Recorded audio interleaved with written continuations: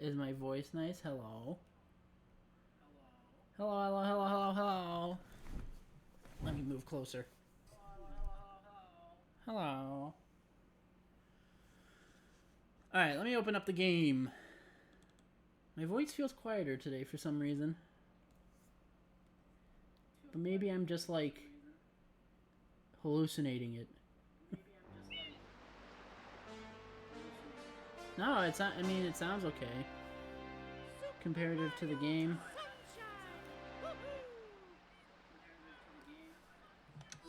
I don't know why I just sound quieter today. Maybe not. Maybe it might just all be in my head. Hello, I'm back. Sorry I wasn't around last week. I burnt my gaming thumb, and I would have rather not, you know, made it worse by doing spin jumps and crazy maneuvers. Like this, and this, and this, and... well, I fucked up the last one. Anyway. We back. I'm gonna finish Gelato Beach today, because we have, like, what, one more? We're gonna finish Gelato Beach, and maybe also, if we're lucky... ow. Finish... yeah, Peanut Park. We are not entering Noki Bay yet. I feel like by the end of this, the final boss is gonna be Noki Bay. And Pianta Village. Is there any... like... section here? I just want to make sure that I ain't missing... no, there's nothing missing in Gelato Beach. Straight to getting all the money. The moolah! The sponduli.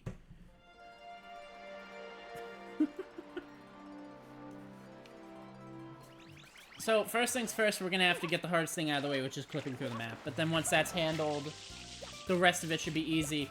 There's a lot of coins in this one. How many are there? Never mind, there's only 161. Only. Oh, only 161. That's not as bad as it could be, though. Watermelon. Watermelon, watermelon. You just reminded me... of that one weird song from Battle Block Theater. I gotta play that again. Battle Block Theater was really cool. Whee! Imagine trying it into your home. Trying what? Watermelon? In my home? Or you mean like using the rocket nozzle?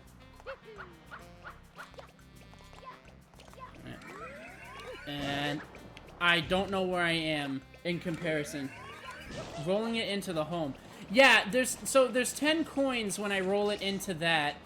And then there's also 10 coins if I just blow them up. So I have to blow them up 10 times. They won't fit. And oh, in this house? Yeah, probably not.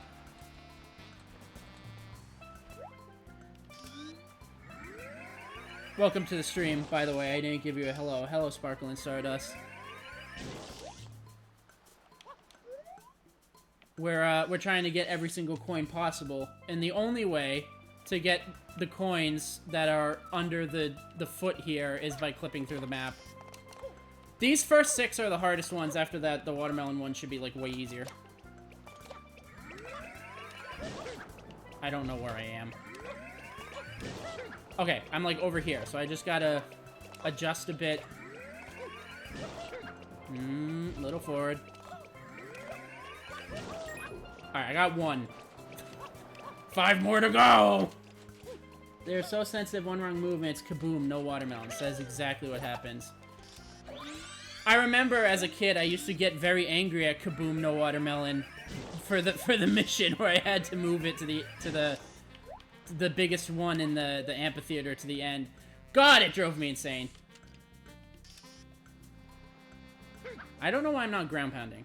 I don't have to worry about my trajectory if I just ground pound once I'm out of bounds.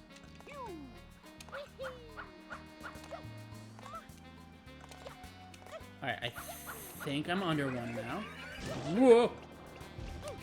Move a little this way. I don't know where I am now. Oh, God! Alright, well. Ah, quacked.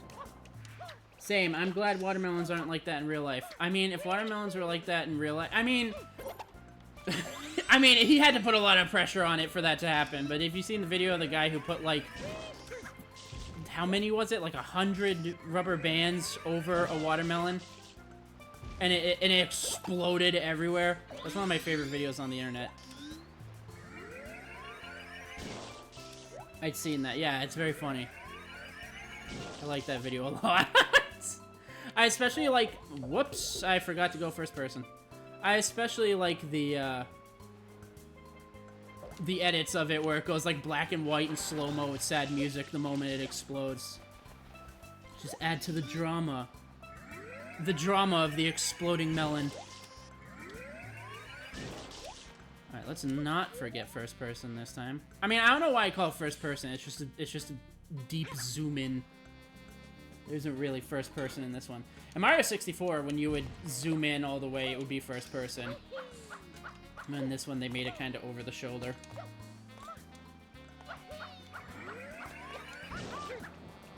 Forward a little. I think I'm right under one. Yes, okay. That makes 2. 4 more to go. Technically, I can get them all while I'm down there. But if I'm sitting still for too long, or God forbid I get knocked over, I just die. If I'm out of bounds and I'm on the ground for too long, I just... Death takes me. It's over. Or Greg, as he's called in Conker's Bad Fur Day. I've been playing Conker's Bad Fur Day recently. I gotta say, it's really funny, and it's like a classic, really funny game. But, oh my god, I've only ever, like, seen people play it. I've never played it myself. It's kinda awful. I don't know if it's a skill issue, but everything feels like ice, and sometimes the buttons don't work. And it's kind of a nightmare to play, but it's really fun to watch. And I still plan on beating it, even though it's a little bit of a pain, but... You know. Whoops. Well... Guess it's time to drown! Mamma mia. How many are left on there? 3? 3. I have 3. I have 3, we need 3. There's 3 left. Once we get those last 3, it should be a much smoother sailing. For the rest of the level. I think the only other potential bad thing that could happen is the coins when you... Whoa. The coins when you grind the not shine melon, they kinda disappear a little quick and go everywhere. So that can be a little bit of an issue. We don't... Oh, no. Oh, no, no, no. I'm up dead. Arrivederci. Oh, there's the void killing me that I was talking about. See, this is why we do that first. Because if that happens when we're at, like, 160... Like... Or 170... No, not 70. 70 is higher than 60. Duh. 150-something coins. I think it's like 54. And then we go for clipping through the map last, and then die. Well, I wouldn't be a very happy camper now, would I? That's why we should be doing this one first. That's why I am doing this one first.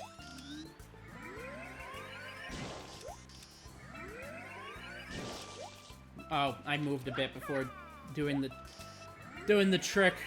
I'll just refill on water. Alright. 1 rocket storage. 2 rocket storage in the space. And boom. Map clip. Picture perfect. I don't know what's wrong with me today. I don't know why I'm doing so many weird... I shouldn't have dived. I'm okay.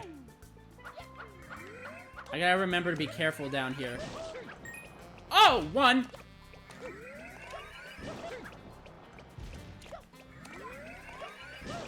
Two! Oh, maybe I can get all 6 of them down here right now. 3! Oh, God. See, now it's getting a little frisky. Hello, cat of mine. Oh, shit. Well, cat distracted me. Meow? What is it, bud? Meow? He just wanted me to pet his tail. Alright, well, we got 3 in one go, so that saved us some time of having to redo the rocket storage map clip again. See, the danger in trying to get them all while under there like that, though, is if you go a little too high in ground pound, you get knocked back, which is what killed me last time. So yeah, be real careful of that. I think I'm under it. No! No! Okay. What the hell was that noise? It was like a computer printing out binary in the background or something. Oh, God.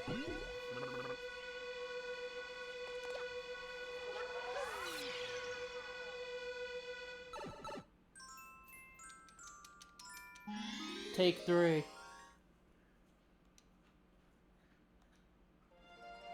What are you doing over there? You better not be knocking the food bowl over again. You little weirdo. Alright. We got this time. We're not gonna die. And if we die, I'll eat one of my hats. Probably shouldn't, because that will probably clog my intestines.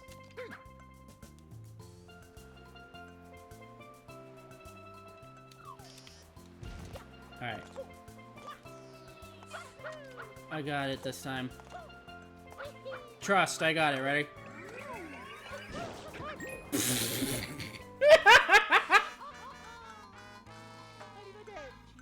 And by it, I mean death, I guess. I'm in the afterlife now. My soul wanders an endless maze.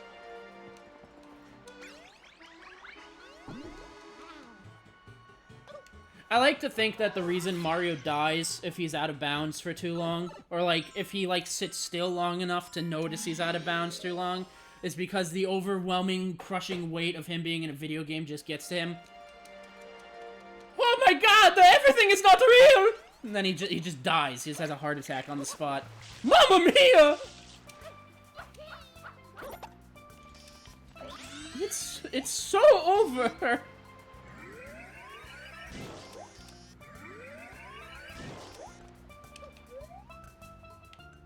I wasn't paying attention.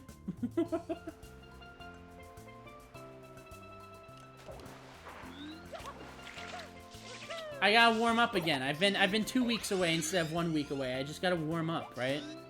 That's all it takes. That's all it does. That's all it be. That's all it do. Whoops.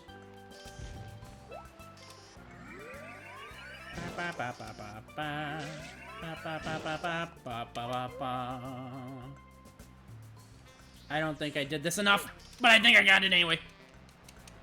I think I went first person too soon, or dove too soon, or something. But I got it.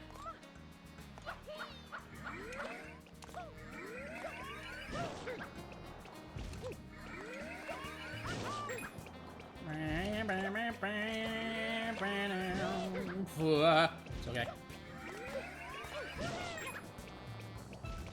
See, now this is where it gets dangerous. No, see, I should have just went. Whoa, I'm alive! Oh my god! Well then.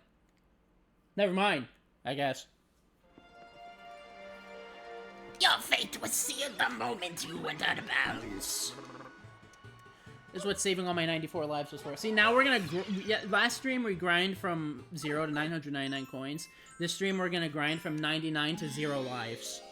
That's what's happening right now.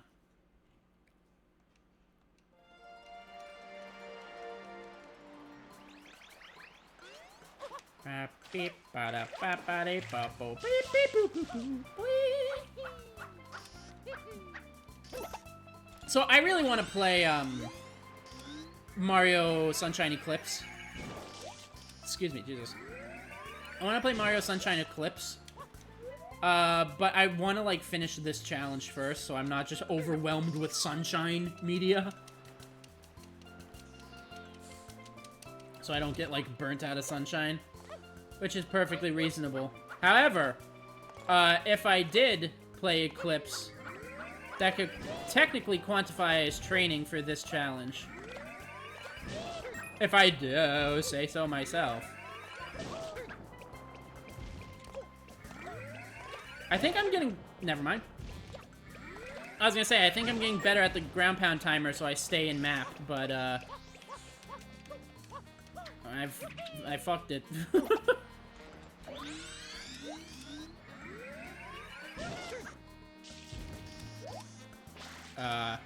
on. No, I'm holding the button all the way down. That's my problem. Hold on. See, now I'm getting hasty. I gotta take it slow. Hey, Tails! Gotta go slow.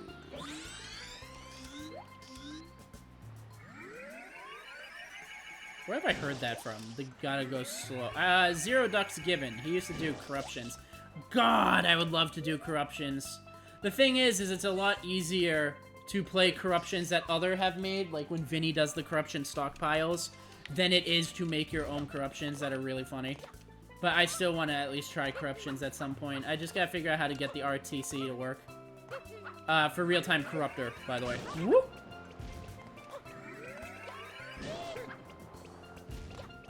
I'm confused where I... What? Oh, I already got 2 coins. I thought they were all there. I don't know, my brain is atrophying. It's always atrophying. I say that every stream. My brain is meant to atrophy. Oh, heads up. If the internet just, like, goes out or the stream just stops, because there's been a lot of internet troubles going on over here recently, it's alright. I can just reset it, and then, like, it'll come back. And then I can just, for the VOD, I can just, like, merge any split pieces in the event of that happening, so. It should be fine. Alright. Oh, I'm okay. It's cool, I'm cool. It's alright. Who's freaking out? Not me. I only need to get 3 again. I think I'm not even gonna bother. I mean, I got a ground pound to get a feel if I'm under 1 or not, but I don't think I'm gonna ground pound anymore because it might bump my head into the slime and kill me. So I think I'll just take the damage and fly back into the map with a coin, because it's better than just, you know, death. But I do have to ground pound to get a feel for where the coins are. Alright, there's like 1 here, maybe. Wow, I couldn't have been more wrong.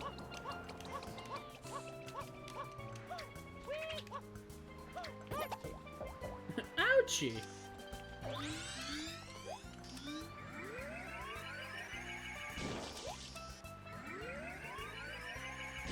Got it. I was gonna put another, I was gonna put another, hotkey. But I decided against it. I gotta move forward a bit more. Hold on. Sorry about that. But yeah, I was thinking of putting more hotkeys, you know, like other stuff like this. Because, I feel like it'll be fun if I have more hotkeys going on. Jesus, I don't know what's wrong with me today. You know what it is? I got, like, the welcome back awkwards. Maybe. I don't know. Or I'm just insane. Like, regularly. On a regular basis. Not even Jeff the Killer can outmatch me with my insanity. Remember when that was a thing? When they were like, oh, Jeff the Killer could beat literally anyone because his insanity is just too great. God. Where am I? Not under the coins. No, I found that so funny. That during the creepypasta, like, high era, it was like, Jeff the Killer is one of the most powerful creepypastas because his insanity is so strong that he could beat anything because he's just too insane for that. And it's like, is he too insane to be shot with a Glock? Is he too insane to be shot with a Magnum? I doubt he can deflect bullets. Although I think they tried to explain that he had, like, hyper speed or something. I don't know. It was dumb. Jeff the Killer is just a dude in a hoodie. Not really that, powerful, if you ask me, but alright. Listen, his biggest strength is that he can sneak up on you while you're sleeping and kill you in your sleep. But if you were to, like, actually fight the dude, just hit him, just shoot him with a Winchester. Like, there's nothing he can do. That period of creepypasta time was really fun, though, even if it was pretty cringe. My absolute favorite creepypasta of the time was No End House. I think now that I've read some more stuff, and also been inspired to read more stuff, with Creepcast being like a podcast now. What the fuck? That wasn't even the direction I moved in. I found a lot more stories that I like a lot better. We Used to Live Here was a fantastic, No Sleep inspired story. And I've actually been writing my own story, but I can't post it on No Sleep, I found out, because it's not written in the perspective of someone writing a Reddit post. It's written in the perspective of someone reaccounting someone. So I guess theoretically I could rewrite it to make it sound like it's being written by someone in a Reddit post, but then the ending wouldn't make any sense. But no, I'm pretty sure my story goes against No Sleep guidelines because it's not written like I'm a Redditor, so... however... Creepcast now lets people post stuff on the, like, stories! On the Creepcast, subreddit. So I might post it there. Which might open it up for meaty lips and big, meaty lips and big boy. I meant big meat and lip boy.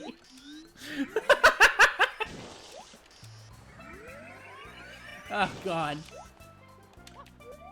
Papa Meat and Wendigoon will possibly tear my fucking story apart if I upload it there. But you know what? That's fine. I'm writing it for fun, not to be a novel. They might not read it at all. There's probably so many stories posted on that subreddit, like, regularly. Alright, position under it, and then just get it. Huzzah! Now we don't have to worry about it. Now we can just get the rest of them, as is meant to be.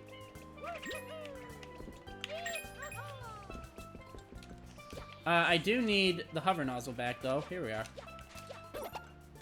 Okay, so what was the number we were going for? Now that that's handled, we're going for 161.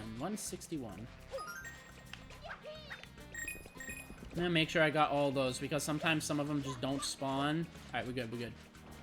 Now, watermelons. Here's what we do with them. We do this, and then we slide into them. Okay. We do this, and we slide into them.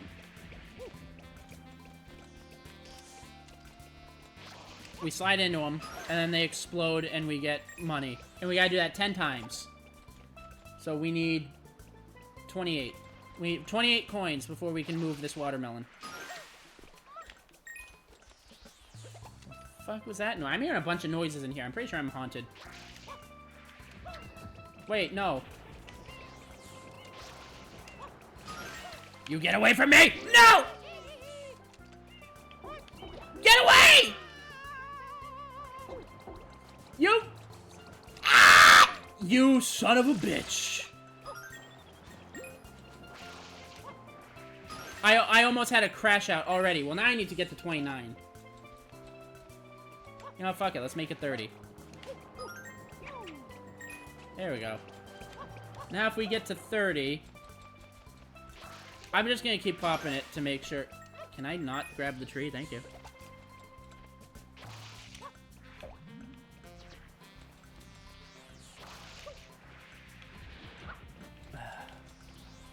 I hate you. I might just lead him to a bud and murder him, actually. So I just don't have to deal with him. Him and his little friend. You dare get in the way of me and my melons? Be gone with you! Alright.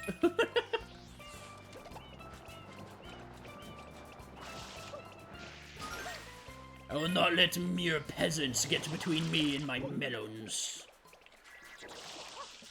For I am of the pristine melon lineage.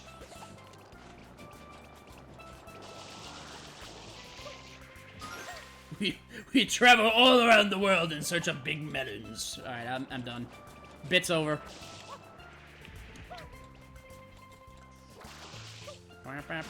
Alright, say no money. So now we gotta push this all the way over to the watermelon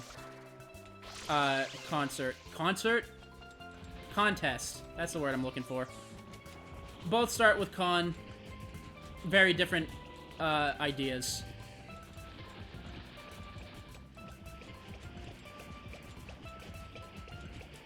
But... And then to make sure we don't miss any coins that come out of this,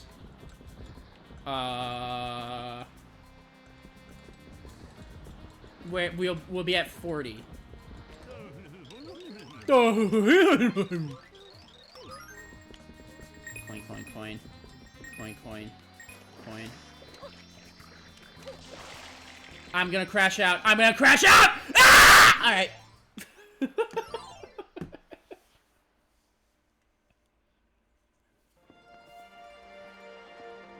That sucks.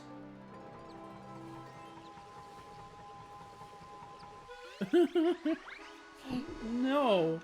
Why? Why does it have to be this way? It's cool, we'll just do it again. We'll just do it again. I should have gotten water. Making that noise hurt my throat. I say that like I made that noise on purpose. That just...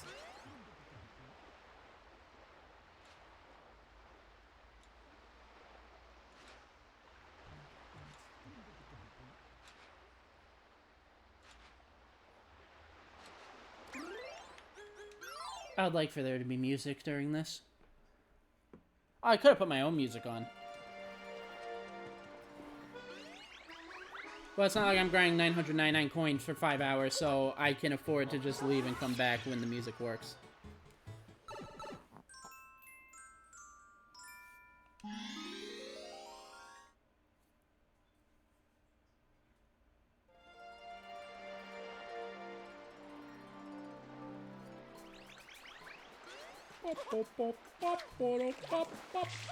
And then back to this shit. I didn't expect the watermelon, like literally the first one, to give me an issue, but okay.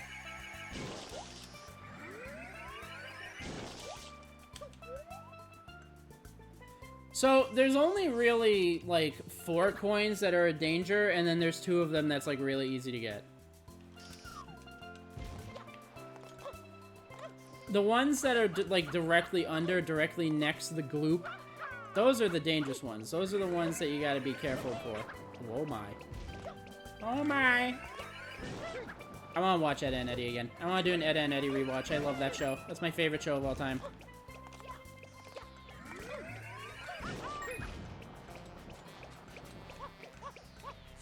I saw people reacting, like, you know those YouTubers who like react to TV shows all the time, but it's blurred and muted and has a line through it and goes mute every couple of seconds, and it's like horrible to actually watch because they're trying to avoid copyright.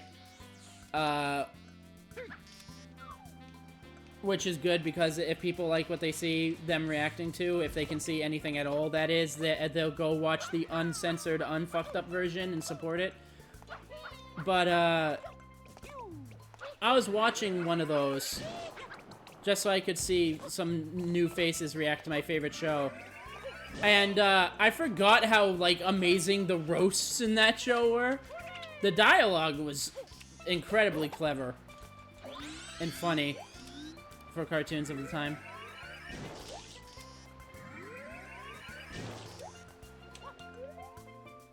But I've always liked Ed and Eddie for multiple reasons. It's comedy, it's writing, it's everything. Ed and Eddie is fucking phenomenal. Watch Ed and Eddie.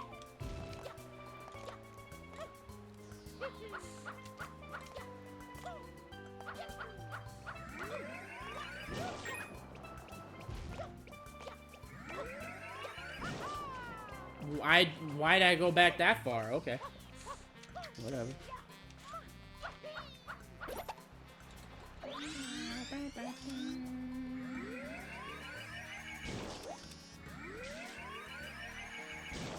Meow. Meow.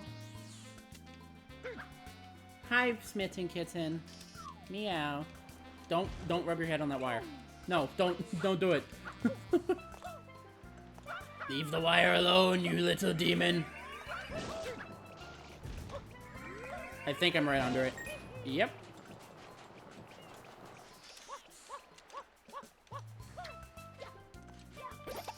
I'm hating the summer weather, man. I can't stand heat. I can't stand or handle heat at all. I start feeling hot in like 60, like 67 and up. Yeah, yes, feeling hot, like not just, oh, it's warmer out or it's moderate, like heat feels. I keep my room, or back at my old house, I don't even know if the current AC gets that low. But back at my old house, I used to keep my AC at 40. Or I tried to, anyway. My old house. It wasn't my house. I was living in my parents' place. Now I live on my own in an apartment. But the point I'm trying to make is that I would keep my room really cold. Because I like cold, not heat. Shit.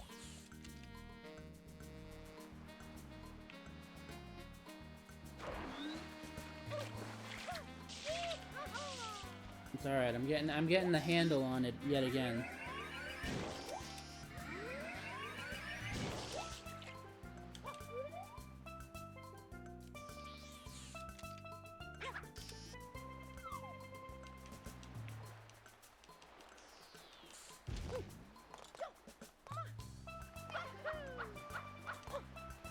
I got just time. Coins. Maybe I don't. I don't know where I am.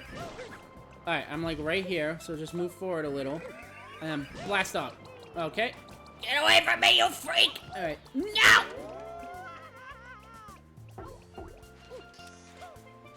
Smith and Kitten, what do you want? What are you meowing about, huh? What's up? What's up, little buddy? Meow! Smith and Kitten. That's his name. We named him Smith and Kitten.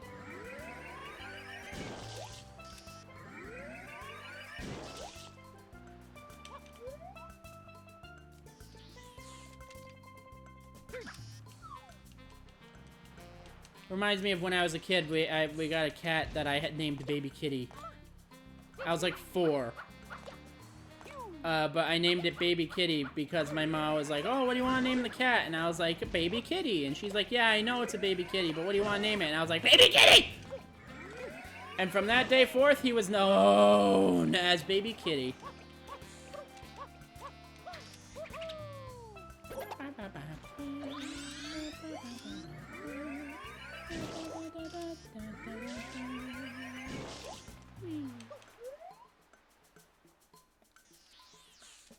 I like the bongos that are going left to right in my eardrums. Those are fun.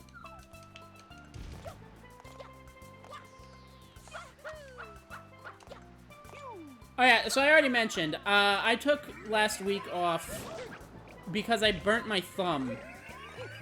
And we're talking nasty burn. So basically what happened was I was baking bacon. I was baking it because I couldn't cook it on the stovetop for some reason. I don't remember. And, my oven mitt was wet for some reason, at least on the thumb. And if you don't know, if the thing you're using to avoid the hot surface is wet, you're still gonna get hot. Like, it doesn't block out the heat anymore when it's wet. Shit. So basically, I started pulling the bacon out, and my thumb started burning. And I was like, well, I don't want to just drop this on the floor. So I forced myself to put it on the counter as quickly and gently as I could so I wouldn't just drop the shit. And I burnt a huge chunk into my thumb. Horrible. Horrible. It burnt for literally like 4 hours. It hurt really bad for like 4 hours. And then the pain just kind of vanished at some point. And no, it wasn't like nerve damage or anything. The pain just kind of... Fuck you. The pain just kind of stopped. I want to heal up.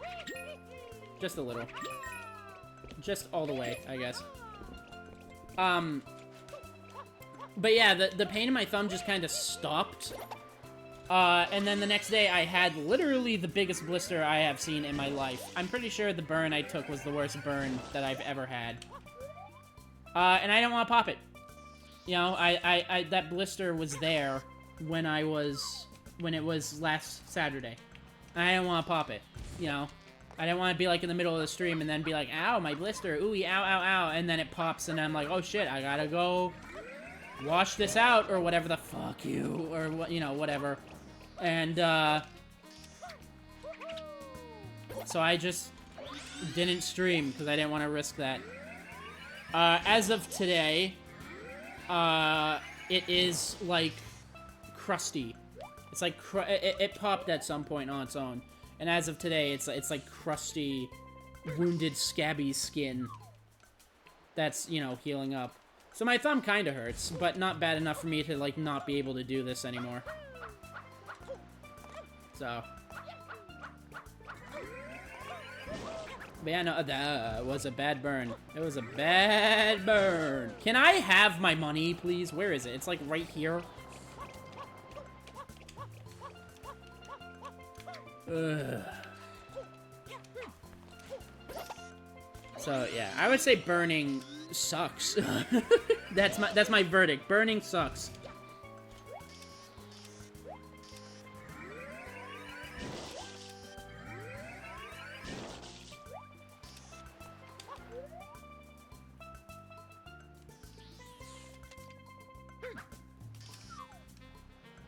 It's not as sucky as not being able to breathe, though. I would say out of any pain you could possibly feel in your life, not being able to breathe is the worst. I've had two moments in my life where I was literally right on that. I've had 2 moments in my life where I literally couldn't breathe at all, and it is the most agonizing. I know they say being, like, burnt alive is the worst pain that you can feel. And yeah, I'm sure if I burnt, like, 80% of my body instead of just, you know, my thumb, or if I was, like, personally on fire, that would suck really bad. But I would say not being able to breathe is horrific. In my personal experience.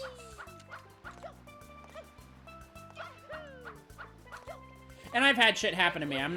It's not like the only, oh my fucking god.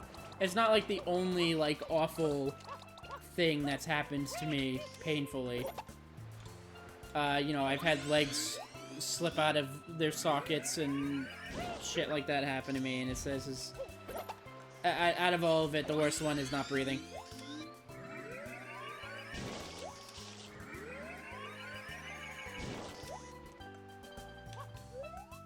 And I don't just mean choking. I mean, like, not breathing entirely. I've had asthma attacks that have completely removed my ability to inhale anything. And it's, you know, it's horrible.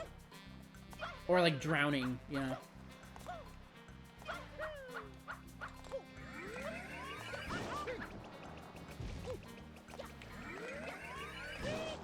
Yeah!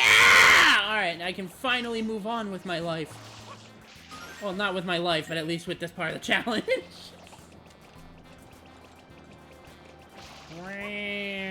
Excuse you, watermelon, but you must die. You must die! I'm wondering if I should play the Zelda CDI games. Just for the hell of it. I know they're horrible. Get away from me.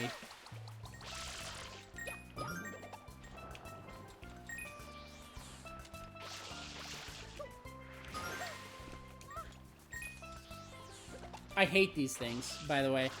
I used to think they were cute little Mario enemies, but now I absolutely despise them.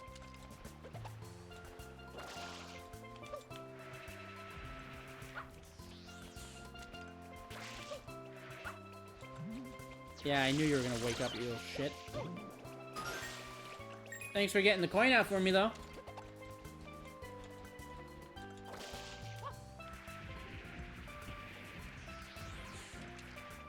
What the f... The popping of this watermelon appears to be inconsistent. We need 21 off of this watermelon.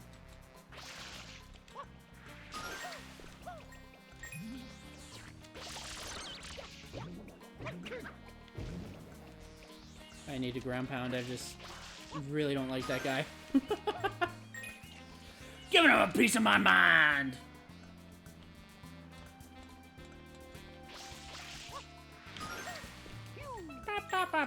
I think that's all of them, but I'm just gonna pop it one more time for safety's sake.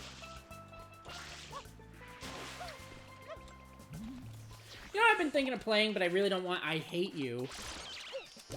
You know what I've been thinking of playing, but I really don't want to? Because I remember last time I played it, it was incredibly stressful. Like, not even just, like, scary, like... It's a horror game. Not even just, like, scary, but, like, full-on stress-inducing. To the point where it's, like, probably not healthy for me. Alien Isolation. I don't know what it is about that game. It's scary. It's really good. I like, actually love that game. But I don't know. When I play it, it really stresses me out. Like, stress. Not even just nervous horror. Like, full-on panic attack. Not panic attack. That's a little too far. But, like, you know, just stress. Like, you're taking an exam stress, you know? Oh, I'm gonna kill you now, because you're in the way all the time. Time to be launched.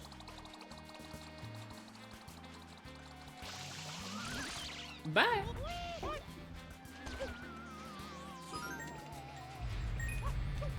There, now we don't gotta deal with either of them. I'm wondering if I should just kill all the cataquacks on the beach, honestly. Just get them out of the way. Mass cataquack destruction.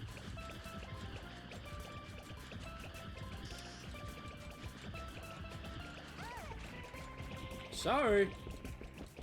I'm not sorry.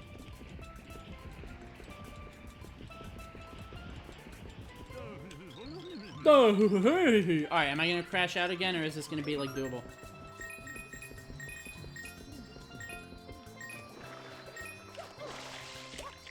Get it! No! What the fuck? I can't believe this. This is...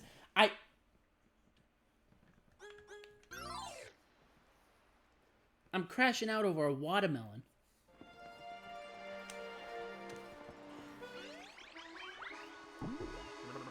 I'm crashing out over a watermelon.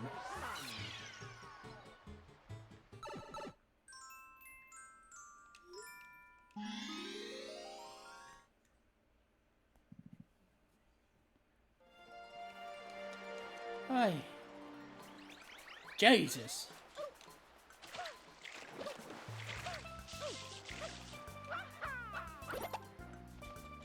I can't believe that happened to me twice.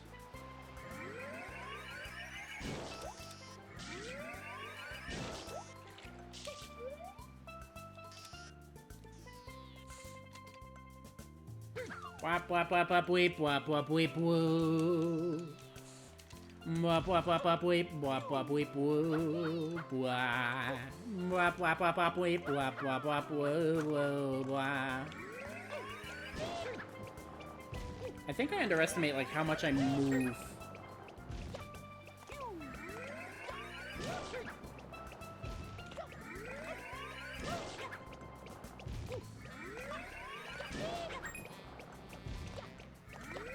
Am I gonna risk it? Am I gonna risk it for a brisket? No. Well, I didn't get it anyway. And yes, risk it for a brisket, because biscuits are too fucking dry. One time, I ate a Popeye's biscuit, and literally my mouth felt like the Sahara Desert. Like, it was crumbly. I felt like I was coughing out sand. Just choking out the fucking Pharaoh's curse. It was awful. I don't know how people eat those in general. You know what sucks? Popeyes has really good chicken, apparently, from my understanding and my experience with it. Although from other people's experience, it's like literally horrible there. So I guess maybe it's a 50-50. But when I got Popeyes for the first time, I really liked it. I thought it was phenomenal. And that's the closest Popeyes nearby. And it's like a million miles out on a major highway. So, I just can't, like, go there. So there's no, like, Popeyes anywhere. There also ain't any Chick-fil-A's out here either, from what I can tell, or from what I understand. Most, like, chains... Whoops. Most chains are, like, hours away. The only thing that we got here that's, like, a chain is a Subway and a McDonald's. And that's, like, it. You know, I think I've said it before, but everything else is family-owned, which is very nice. That's awesome. Sometimes you just want the shit, you know what I mean? Sometimes you know it's bad for you. It's not nearly as good as like, the family authentic stuff. But sometimes you just want shit, you know?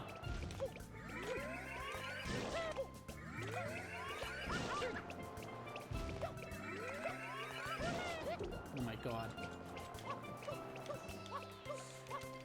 The first time I did this today should have been the last time I had to do it for the run, but here we go. I mean in this world, not the glitch itself, but, you know. Da da da dee da. Ah, move my leg! Oh, God! It almost dislocated. Yeah, it just happens sometimes. I have low cartilage, like, as a condition. I don't have a lot of cartilage in my joints. So sometimes when I'm sitting, or if I put weight on my joints, they can just decide, I don't work for you anymore, and then just pop out. Not fun. Very painful. Yow. Or as Pizza Man would say, yow! I gotta play Pizza Tower again. I'm so pissed because I had like a full 100% save file. P ranks and all. Hi, Peanut. And, I remember I was showing my friend the game, and I avoided Snotty, you know, the little green guy, the little green enemy. I avoided him, and he was like, why didn't you kill that one? And I'm like, that's Snotty. If I kill him, it affects my save file. And he's like, kill him, you won't. And I took the challenge in the dare, and I immediately killed him, and then erased my save file to redo the 100% with Snotty alive. And then 2 new achievements came out, which I already had all the achievements. But, whoops. But 2 new achievements came out for new content that I could only access if I had an 100% save file. So now I'm P-ranking everything again and all that stuff. And eventually I just got frustrated at one of the levels and stopped. Gnome Forest! And then I just kind of stopped playing for a while. And then I came back to it, and then my skills were all rusty. Which, you know, you gotta be really precise to get P ranks in that game. So I came back, and my skills were all rusty. Can Mario not do a side flip? Yeah, he can. I don't know why he did a spin jump there. So I'll get back on it eventually. I want that game 100%ed. Right now, right now I don't actually have anything I'm trying to 100%. I could go back to trying to do Judgment and playing Mahjong for 7 hours a day, but, not very enjoyable or wanted. And then after that, I gotta play, like... No! I pressed A and the trigger at the same time by accident, so it prioritized the trigger over the jump. But yeah, after I do all the Mahjong and Judgment, I gotta do, like, Blackjack and Poker and all that shit. You know, all the gambling minigames for, like, 70,000 years. I don't know. I love the Yakuza games, and I know Judgment isn't technically a Yakuza game. But, you know, same, like, gameplay and devs and everything. I know that, I love the Yakuza games to death, but my god, their 100% completion is absurd sometimes. It's, like, absolutely insane. I don't want to have to play Mahjong for 80 hours a day and then go play poker for 90 hours a day in every single installment of the game. You know what I mean? I don't want to earn 30 million thousand chips. in Yakuza 1 and then be like, wow, I finally finished Yakuza 1, and then I jump into Yakuza 2 and it's like, now get 50,000 chips in this game. That isn't fair. But yeah, they're amazing games, but what they ask for 100% is, like, absolutely absurd. I get putting it in maybe a few of the games. Like, oh, get 30,000 chips in poker in Yakuza Kiryami, and then get 80,000 chips in Yakuza Kiryami, I'll even say 2 and 3, or whatever. But they're up to, like, game 8 now. Possibly 9 coming out soon. They're not including spin-offs. And it's like, we really don't need this much poker, dude. We don't need this much poker in Mahjong, my guy. I get it, celebrating Japanese culture, and I love that. I love that. I love Japanese culture. I don't want to play Mahjong for the rest of my life. just 100% a game.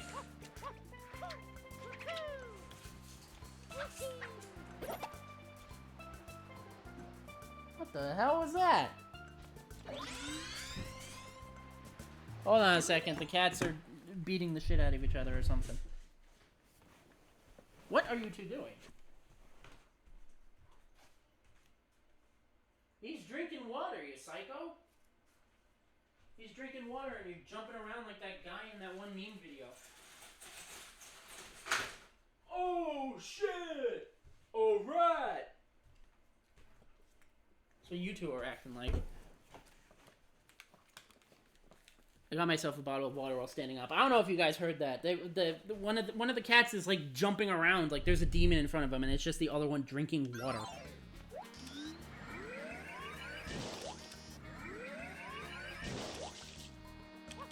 Anyways,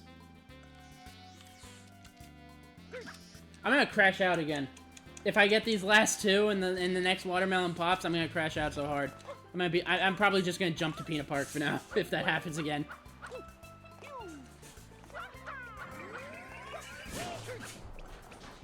Oh, what are you doing? It ain't that serious, my guy. What are you eating? Hold on, hold on. Hey! Don't eat that. Hey, you. Give me that. This is called a coupon. It's a piece of paper.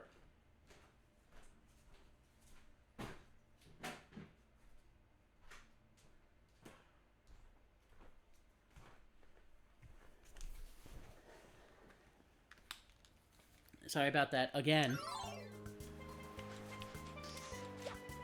But you know what? I'm glad that he has the zoomies in the morning now instead of the middle of the night. That's very helpful. It's not helpful, however, when I'm trying to do a stream and I catch him eating pieces of paper.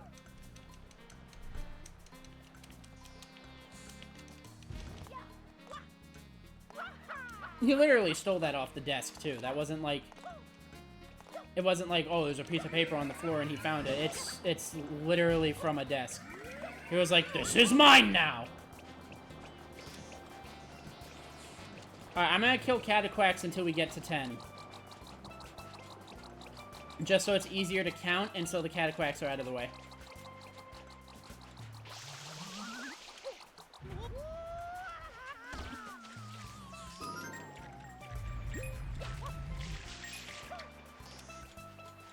I see why now that is dangerous why. English.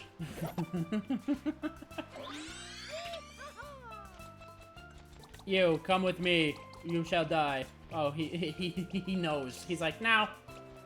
Alright, 18 is easy enough to count. Oh my god. There we go. Bam, bam. Ba, ba, ba, rah.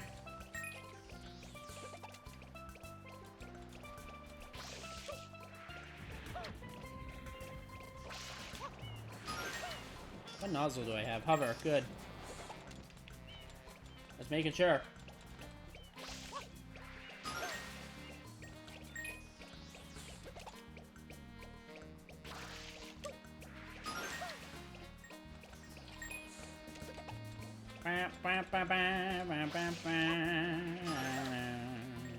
It's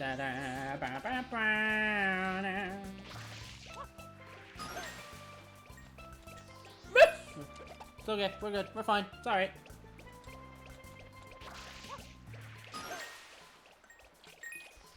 I love watermelon. I don't like buy watermelon enough. Watermelon is actually like fantastico.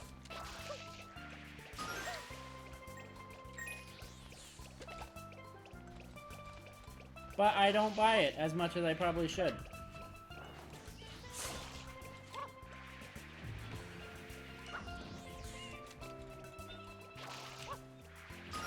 This cat, I swear, man. I don't know what's gotten into him. Oh, there's something I should order before the stream is ended, actually, that I kind of, like, really need to order.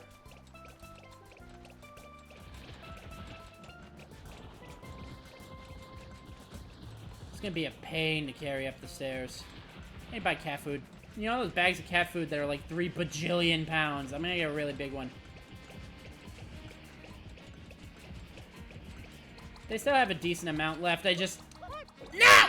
Okay. They still have a decent amount left. I just want to, you know... Doesn't hurt to make sure that they're fully stocked.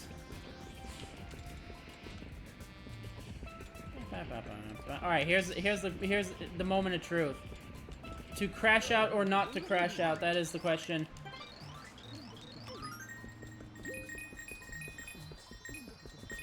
What the fuck is this? Jump and grab! Woo! Okay. I got it. I did it. Oh, now there's one more watermelon. Don't you fucking dare.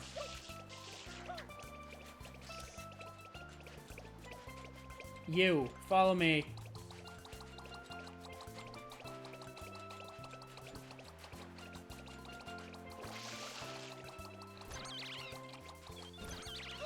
Alright, you can stay over here for now. I was gonna kill you, you can stay here.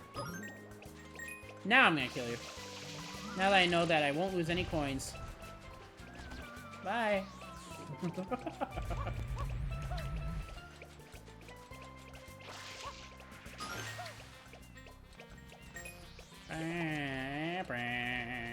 And then after this watermelon, it should be, should be, quote-unquote, smooth sailing. I think the big watermelon also gives 10 up top, but,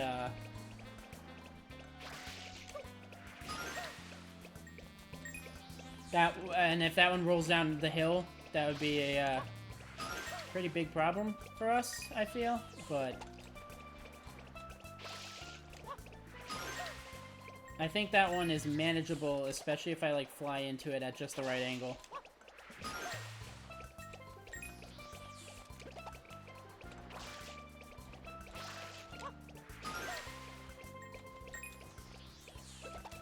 Oh, God.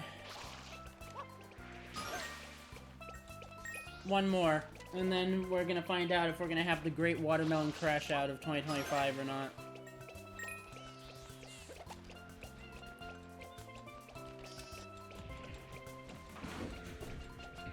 Jesus.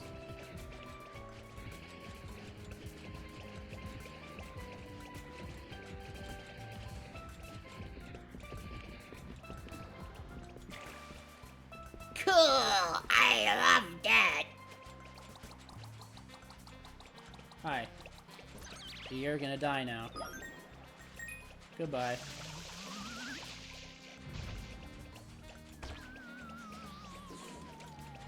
You too, just so I have a clear shot to the watermelon bridge.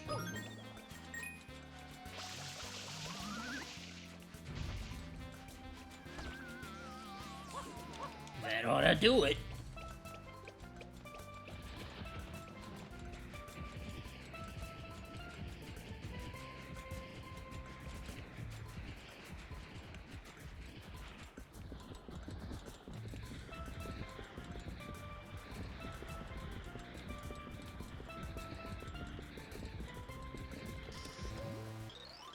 Okay.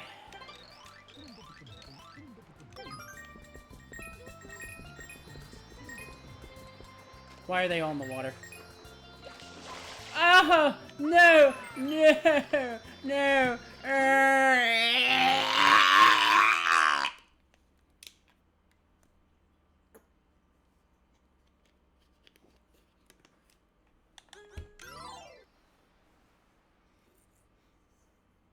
I hate these watermelons.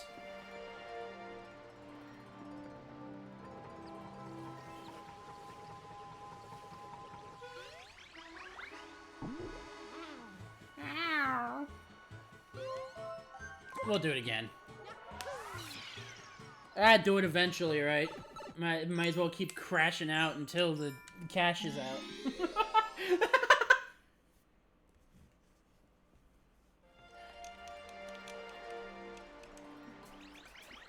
I laugh too much at my own horrific, awful, terrible, no-good jokes. Fuck it, I'll do the foot last. As long as I'm careful, there's literally no way the foot can kill me. Also, I'm gonna murder these little bastards.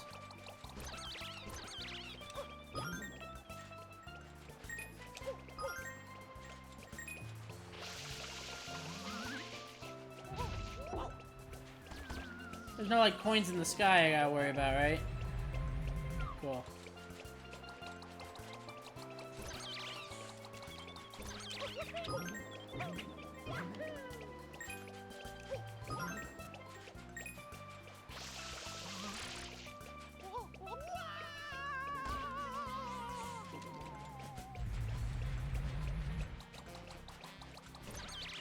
Boink. Bye-bye.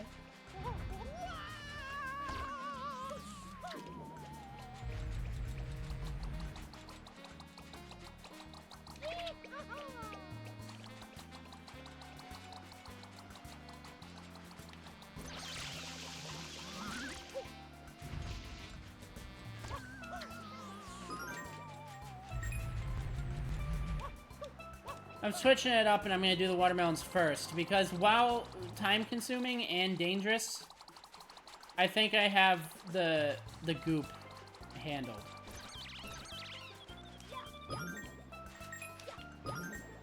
Like, I've started to get good enough at it that I feel like I can just kind of, like, do it, you know? But these fucking watermelons, man.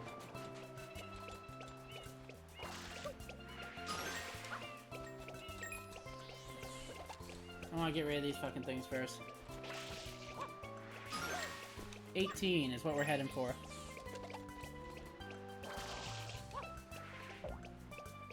Important.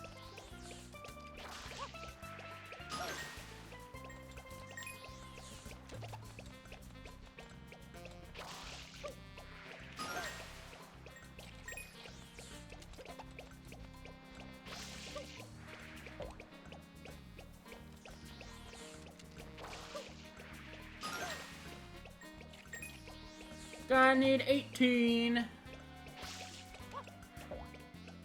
Can't believe I crashed out 3 times over watermelons. Probably gonna be 4! It's fine. I'll be good. It's fine.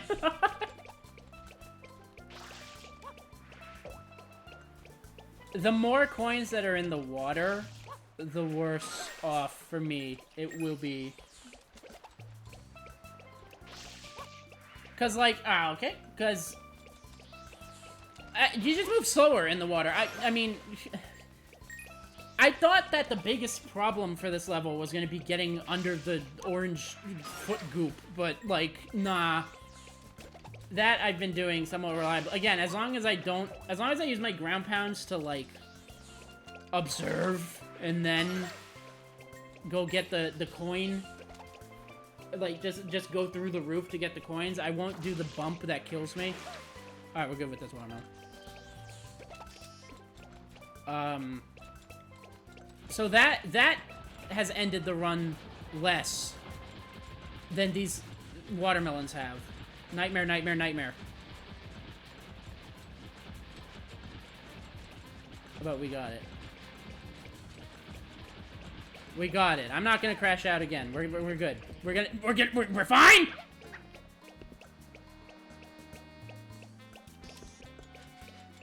Hello, I feel the need to kill something now. Come here.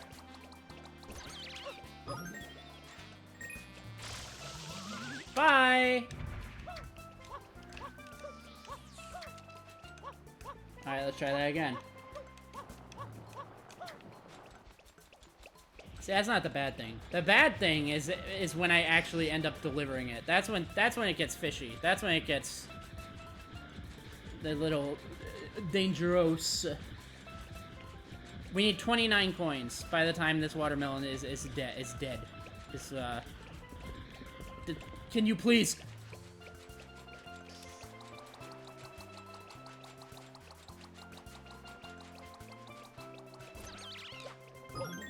For each watermelon that is destroyed, I shall take 1 life. Gelato Beach, your time is limited.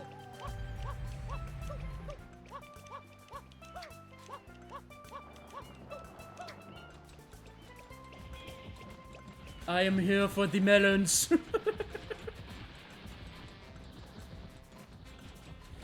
Alright, come on. Surely this time. Surely this time. Shirley, don't call me Shirley. This is— nah! Okay. This isn't even the part that could end the run.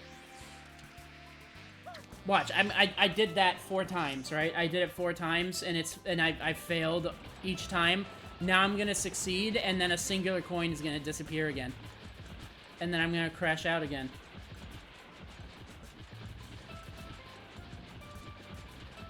I'm gonna be having nightmares of watermelons in my sleep. Okay. The hard part of moving it is done. Now for the harder part of making sure I get all 10 coins that come out of this fucking thing. No! Alright, coins! Did I get— no! My— ah!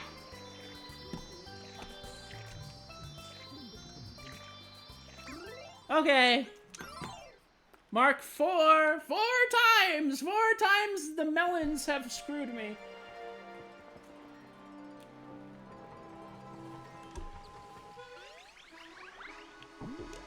And there's 2 of them. There's 2 melons.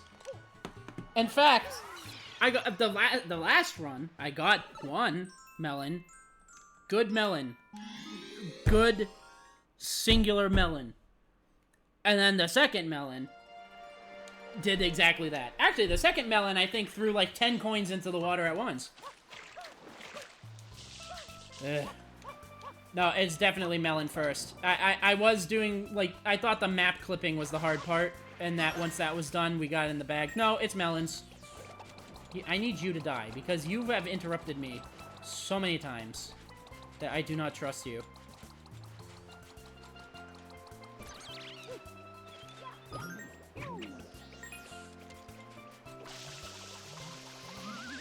Actually, there's another Cataquack over by the other melon that I hope isn't, like, tossing it into the air. Because then those are just coins spawning that I'm not over there to get.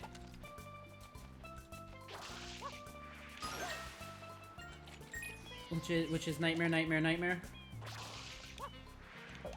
Alright.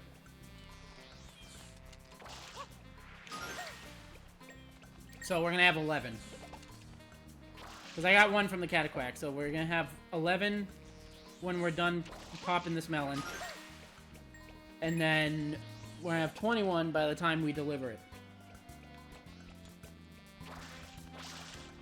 Out of 100 and... how much am I getting? 170 something? 170... 100... 161 is the number that we're firing for. Not from this 1 melon alone, I mean from the level. Which is to be gathered based on the challenge so far, but you know, whatever. Just explaining. Alright,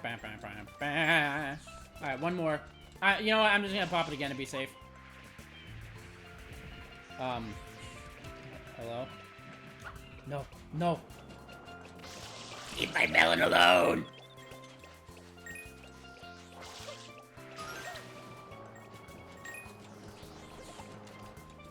Okay.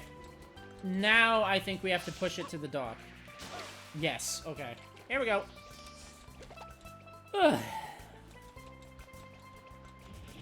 No, the hard parts... There are 3 hard parts in this level. The melons, the 2 melons, and the foot. And I have categorized that the melon is worse than the foot. So we're gonna do the melon first.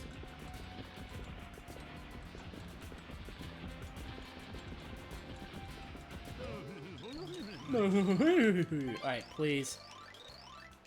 Please. 1, 2, 3. Meh.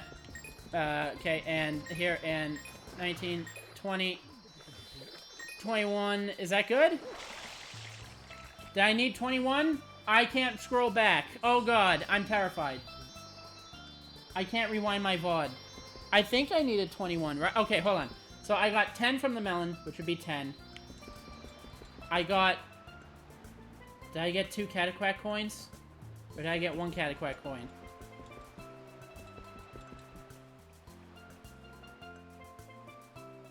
Oh god, I don't know. I don't know. How many coins did I have? Oh shit. I wish there was a way that I could rewind my stream. I think viewers can do that. I don't think I can do that. Hold on. I gotta test this. I gotta check this. Can I rewind on my stream? No, I can't. Oh god. Okay, there's only one way to find out. I have to go back here. And if this guy doesn't give me a coin...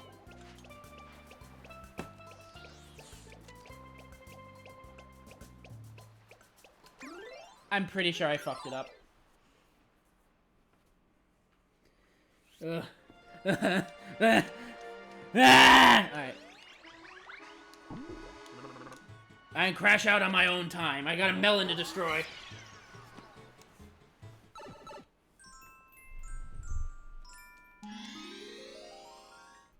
How's everyone's day been, by the way? Everyone doing okay? Everyone happy?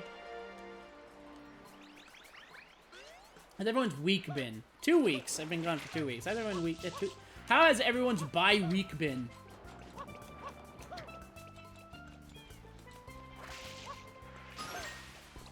Get away from me. Yeah, bump on tree. My week's been pretty good.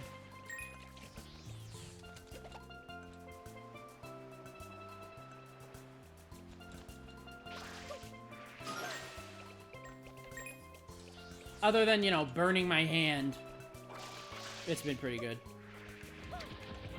Excuse me, but I need you to pop like a balloon. Thank you. See, now that quack is threatening my personal space, but I don't want to, like, kill him, because it might fuck up my coin count later like it did earlier. Maybe I should just, like, kill all the quacks first, so I don't have to worry about it. But then that just adds another layer of thing I have to do every retry, or every, like, rerun.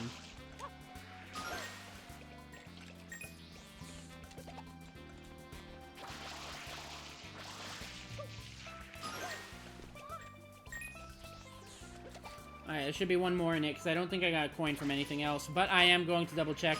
I will always double check. I will never be satisfied until I quadruple check everything. Alright. Yeah, alright, now we just gotta bring it to the bridge. To the bridge! Get away from me. Get away from me.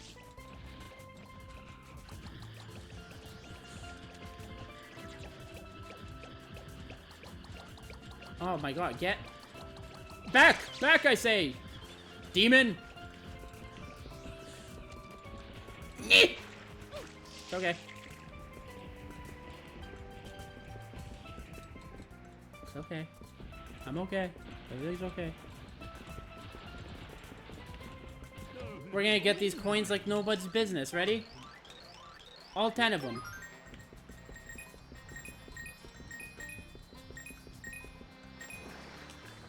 Where is one? Where is one? One is missing. Where is the one? What do you mean? Where did it go? Why must I be treated this way? Why? The coin vanished. The 10th coin didn't even exist. What is happening? The accordion player died. He strangled himself with his own accordion so he doesn't have to watch this. I've been doing this for an hour. I expected to be done and like I expected to have this achievement in like 30 minutes. But it turns out that melons are the spawn of Satan. The bane of existence is watermelons.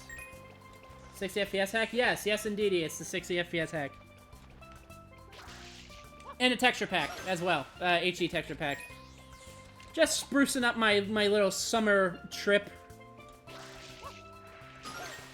Into hell. into melon hell.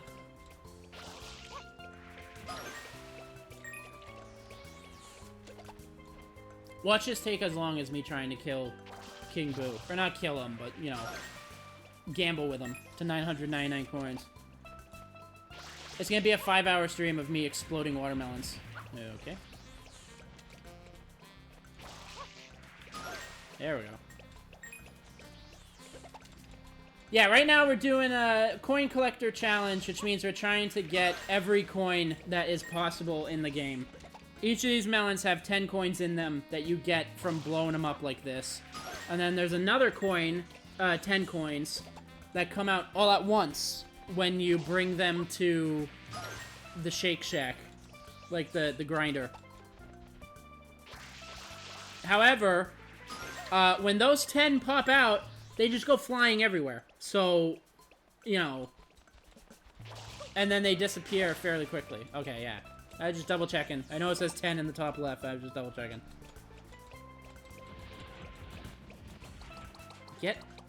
I hate you. I hate you with every fiber of my being. You are the worst enemy in any Mario game ever to exist. I used to love you guys, but now I hate you. After the last stream and this one, I wish you all a very die everyone.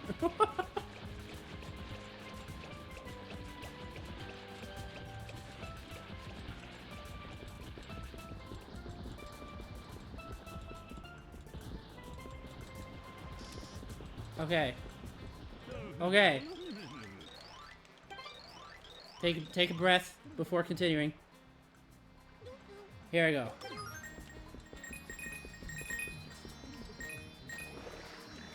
$20! Yay! Woohoo! Now I gotta do it for another one. Yeah, there's 2 melons.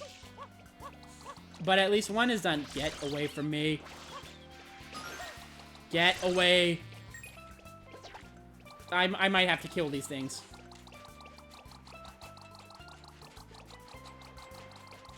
Oh my god.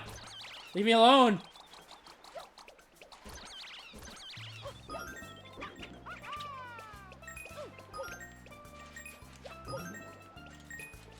And there. Now we don't gotta worry about them. At least those ones. Why do I have 24? Wait, whoa, hold on a minute. I just killed 3 of them. Why do I have 24 coins? I did get 20 from the melon. How did I end up getting... Oh, because I got 1 from this melon. I got 1 from this melon before the guy attacked me. And it's easy to prove that by just popping the melon until it stops giving me coins. I believe it should stop at... If that's the case, it should stop at 31, I think. Unless my math is completely wrong. I don't know why this number I came up with. Because I got 1 coin, killed 3 Cataquacks. It would be at 33, wouldn't it?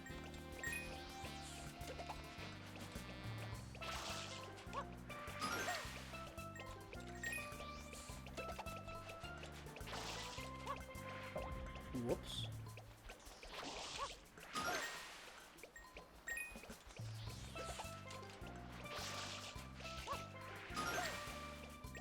Yeah, 33, not 31. Well, now it's gonna be 34 because I killed another Cataquack. Or at least stole his coin, checking if I killed him.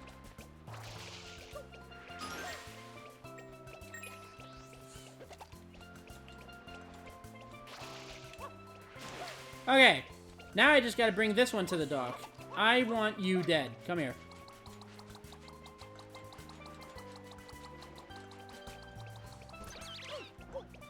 You don't even have a coin in you. Bye-bye. Okay, 34, come here, you. I want it to be at, like, a 5 number. So I can easily tell if I got all 10 coins or not. Because now it'll be 45 instead of, like, 44. So. Oh god, oh god, oh god. Here we go. Sorry.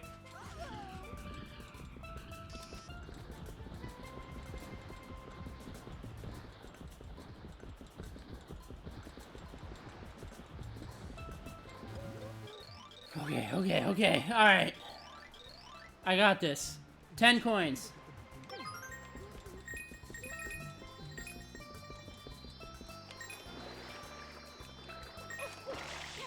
I hate you. I hate you. I hate you. I hate you. I hate you with every fiber of my being. I hate this game. I hate watermelons. I don't hate the game. I hate watermelons. I hate watermelons. Watermelons suck. I am going to buy a watermelon solely so I can smash it. I will throw it out of a window. I'm buying a watermelon so I can destroy it. I am going to commit a hate crime against a watermelon.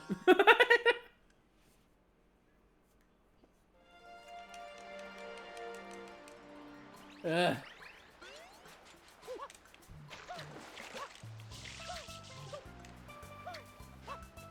It's random, right? Where the coins land. It's completely random. So if all the coins decide to land in the water like it did just then, there's nothing I can do about it. I'm pretty sure that's why watermelon first is the better idea than foot first. Because at least with the foot imprint, it's not like randomized. All 6 coins are just sitting there. It's entirely on me to collect them safely and not die. But the watermelons just feel like working. Sometimes. So I'm just gonna keep doing the watermelons. I hope I didn't just, like, will my joke into existence. I'm gonna be here for 5 hours doing this. Like how last stream I did 5 hours getting the fucking casino done. I'm gonna have a nightmare. I actually did have a nightmare. Not a nightmare. Nightmare's not the right word, but I actually did have a dream of that fucking casino after I grinded out those coins for 5 hours. I guess you can't do something for that long, like, in a row. Get away from me. No fucking way.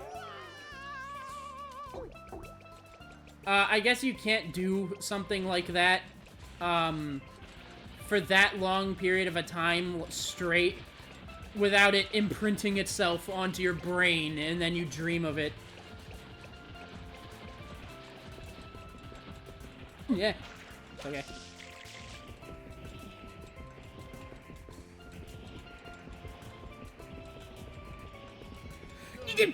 Okay.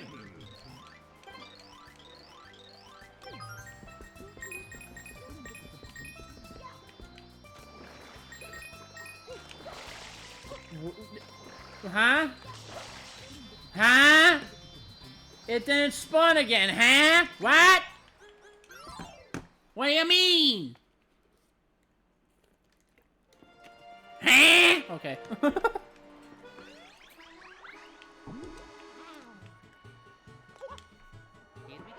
Here we go. Here we go.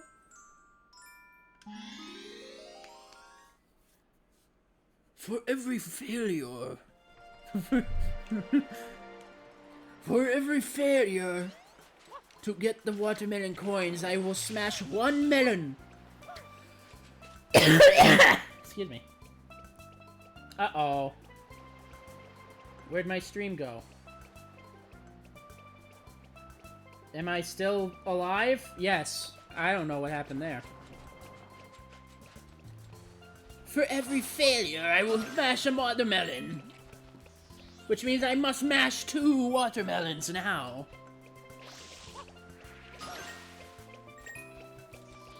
Just slam it with the claw end of a hammer. That just sounds fun in general, though. Like, even ignoring the bit. It just sounds like fun to smash a watermelon with the claw end of a hammer. I have to specify it's the claw end because that is the fun end of a hammer.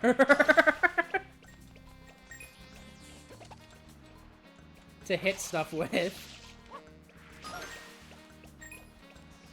Don't look too deeply into it. I'm not that kind of sad. Don't worry about it.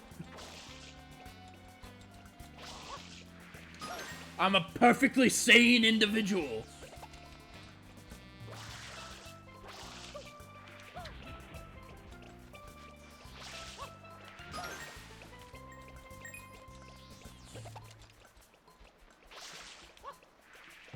Shit.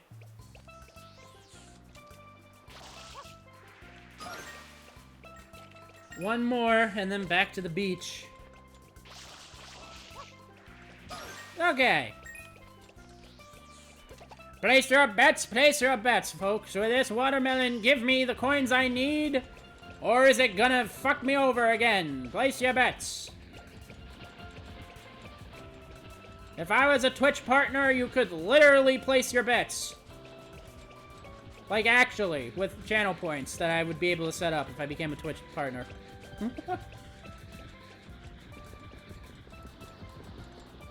So if you want to place your bets, follow. Okay, we're good.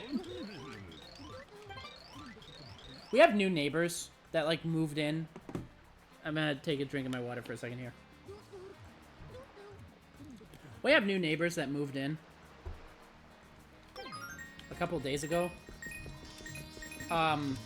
This is the first time that I've streamed after they've moved in. And they didn't move in, like, a while ago. They moved in maybe, like... Or maybe they did. I don't know. But the point is I don't think they've been here long. So I hope they don't think that these horrific noises are... are an everyday occurrence. I swear I'm only this wild when I'm streaming.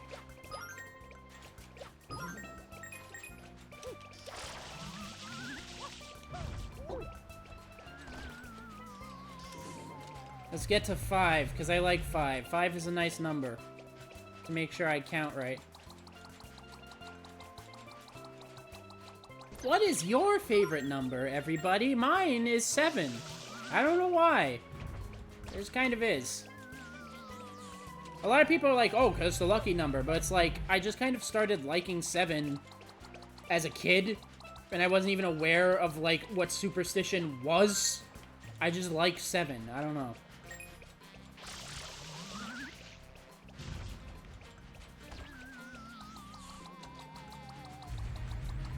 I don't know why I'm bringing you... I guess just to get you out of the way. I won't take your money.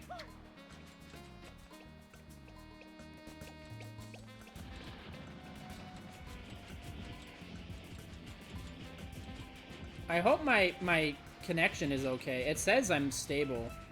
But I just got a report that my stream was, like, pausing in and out.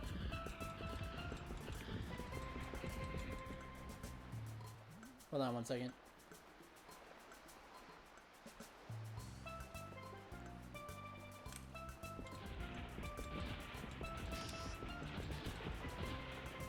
My package is on the way! Hooray!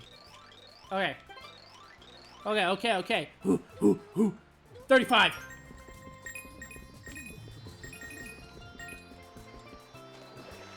That's the one, boyos! Alright! Hell yes. Now we're gonna do the foot. Because that has the potential to kill me. However... I believe...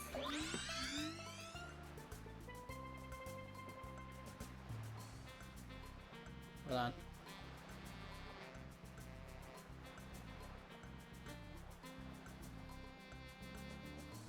Okay. The foot should just be easier than...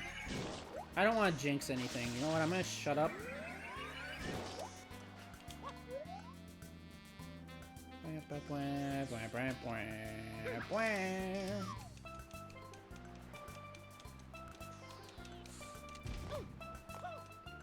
I just gotta be careful with my ground pounds and make sure I don't stop moving, you know?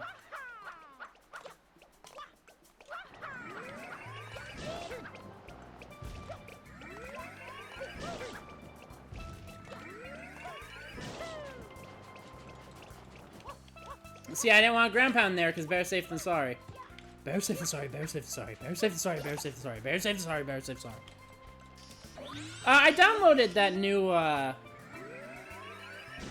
Nightmare mod that everyone's been talking about for Left 4 Dead. And I love it and hate it at the same time. And I know you're gonna be like, oh, skill issue. But, I hate how the witch functions in that. I'm okay with a faster aggro time. I'm even okay with maybe a bit of a faster aggro range. I am not okay. Or, like, no, I'm okay with, I'm okay with her, like, insta-killing you on any difficulty and then moving on to kill the rest of your team so she can team wipe. I'm fine with that. And I'm fine with her even having a quicker aggro speed. But what I'm not cool with is, like, the infinite aggro range. Because there will be times where they pretty much force you to kill her, right? It's basically a new boss. They force you to kill her, which is fine. But it's just, I don't know. I've had so many runs that were going great, and then a witch shows up, and she just wipes the team every time, and there's almost nothing to do. By the way, I play with bots. I don't play with people, which might be the issue. Oh my god, that was close. I know people,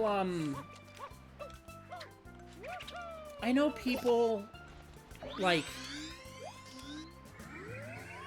the Left 4 Dead community is a very, oh, play with people, never with bots kind of community, but I don't play with people. I don't like people. Especially randoms. And no one that I play Left 4 Dead with, no offense to any of my friends, but nobody that I play with is, like, good at Left 4 Dead. So I can't have them play a mod of that difficulty level.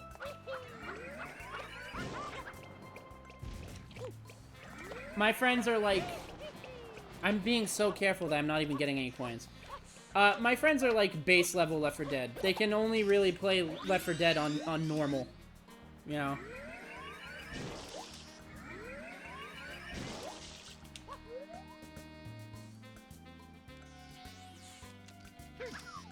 Because I remember I tried doing an expert campaign with one of my pals. And he got fed up and gave up literally on the first chapter.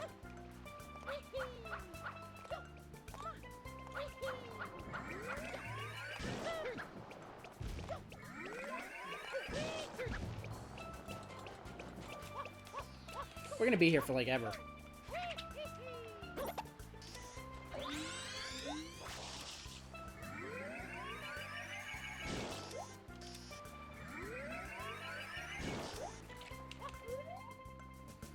But, you know, as people, we all just have different skill sets. I'm really good at, you know, like, old school games and, like Left 4 Dead and the Souls games and like harder, more mechanically centered stuff. And my friends are really good at like Siege, which I'm not good at Siege. I just don't have the reaction time, I guess, to fire at a pixel. Like, to fire at a singular pixel that moves a nano angstrom to the right, and then I'm like, oh my god, it's a guy. You know, before they do that to me. I don't know. I'm just not good at Siege or Counter-Strike. Hunt Showdown is a hit or miss, how good I am.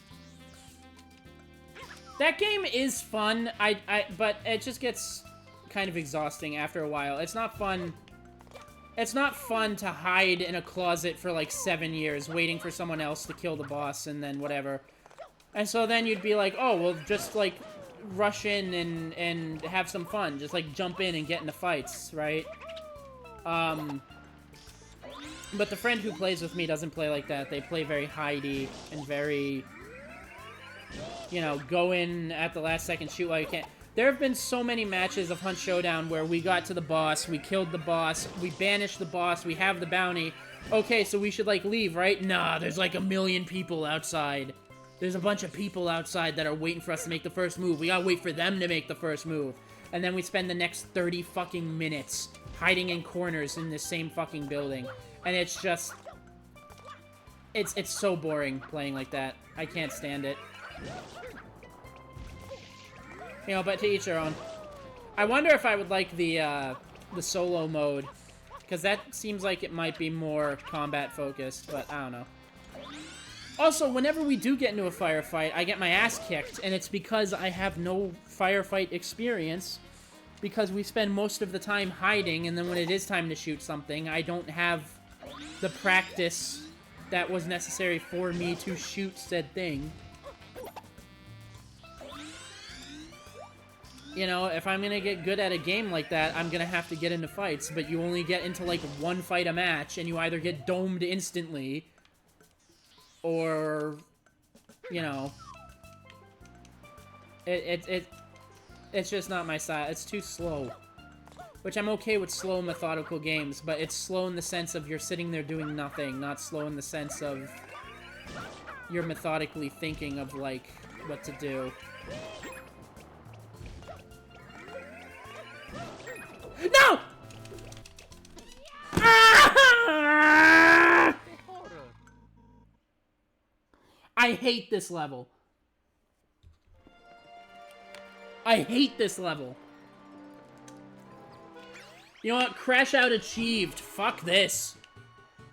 I'm owning a Peanut Park. Dear God. Holy shit, that's frustrating. I'm livid, actually.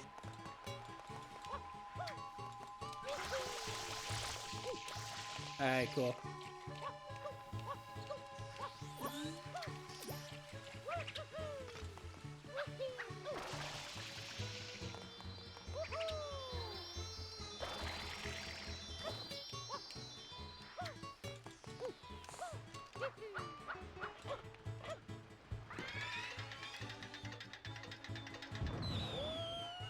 Fuck watermelons.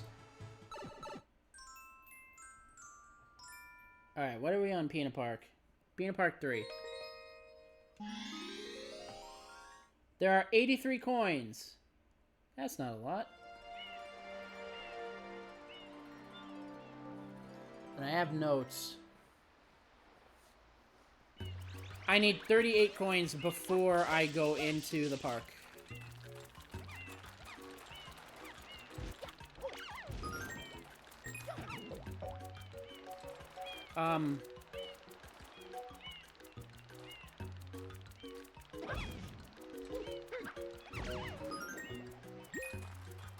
Aren't these guys supposed to give me like 5 coins? No, that's for later. Never mind.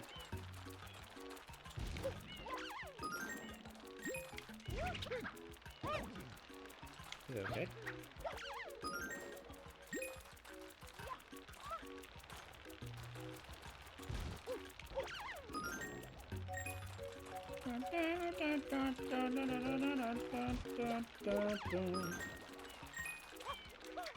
My throat hurts from crashing out so much.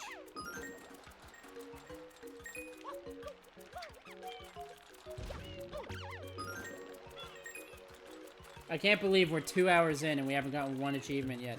This was supposed to be the one where we made progress after the slog, after the grind. Wait, there's 6 from Mama Sunflower here.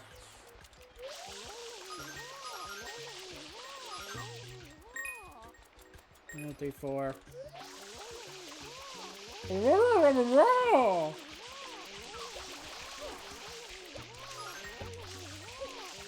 5.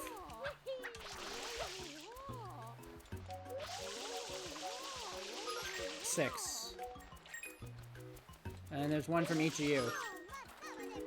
Ow, I love a dick! Oh, Jesus. I don't know if we're gonna... I don't know if we're gonna go back to, Gelato Beach this stream. But holy shit, that's frustrating.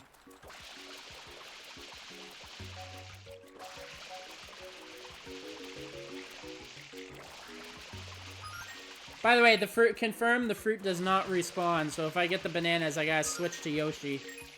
To Yoshi maxing.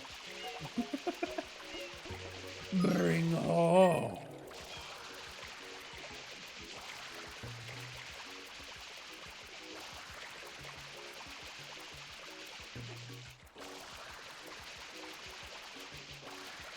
I got this, I got this.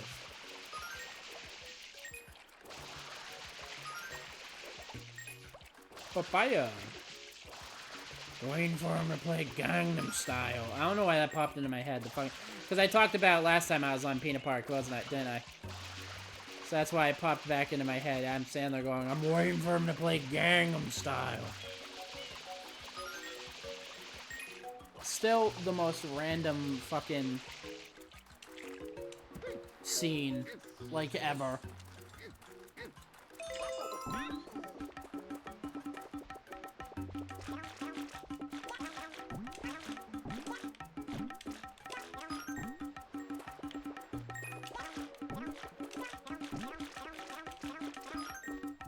Oh, excuse me. 32.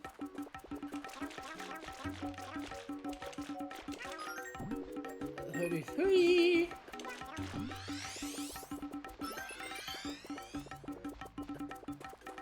Okay. How do I get off Yoshi again? Oh god, it's been so long since last I played Sunshine and did this challenge. Man behind the slaughter.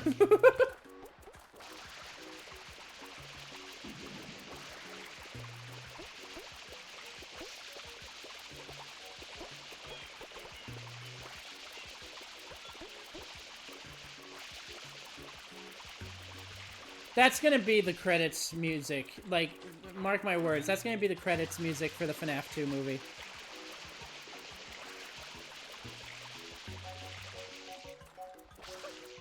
Because they did the FNAF song as the credits for FNAF 1. They got a thing with Living Tombstone. Unless they want to, like, give someone else the spotlight for a moment. Because, of course, they had to do... but the second song is the most popular, isn't it? So they would have to use that song off of that merit alone.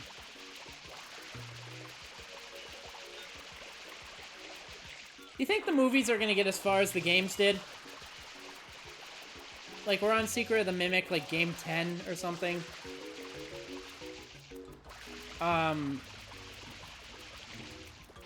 Do you think we're gonna get, like, a FNAF 3, and it's gonna be about William Afton in the spring suit, haunting people? And then, like, we're gonna get FNAF 4, which is, like, a kid in his bedroom. That movie, because they very clearly made, like, the FNAF 1 movie, like, oh, for young teens. Like, I know there's, like, blood in it, and Freddy, like, bites a guy in half or whatever the fuck. But it was very clearly, like, baby's first horror movie coded. So, do you think they're gonna follow on that if they do make a FNAF 4 movie? Or do you think they're gonna make it, like, true nightmare material? I don't know. I'm a little disappointed about the let's say babyfication of FNAF. Because the first game was really spooky, and then the second game, I think, was focusing more on... The second game was focusing more on, like, challenging the player, I feel, because they had, like, 12 animatronics. Or whatever. You know? And then, am I fucking something up here? I've been on this beach with no, like, coin progress for a while now.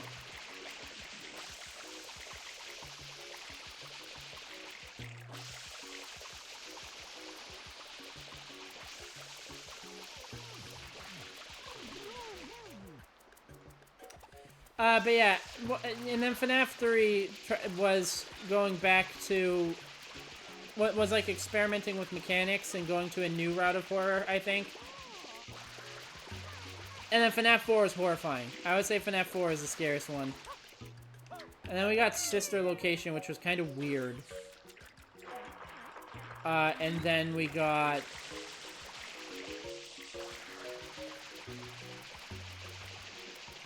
what did we get? And then we got... What came after Sister Location? And then we got, like, Ultimate Custom Night, which kind of... Or not Ultimate... The Pizzeria Simulator, which kind of... First of all, had the hardest speech in a video game, like, ever. There we go, there we go. And then, and it was a little more comedy-centric with, like, the pop-up ads and the lawsuits and stuff.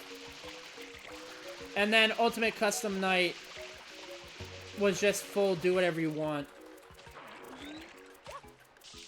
And then Pizza, you know, Help Wanted happened, which was kind of remakes of old stuff. And it was scary. I think they did a good job with Help Wanted. And then we got... Oh, God. And then we got Security Breach. Which was awful. It was horrible. It wasn't scary. It played like shit. It was kind of very clear how, like, kidified FNAF became by that one. That might have been the one that just did kidify FNAF. And then I hear Secret of the Mimic is good, but... You know, from some of the chases I've seen like chase scenes and stuff. It looks very Poppy Playtime. Like it's the big monster chases you the game and elaborate like chase sequences.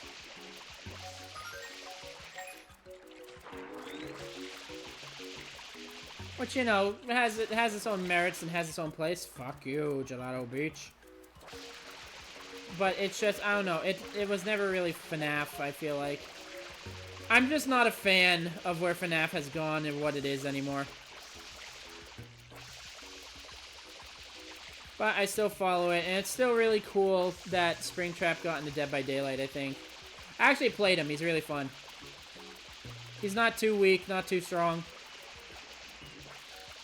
Has pretty good skill expression with the kind of fucking orbitals you can try pulling off. Pretty fun. I want to play Dead by Daylight more, but I don't know. Sometimes it feels like a chore to play. The problem is the game almost always forces you to lock in, sometimes, depending who you're playing against. And I just don't want to lock in. I don't want an easy win either. I'm not saying that, like, I don't want to win most of my matches by not locking in. But what I don't want is to be stomped and not get, like, a single kill unless I lock in, and then even then I'd still lose. You know what I mean? I just want to play casually.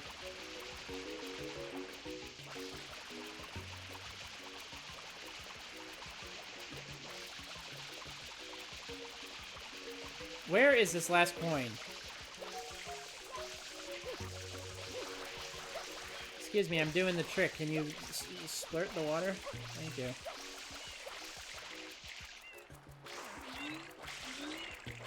We didn't miss a coin somehow, did we? We got all 6 from the flower. I'm pretty sure we got all 4 from the little flowers.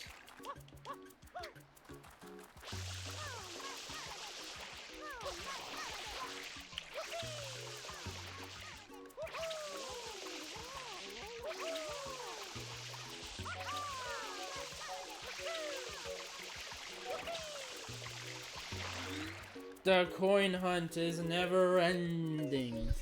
The coins are life. There's nothing more. Alright, there it is. Alright, so 38 coins outside. We can now enter the park. And in the park, we need to get ourselves up to 83, which is not a big number at all. I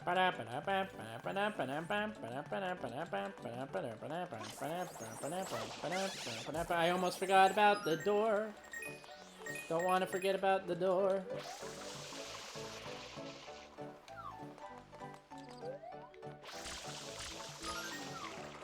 See, I'm more confident just spraying the birds in the park, because it's like a wide space. What the fuck were you shooting at, Mario? Bum, bum, bum. Oh, this might be a problem. I'm gonna do this first.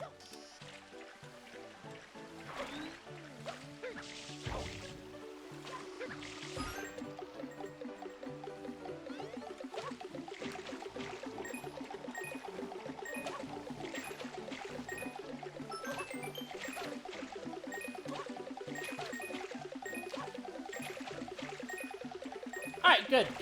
Alright. Good. I had to lock in for that. But we're good, we got him.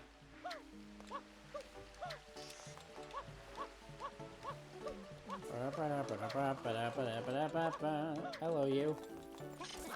Ow.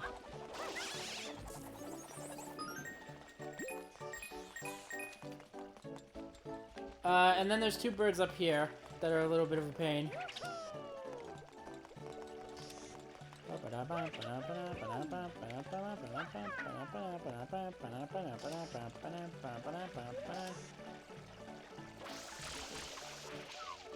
Where'd it go? There we go. And then I think it's just the ships, and then we're set. Oh my god. Oh no. It's not just the ships. We also got the clams.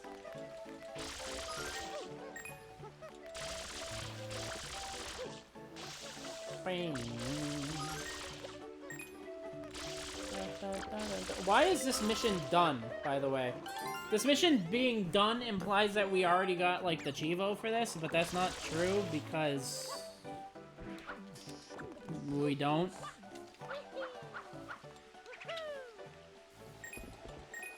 Because, like, okay.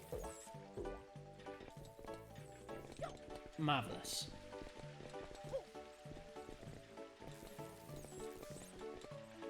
Look at that platforming. Heyo. Gimme. Shut the fuck up, Steve!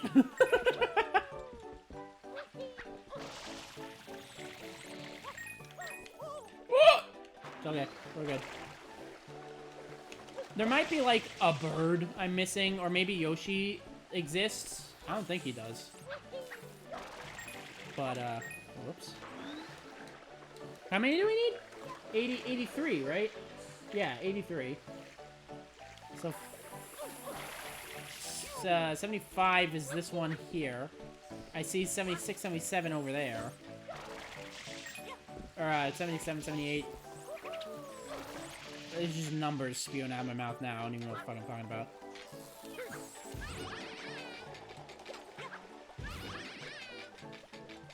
Hmm. 78.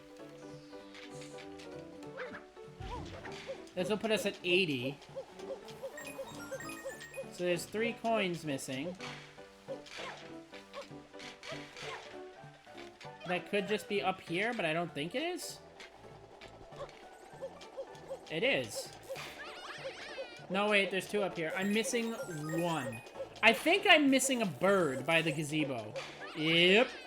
There he is.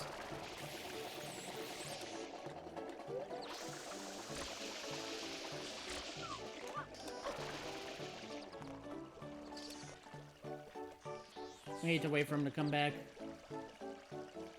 Birdie, come back! Gonna kill you for money! So, from what I understand from Eclipse, you can just go to the levels you see, so I could just, like, swim to Serena Beach. Which sounds fucking awesome. And there we go, 83. That should be updated right here. Yappity yappers. And that is Peanut Park 3 done. And we have up to 5 unlocked, so I don't even need to get a shine. I can just leave. Oh my god, progress! Who'd have thought it? Ow! After spending 2 hours on a melon, we got that in like, what, 10 minutes? Okay, so on 4, you actually don't go into the park. It's all on the beach. And there isn't a lot of coins either. I think it's only 74. So, we should be fine.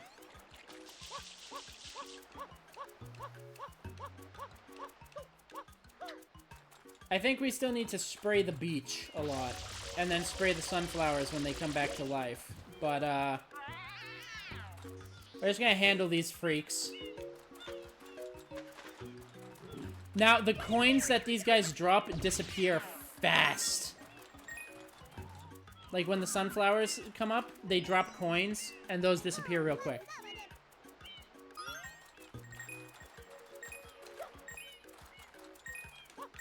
See?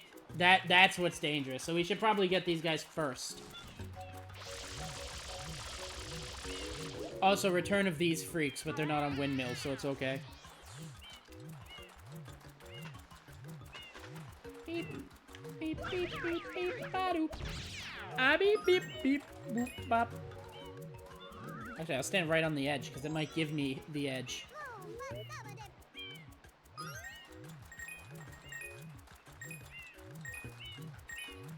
Okay. I was gonna dive, but I didn't want to, like, fuck up the dive and lose the coin forever, so I just kind of kept walking. Hello.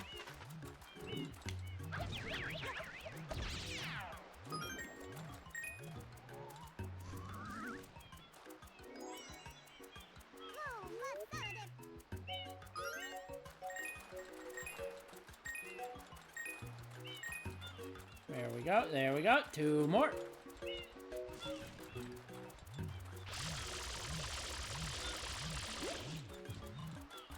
Wow.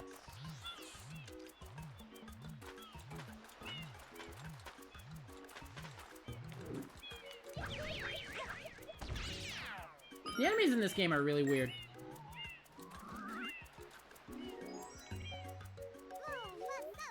I'm loving it.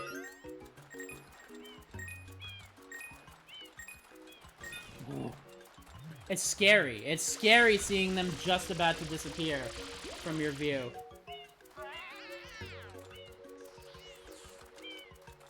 I kind of want them dying in an open spot, quote-unquote. So it's easy to see the coins. And that they don't, like, disappear into another patch like this one's about to.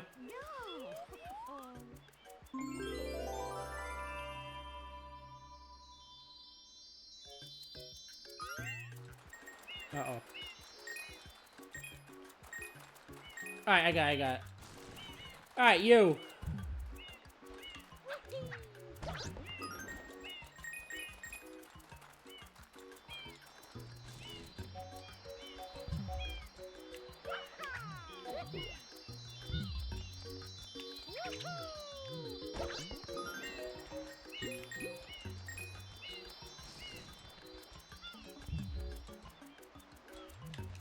I'm so locked in right now.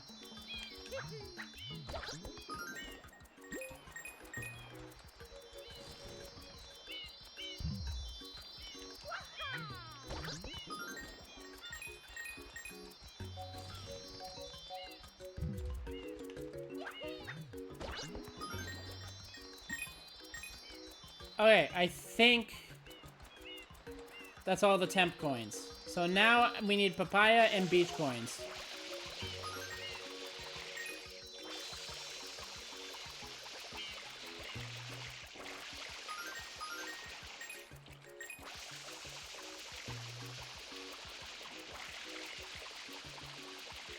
And back to spraying the beach.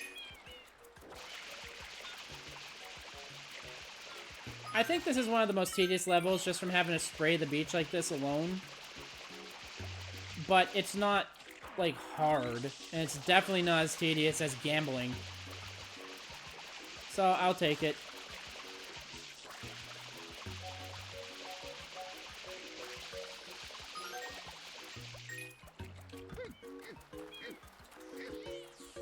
Ba-ba-ba-da-ba.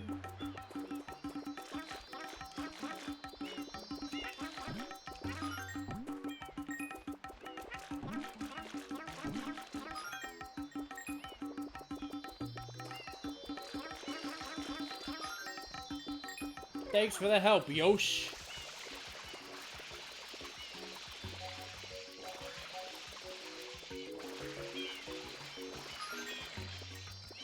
You know what other CDI game I want to play, even though I know it's ass? Hotel Mario. I don't know, I feel like it would just be fun to play those shitty, like, CDI games. It seems like a fun time. I didn't spray the flowers yet.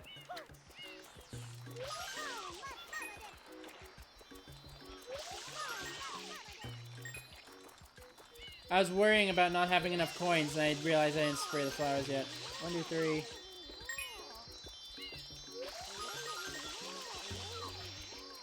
4, 5. Is there not? Is there one more?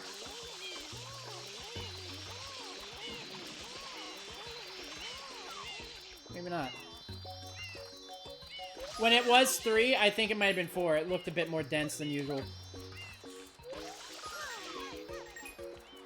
I can always check later if I'm 1 coin down, and I've been searching the beach forever. 74 is what we're going for?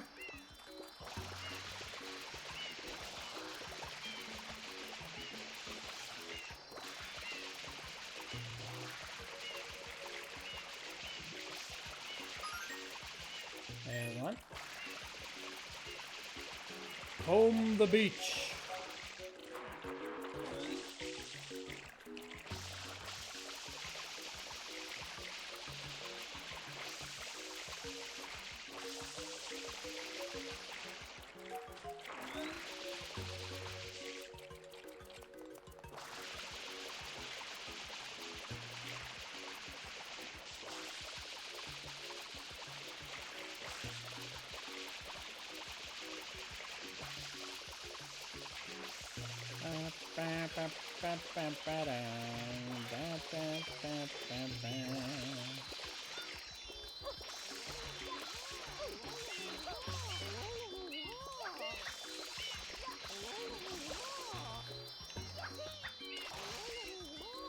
Yeah, I think it got me one, like an extra one. How many do I need? 72? 74. 4 coins left.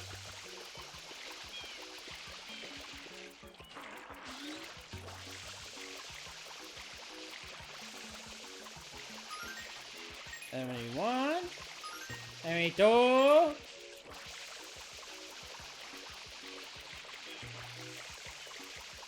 Come on, hit me with 73.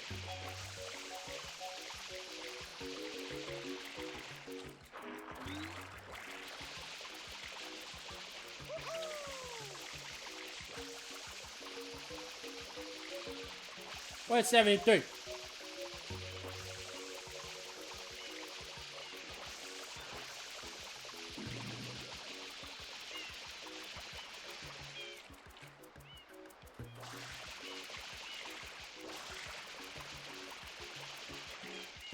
I had spray all the flowers, right? Like no, I didn't miss one of the back ones. I don't think so. There we go, one more.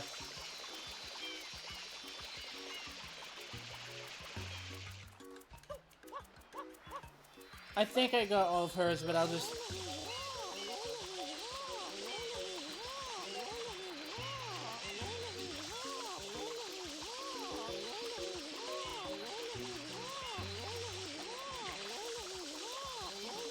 Yeah, I had to have. I had to have gotten all of hers.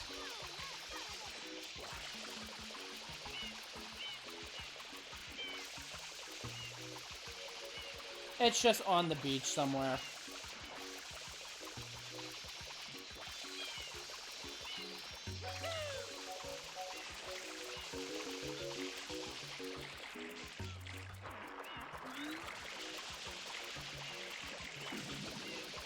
Beep, bop, boop, bop, boop, bop, boop. Beep, boop, beep, beep, boop. Chip chop goes boop, boop, beep. Something right here. I love that fucking clip.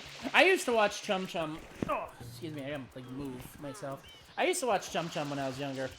Fanboy and Chum Chum. And it was like a shit post before shit posting was cool, you know? That's what Fanboy and Chum Chum was. It was a shit post show before shit posting was cool, so everyone thought it was stupid.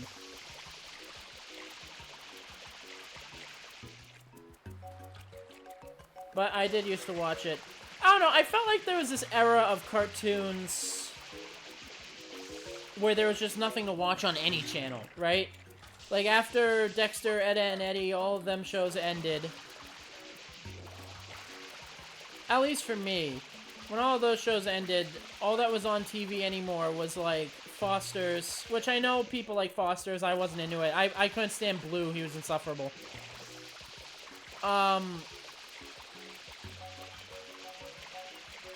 But there was, like, Foster's Home, and there was, Adventure Time, which I also didn't like Adventure Time, either. Steven Universe, I didn't like. Just everything that came out on Cartoon Network post what I would say is Golden Era. You know, post Courage, post Kids Next Door, post Ed, and Eddie, post Teen Titans, all that. I just didn't like it. I didn't like any of it. And then, when it came to Nickelodeon, all that was on that was good was, like, SpongeBob. I didn't like any of the other Nickelodeon shows other than SpongeBob. And then, Fanboy and Chum Chum I would watch. But it was meh. And then I think at the time, Disney... I don't know what the fuck the Disney Channel was doing. They just had a bunch of sitcoms no one cared about.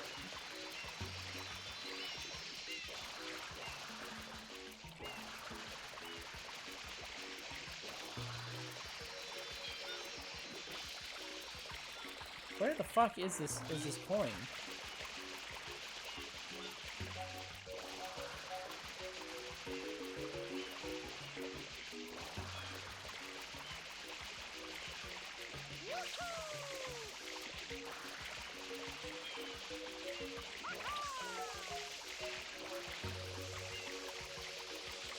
I didn't, like, miss out on a coin somehow, somewhere, right?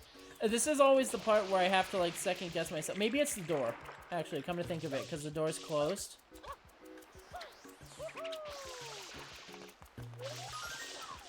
And there we go, 74.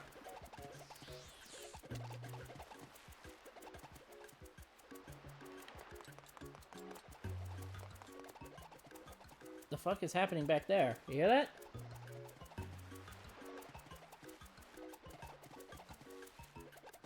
Some kind of event happening on the other side. Wonder if there's a way for me to break in.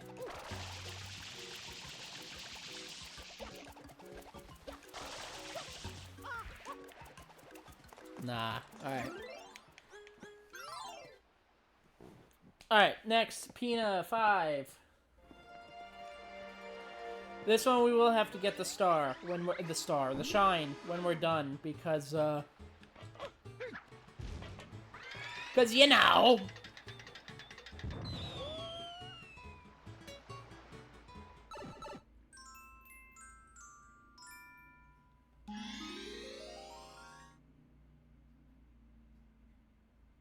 So this one's kind of wacky because in my notes here, you know how out here we only get like, I say only, but we get like 60 something coins out here from now it's 160.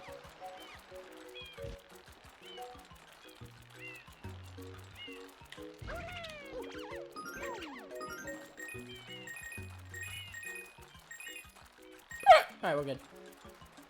It's 160 now. We need to get like 160.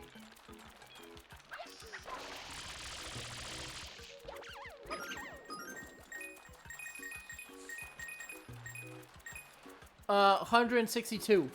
We need 162 coins.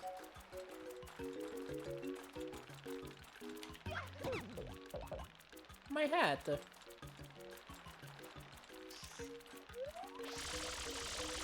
So I don't know why, but Mario just starts dying without his hat, which really disappointed me as a kid, because I remember I really liked Mario without the hat in 64. Like, if the hat got blown off, I don't care that I was, like, nerfed. I would still just play the game without the hat. But in this game, if you don't have the hat on, Mario just starts dying. So you need the hat. Uh-oh. Oh, no.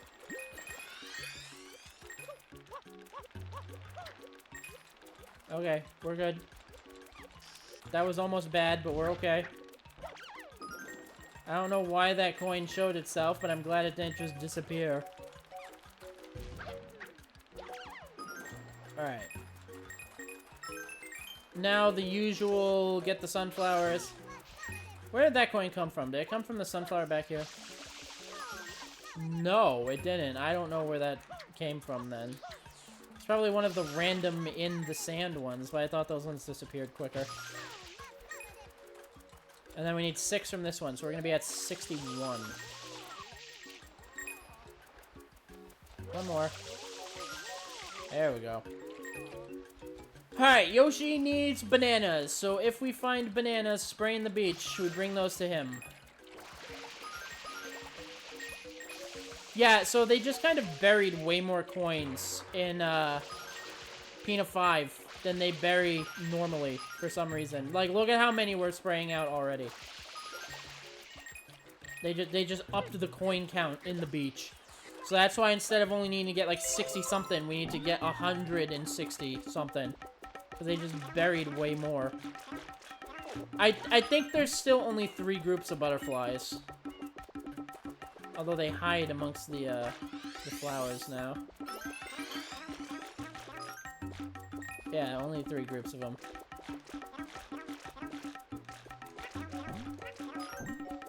And there we go. I think I already, yeah, alright. So, with that handled, I'm just gonna double check if they added any butterflies, because if Yoshi dies, the fruit doesn't respond, so if Yoshi dies and there is butterflies somewhere, we're kind of fucked. I think it's fine though. Yeah, alright. 162. Here we come. Here we go. Beach combing time. My favorite. There's 2, there's 3. So, yeah, we're gonna be washing the beach for a while.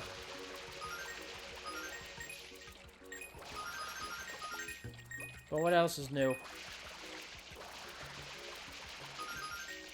What else is new in this challenge that makes me comb beaches and spray random shit?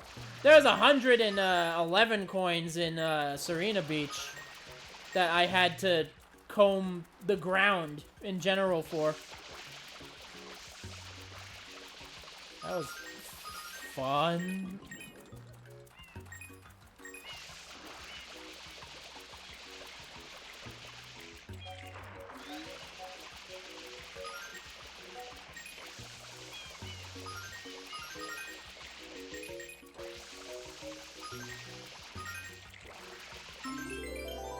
Alright, we can't grab that. There is a challenge. There is a Chivo for, collecting the 100 coin shine sprite in the park. I think the reason why they made one like that is because there's only, like, 2 episodes where you can get, like, 100... Not 2. There's only, like... Alright, never mind. There's a lot of episodes where you can get over 100. So I don't know why there's a, challenge Chivo for collecting the 100 coin shine in the park, which is probably where most people are going to end up getting it anyway, because I doubt people who play this normally are just going to spray the beach looking for every available coin. You know, but I'm crazy like that.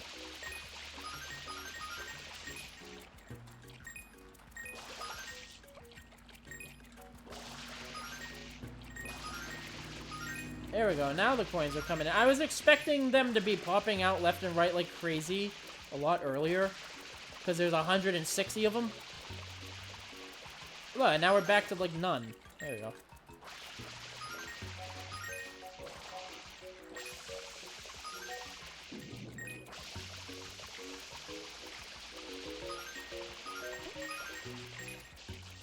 There we go. Now the money's starting to roll in a bit. There's still a lot, though, because we need 162, 128, so there's still 130. So there's still, like, 30 more. All right, here they are. I talk and they appear.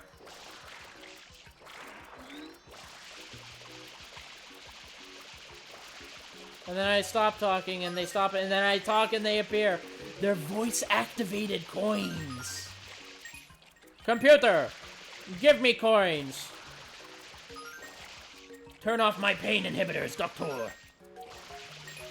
I gotta play Metal Gear Rising again. That game is a fucking blast. It's so fucking funny. He makes me want to merge without looking.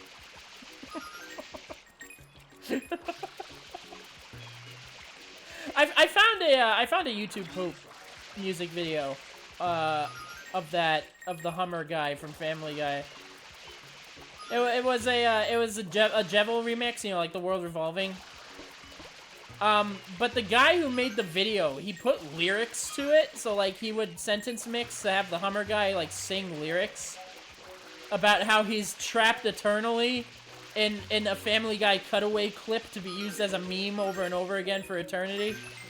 And it was kind of like brilliant, you know, for a shitpost. It was really fun to like listen to. I'm surprised at the amount of sentence mixing and effort went into that.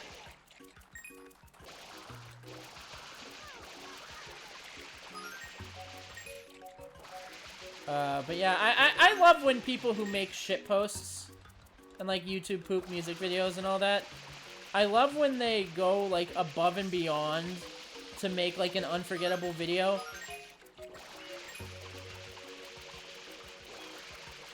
It's amazing the type of passion that some people have for, you know, making memes. There's passion in everything. If there's something you like doing, there's a passion to be had in it, just in general.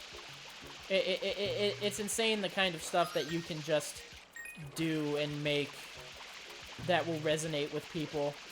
There's like no topic that doesn't have some sort of audience that will appreciate the effort that you put into whatever it is you're doing. Like, even for shitposting, even for memes and stuff. You know? The amount of effort that some people put into them is astonishing. And the reason why some memes become absolute hits is because there's passion in the original. You know, someone's like, this is a dumb joke, but I'm gonna spend the next... I'm gonna spend time in my life to work on it. You know, because it's dedication and it's passion, and it's amazing that passion can be found literally anywhere. I love the human condition.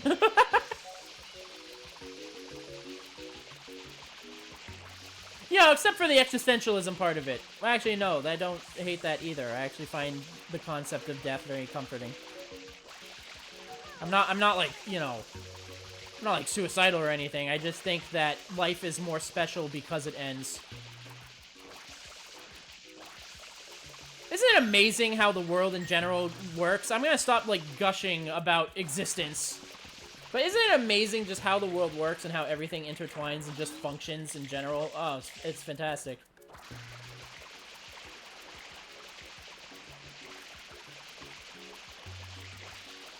It's insane that everything just so happened to work together in a way that we're on a dirt ball hurtling through space, orbiting around a giant fireball that's close just enough to provide life but not burn us to a crisp. God, it's fantabulous. Fantabulous? What the fuck is that word? Why'd that come out of my mouth? I remember, I had a really good friend that I don't really talk to anymore because I have a hard time keeping up with people. And he, like, moved to a different state, so I just kind of fell apart from speaking with him.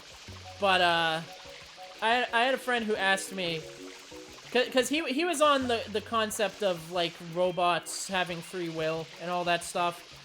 And he asked me, he's like, why is being a robot different from being, like, a bionic life, right?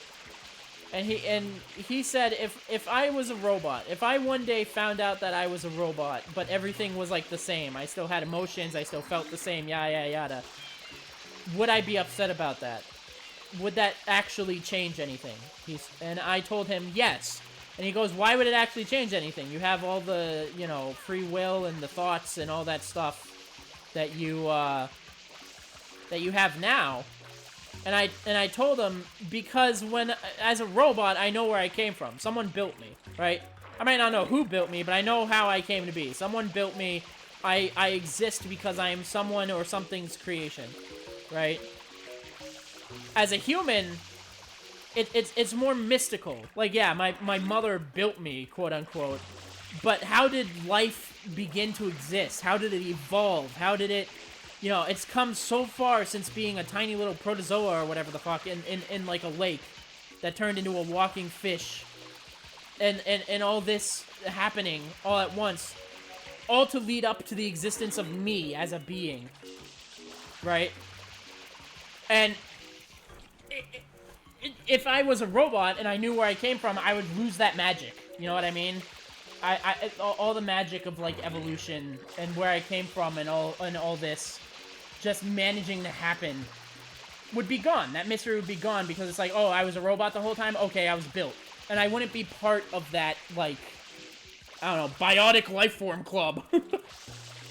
But, you know, he told me he never thought of it that way, and that was actually a really good point that I made. But yeah, it's amazing how we just, as a species, exist.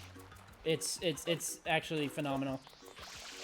Damn, this is deep. Hello, Fred Jeepos. Fred Jeepos. I think that's how you'd say it. Hello, welcome to the stream. Yeah, I get deep sometimes, just randomly, when I have, you know, nothing to do but spray sand for 30 minutes. But don't let that fool you, I am insane. I crashed out over a watermelon earlier. You know, the duality of humans, of living. Existential, deep thought, and then watermelon bad.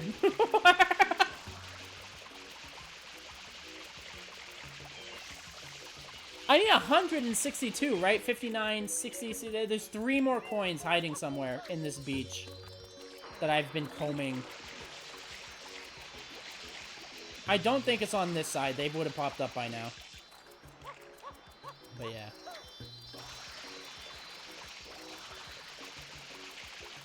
Yeah, sometimes I just have, you know, deep introspectives on, like, random things. Me and one of my other pals, who I haven't talked to in a while, but I still, like, keep up with them. And why are you doing this? So this is a challenge that I have... Whoops, I dropped my phone with my notes onto my lap. This is a challenge that I have undertaken upon myself to find every... Oh, there's one! To find every coin that is possible to exist in a level. In every level in this game. So basically, we go into a level. I have a little info chart over here. And, I grab every single coin that could possibly exist in the level. So, for example, this level right now, the coin total is 214. Oh, excuse me. But there's 162 coins on this beach that I have to get before I go into the park. As you can see by my little indicator in the bottom left there, I've already gotten every coin possible on a couple of levels. We're about halfway through, a little over halfway through this challenge. But, sometimes you just hit moments like this, where you're just going back and forth spraying a beach for God knows how long. I don't even know how long I've been doing this one specifically. You know, at least with the watermelon crash out. There we go. There's one. One more. I can understand how you became insane. Yes, because I put myself through torment of menial tasks for hours. You should have seen it. Well, no, you shouldn't have, because it was the worst episode. But in the last episode, I did the casino level on Serena Beach, where you have to fight King Boo. And in some levels, there are infinite coins. Like in this level on Shine 2, there's a mole in that cannon that fires bullet bills at you. And no matter how many you destroy, they always give coins. So what's the max coin count on that level? 999! So I spent like 2 hours just on this level shooting bullets out of the way, shooting bullets out of the sky, until I maxed out my coin count to 999. In the last episode of this challenge, which you can watch on my VODs channel if you want to, but don't, it's the worst one, I spent 5 hours straight, 5 hours, gambling with King Boo to get 999 coins.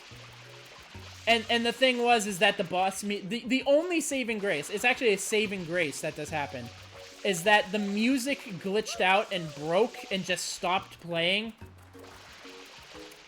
Because sometimes in the patch...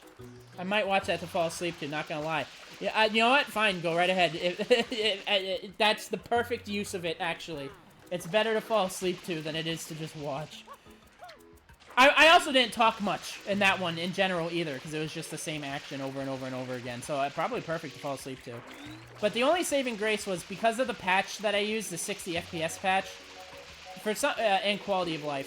For some reason, the music just stops or like glitches in some places when you start a level. So I started that casino level, and the boss music wasn't playing. So I decided, alright, I'm gonna be here for a long time. I'm just gonna play my own music. So I played my own casino-like music. Like, I played Casino Night from Sonic, and I played, I know it's not casino music, but I played TV World from the new Deltarune chapters as the music for it. And that was the only saving grace, because if I had to do that in silence, or even worse, listening to the boss music of this game, I would have gone insane. Not that I didn't already, but from having to do that in the first place. But you know how it be. But yeah, literally on the VOD for that one, I literally in the description I put, this is the worst episode. Skip 5 hours. You should listen to Noki Bay music. That's relaxing. I love Noki Bay's music. Noki Bay's music is one of my favorites. I will 100% agree with you on that. I'm pretty sure I got all of her coins, but maybe I missed one. Oh no, I got him. It's in the beach somewhere, I just gotta find it. Speaking of Noki Bay being relaxing though, and the Noki Bay music being relaxing, I'm horrified of Noki Bay. For this challenge specifically. Because, in in chapters 5 and 8, although with 8 there's a little bit of a workaround, but in chapters 5 and 8, there are 5 coins, maybe more, maybe like 7, that you're meant to get with the rocket nozzle. But the rocket nozzle doesn't spawn on those levels, so I have to do a speedrunning tactic known as kin clicks, which are basically what you do is you spin jump into a wall, go first person, exit first person, spin jump off that wall, first person, exit, spin jump first. It's like a nightmare to pull off. And I have been practicing it, because what I like to practice speedrunning tactics, so we're not just trying to do the same thing for, like, hours. Oh, yeah, like Y-turns, almost. It's like a specific wall jump that you can only pull off there, though, in that Noki Bay area. So they're incredibly unique. But they're really hard to pull off. And, I'm not a speedrunner. I learned paper kicks episode 2. I learned how to do paper kicks, you know, the one where you do the jump off into the wall and keep doing that. I learned that for the first time during this challenge. I learned how to do rocket storage for the first time for this challenge. You know, all the well-known speedrunning tactics, I've never pulled them off before, but I learned them specifically for certain sections of this challenge. In fact, in Gelato Beach 8, which is where I crashed out over the watermelons. I'm looking at you, Gelato. I have to use rocket storage in order to clip out of the map. And then while I'm out of the map, I have to go rocket jump under the foot that has, like, the anti-Yoshi, not anti-Yoshi, but, like, the stuff you use Yoshi to get rid of. The orange goop. I have to clip out of the map so I can get under that and get the coins that are under that, because Yoshi isn't in the level. And I had to learn how to do that for the first time. So there's a bunch of, like, speedrunning tactics and maneuvers and stuff that I need to use for certain sections of this challenge that I've never done before, and it's actually really fun to learn them. And it's always hype when I pull them off for the first time, too.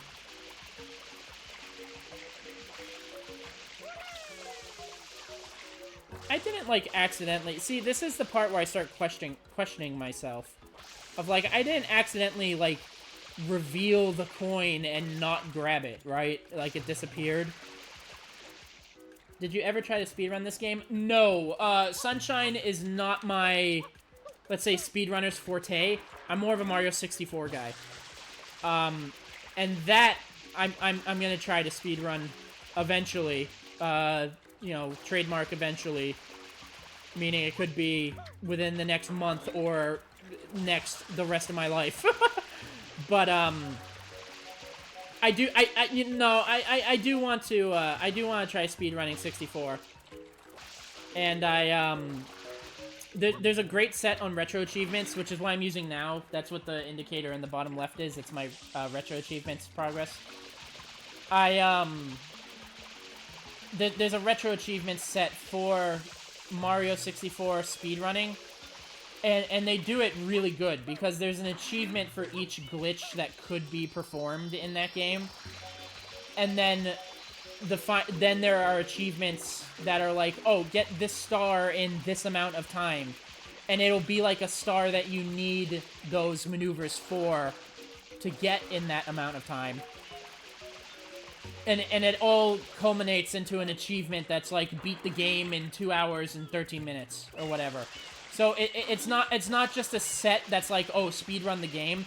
It's a set that has challenges to teach you how to speedrun the game.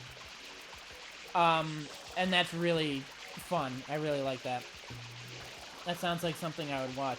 I mean, I'll probably stream it. One of the huge things about me streaming is I get overwhelmed if I turn something fun into a mandatory show, quote-unquote. So, like, that's why I'm not gonna play Silent Hill 2 That's why I'm not gonna, on stream, I'm just gonna play it myself. That's why whenever Resident Evil 9 comes out, I'm not gonna stream it, I'm just gonna play it myself, because I don't want to turn it from an experience that I want to, like, fall into the world and be into the world. I don't want to turn that into me focusing more on trying to entertain an audience over, you know, just having fun with it. So whenever I think about doing this stuff, like I'm gonna speedrun Mario 64 or whatever, I'm always running it through, am I gonna stream it or am I just gonna try it? But, you know, I'm thinking about it. I'm doing this on stream, and this is really fun. This is being a really fun thing to do. So, I'm probably definitely gonna stream me trying to learn how to speedrun 64. I just don't know when.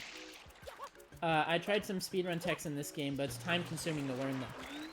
Oh yeah, absolutely. The reason why I'm scared of Noki Bay more than anywhere else is because those wall jumps that I have to pull off there are like the most time-consuming and worst thing that I've had to learn. You know, like rocket storage, I looked up how to do it, and it's like, oh, you just press this, and then you just do this, and I figured it out almost immediately, right? It took me a little bit longer to figure out how to do paper kicks, alright? But, you know, I still got them fairly quickly. I think I missed a coin somewhere. I've been running back and forth on this beach like 90 times. I feel like I had to admit... Like, maybe I accidentally sprayed a sunflower... No, because I got all the sunflower coins. Maybe I accidentally revealed one while I was fighting enemies here.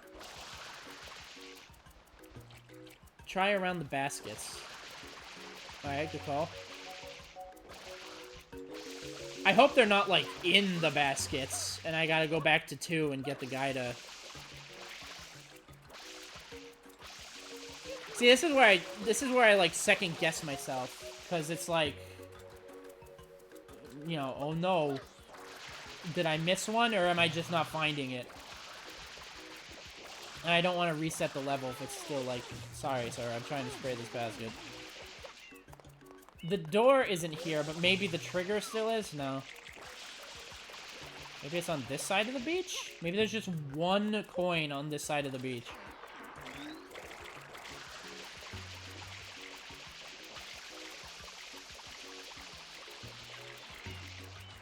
Yeah, I don't know. I guess I'll just... I guess I'll just keep spraying for... Like, I don't know. I'll probably set up a timer on my phone here.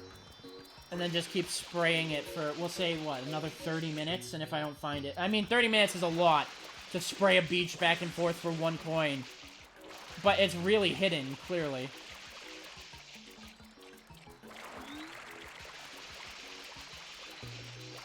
So maybe I'll do that, and if it doesn't crop up, then I'll reset the episode.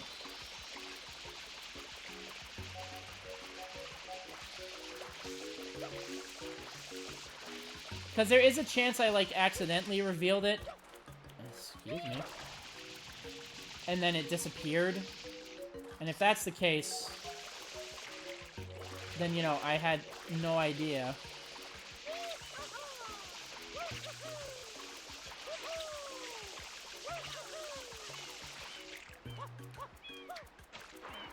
Unless I got my notes wrong somehow, but, I mean...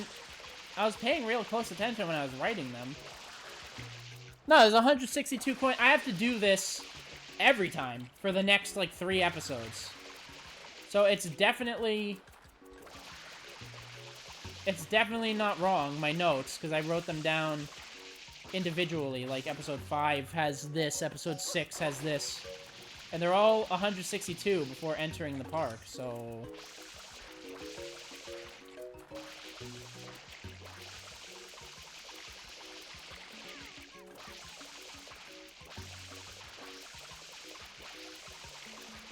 But yeah, I'll like spray around the edges of stuff. What episode is this? This is episode 5. This is the first episode, for some reason, to just increase the amount of coins that are on the beach by, like, a lot.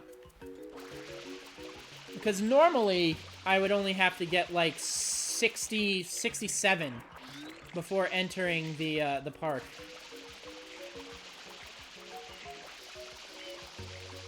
Let me get more, like, on the shore here, where the water meets the... I feel like I already did this, but...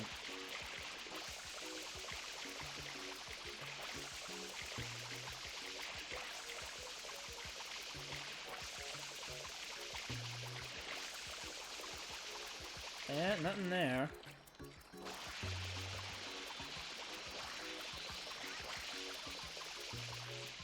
Also, I know they didn't intend for, in normal gameplay for people to try getting every coin possible. But why did they make the choice to just hide a shitload of money under the sand? It's kind of an odd design choice, just in general, I feel like. Well, I remember in Rico Harbor, there's like a wall that, there's a wall in Rico Harbor that just spits out 6 coins for some reason. I remember early on in the challenge when I was like, where are the coins? I don't understand. I don't know where the coins are. When I found out there was just like coins in the wall, I was like, yeah, okay. Yeah, okay.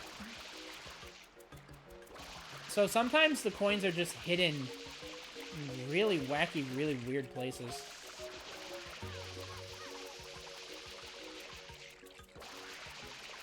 But yeah, I don't know.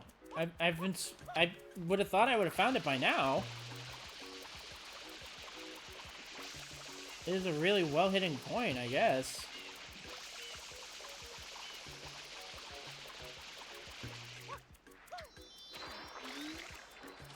But how does one document this? Wouldn't they be like, yeah, I think I have it all? So, on the, what is it, GameFAQs? The blue one, Game FAQ? They actually have articles that do point out how many coins are on every level. So there is a finite number to know how many you can get. On top of that, I'm using a retro achievement set for this that also tells me how many coins is possible to get. And so I have the coin maxes here. And then for the more details of like how many coins are in the first section before the second and all that, there's actually another YouTuber called like P Miniac or something like that. It's somewhere. It's right down here. Hold on. I don't want to like get his name wrong because he's been super helpful. P Miniac, PMNIAC. He has a series where he just kind of collects all the coins.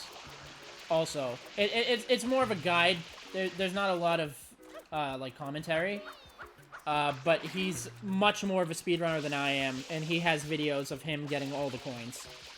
So, his stuff has been... He's where I've been getting my notes from, so that I've been writing down. So, he's been wicked helpful in this challenge, just in general. So that's how I know what I'm going for. But as for how I get it, and, you know, actually getting it to begin with, if it's in the sign, I'm going to shit myself. Okay, no, cool. Underwear saved. But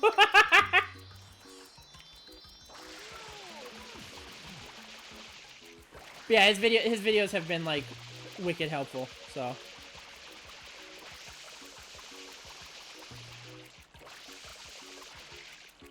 Alright, I think I messed up somewhere spraying something and a coin disappeared. That's the only logical explanation. It's a pain in the ass having to, like, quit the level and do stuff again. But, you know, I had to have messed it up when I was spraying one of the enemies flying in the sky. I don't know why I wouldn't have found it yet. So we're actually gonna go back to Gelato Beach and try that nightmare again. Instead of jumping right back into that. And we'll come back for that either when I crash out again or finish that.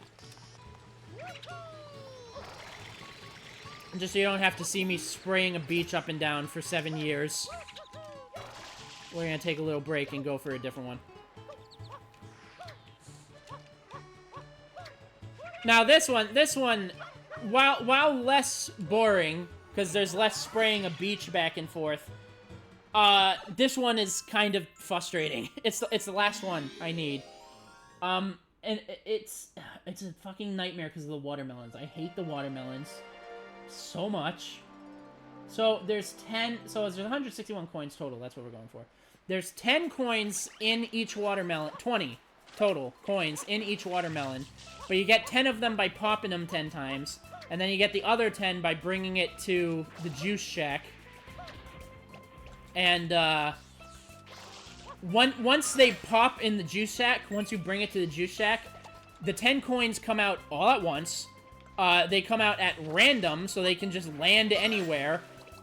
And they disappear. They disappear really quickly. So, I've been on this level. This was the level I started with, and I was on this level for an hour.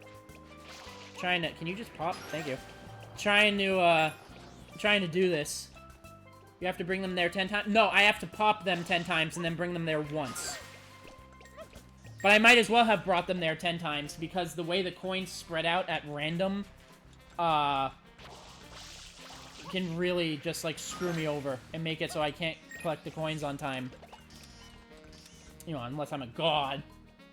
I did it once. I got both watermelons once, and then I died to the map clip that I have to do.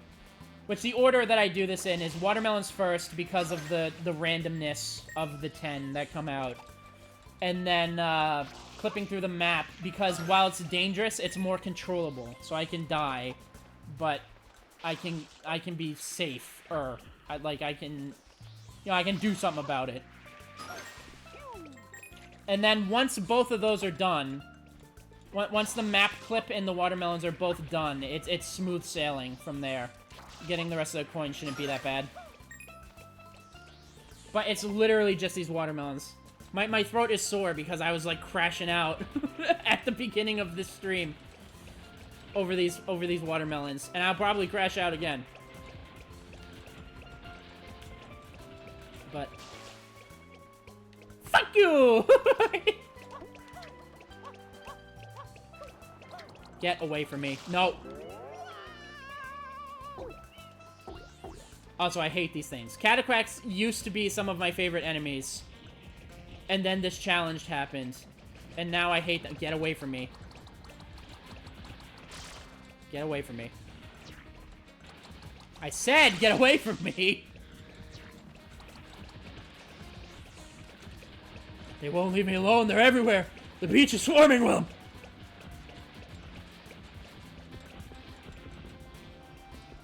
But yeah, Catacracks used to be some of my favorite enemies, and then the gambling happened, where they would throw me away from coins sometimes, and then I hated them with a passion ever since. Okay. As soon as I close this dialogue box, I gotta get the 10 coins before they disappear, which is pretty quick. See, when they go on different sides like this, it's... Fuck, I didn't have my... Nah! Please!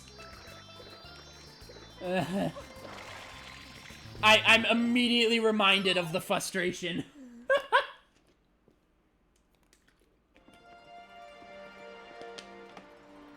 You're doing this quite controlled. I remember the stage being a pain in the ass. Yeah, I mean, it's really interesting, because the last time I played Sunshine, just in general, like a regular playthrough, was a month ago, but that's... Or 2 months ago, but that's besides the point. Before that, the last time I played Sunshine, just casually, without doing a challenge or you know, whatever, was when I was, like, in high school. So, it's been a while. It's been maybe, like, 12 years. Or something along those lines. And, you know, I remember the game being frustrating, and then I came back to it for a regular replay before doing a challenge, and, I slammed through it. I literally, I did not have trouble on, like, any level. Like, period. And I even got the achievements on the retro achievements set pretty quickly, too. Like, some of the achievements a lot of people were complaining about I would do in maybe, like, 4 tries, and I was like, oh, that's not that bad. And, you know, I don't want to say that I'm, like, really good at this game or anything. Because, you know, there's always someone better. But, like, I don't know how I was just suddenly better at this after not playing it for 12 years and, like, sucking when I was younger. When we were kids, this looked so hard, right? Yeah, I don't know. When we were kids, everything just seemed so much more, like, difficult. And then you just kind of return to it. And they were never really that bad, you know? Because I keep saying, I remember that pushing the watermelon, you know, the one you're supposed to, up in the amphitheater. I remember that was, like, the hardest mission in the game for me. And then I did my replay, and I did it first try. You know? And there was other stuff, like the sandbird. The sandbird, I remember being a nightmare. And, you know, I first tried the sandbird. And now I'm doing a challenge where I have to do, like, speedrunning techniques in a game I never speedran before. And somehow winning. Like, I'm like 50-something%. I can't see the box when I'm playing. I have to, like, take a break to see my percentage box. But I'm, like, over halfway done with this challenge. Doing, like, you know, one 6-hour stream a week. And it's been, like, around a month. And I'm already over halfway done. And it's like, that feels fast, you know? It's because we were dumb. Yes, absolutely. It's because we... why? Why up there? Why up there? Why up? Why? I hate you. I hate watermelons.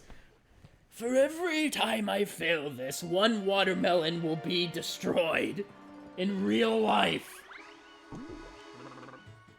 I already said that earlier, but now I have to buy, like, 6 watermelons and smash them with the claw end of a hammer, because that's the fun end to smash stuff with.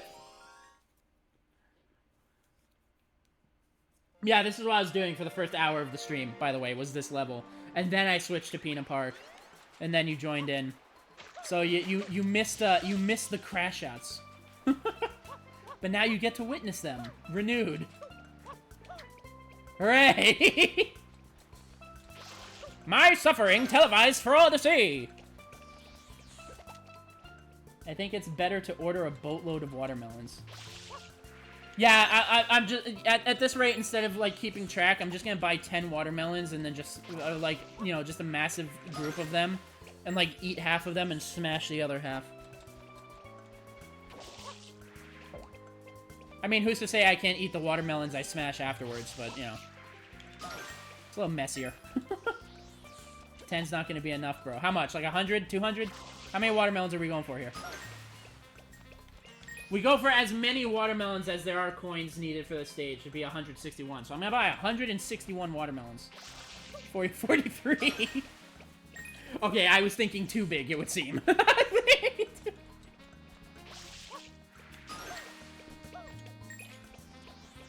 43 is much more affordable than 161.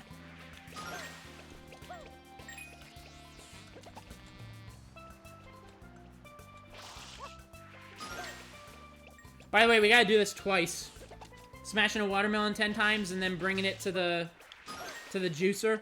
And then collecting all 10 coins before they disappear. We gotta do it twice because there's 2 watermelons. Well, there's 3 watermelons, but the third one up there only has 10. It doesn't have 20.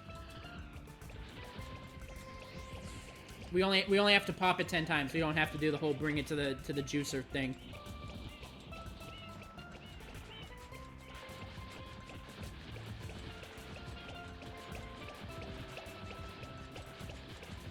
I don't know why I just thought of this, like, randomly, but I want to get, like, Japanese candy. Like, order candy straight from Japan.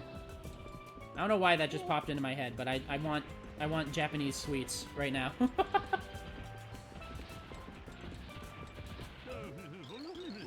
Alright.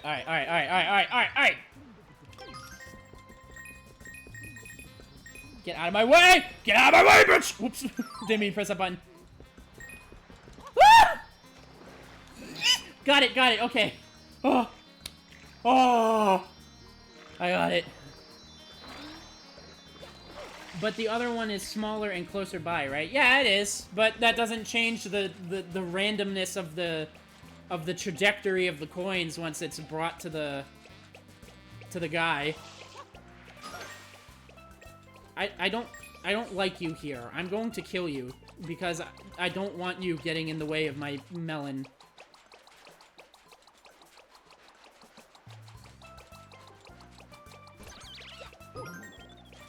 Oh, well, you two now. Now it's a double kill. Shoulda mind your own business, pally, see?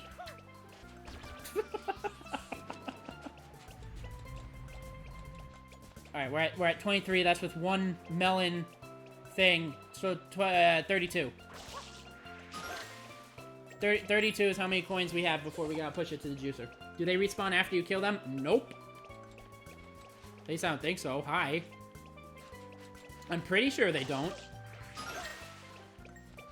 What I like doing is I like smashing the coin out of them first and then murdering them. So, because when you murder them, they drop the coin wherever they land. So and they disappear fast. So sometimes I can like screw you over. So I take the coin first, then I kill them, and then I don't gotta worry about them.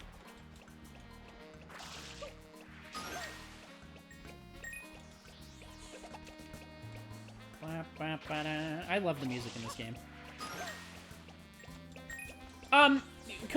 Does Koji Kondo still do like new age Mario stuff? I know he proposed. That's not the word. Composed. That's the word. I know he composed Steam Gardens for Odyssey, but does he do the soundtrack for like the other new stuff like Wonder and all that? Because he is phenomenal at making Nintendo music, but I don't think he does it as much as he used to.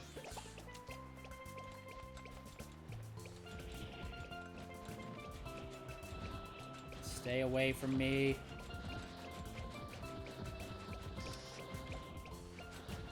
I have no clue who that is. Is that bad? He's only just, you know, the composer for most all classic Nintendo games, like this one in 64 and Galaxy. Well, actually, I don't know if he did Galaxy. I think he had part in Galaxy. Yes, he does, like, literally all the Nintendo music. If there's Nintendo songs you love, it's probably by Koji Kondo. It's not bad that you don't know. I know people don't, like, read video game credits. They just enjoy the video game. But now you know. Now you know Koji Kondo writes all your favorite music. Alright, here we go. That is a bad spread. That is a horrible spread. But I made it work! Alright. Now, okay, we're not out of the woods yet. We're not out of the woods yet because I still have to do... Whoops. I still have to do the very dangerously fatal clipping out of the map. So here I gotta drink my water. My throat is, like, killing me. Okay. So here's how this works.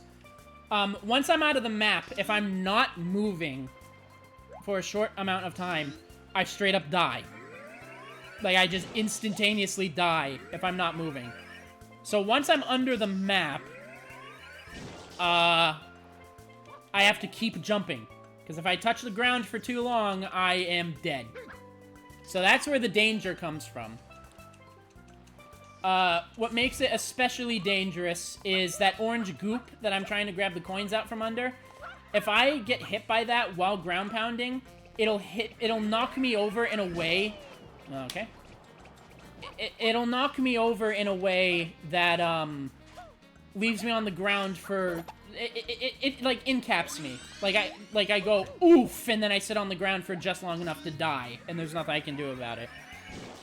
So I have to be really, really careful not to ground pound into the orange thing, or it will kill me, and I will have to do the watermelons all over again. There's 6 coins. So we should have 48... Jump, please! Jump, you madman! We should have 48 by the time we're done with this. Now, the reason why... You would say, oh, just don't ground pound. I have to ground pound to see, because I don't know if I'm under the coins or not. I don't even know where the coins are right now, so I'm just not going to risk it and jump. Hey, we got one! And so, yeah, we're basically going to have to do this with the fear of death looming over our shoulder until it's done.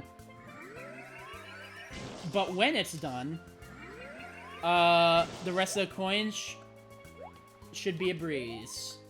Should be a very, very simple breeze. Did I go far back enough? No, I did not.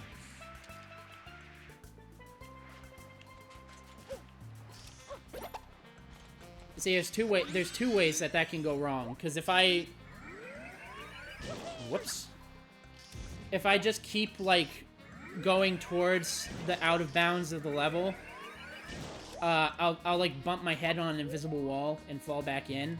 But if I don't go out far enough, I won't clip through the map.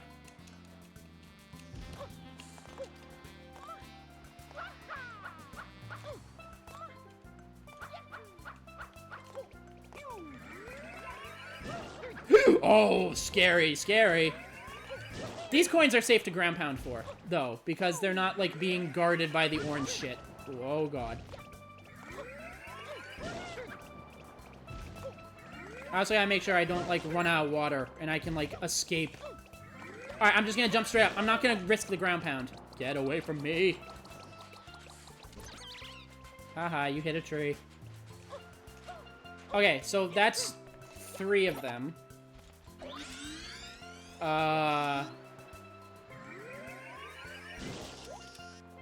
So there's 3 left. I don't know why it took me that long to do 6 minus 3 in my head.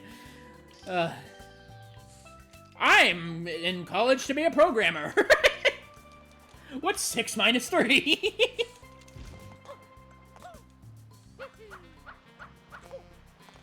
You're doing good, bro. Thank you. Hopefully I continue. I'm not going to risk the ground pound. I should have risked the ground pound. No, I shouldn't have, because if I hit it, I would have died. It's fine. Better safe than sorry, as that guy in the safe room in Left 4 Dead said before he turned into a zombie.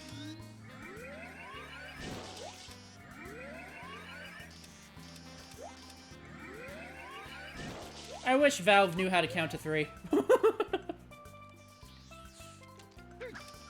Mainly because I want a Left 4 Dead 3. And a Half-Life 3. Half-Life 3 should be finished. You know, when we got Half-Life Alyx, I got hype. I was like, oh my god, a new Half-Life game. I'm being way too safe. But I was like, oh my god, a Half-Life game. Holy shit.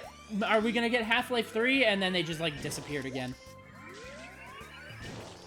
Actually, no. Aren't they working on some sort of Overwatch-type thing called Deadlock now? Which, you know, they're free to do that, and it sounds like a fun idea, but isn't that just like TF2, but more now? Maybe we can get our heavy update, Valve. That would be... I would love the heavy update. Although, to be fair, they recently did a, Jesus. They did a post where they were like, Deadlock is already out, right? I can't find it on the Steam store, but maybe it is. I haven't seen it. But, yeah, TF2 recently, announced, like, you know how on Steam you have, like, those little news blurbs at the top of your library? They were like, oh, map makers wanted for new MVM campaigns. And, they're asking the community to make new maps for MVM. Which is sick. Which is awesome. That's gonna be fun. You know, I love MVM when I don't have a min-maxer in my ear telling me to stop playing Scout. Oh my god. Or like, to stop playing Spy, even though sapping robot funny, haha.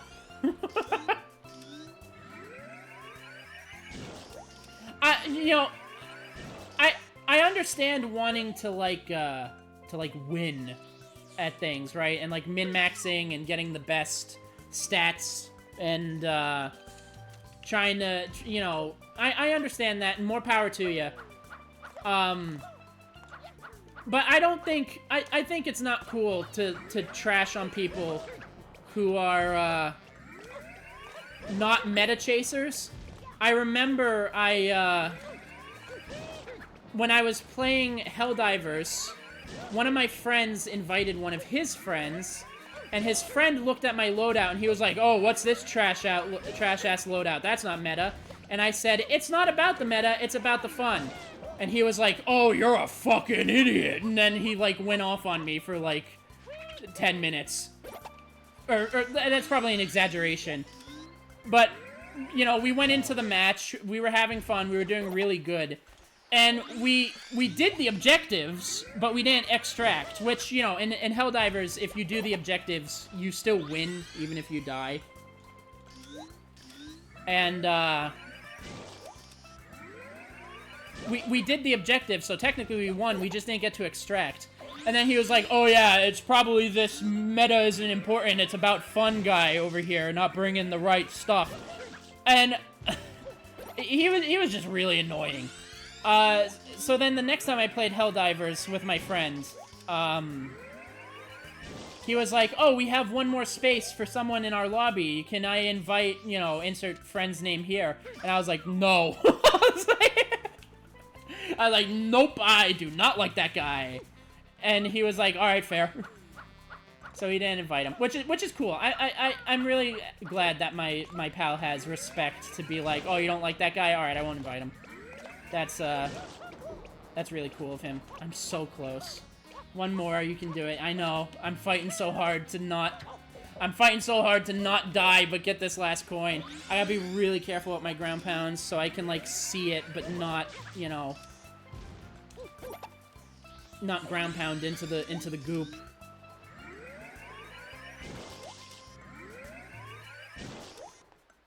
There are people in this game, the Pimanak guy that I talked about, who's really helping me with the info for this challenge.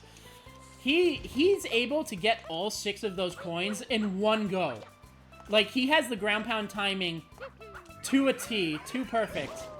Oh, that was so close. That he can just get all of them without the risk of dying. And it's like, I'm never gonna be that good.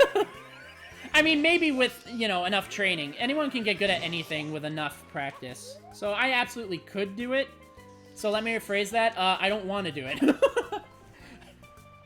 I'm good enough with finishing the challenge and not being the best on the planet. You know?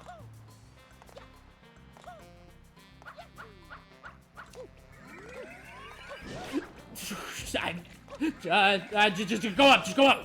Oh, I did it! Oh my god! That's it! There's none of them that can, like, escape us. Yeah, just do it once and be happy with it, exactly. There's no coins that can escape us now. Poggers. Oh, wait a minute. You know what? That is big enough victory that even though we don't have all the coins yet, I'm doing the victory screen. We did it. Absolutely victorious.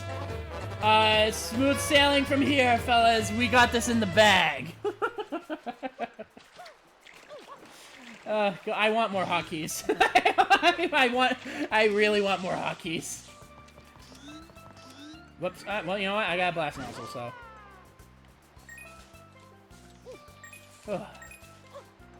I'm so happy to have that out of the way. There's still a chance that something can go wrong. I'm not gonna fully jinx myself yet. But there is the watermelon in the amphitheater. Could theoretically roll off the cliff, spawn a coin miles away from me, and I can't reach it on time. But that's not... That's controllable. As long as I'm, like, really careful, I should be fine.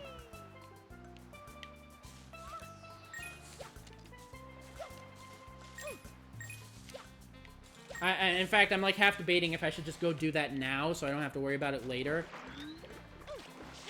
Instead of doing my usual order here. But, again, not to jinx myself, it can't be that bad.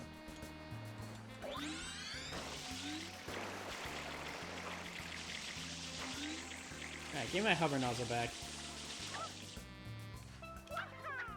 Oh, right, the cash register. I almost forgot about the cash register.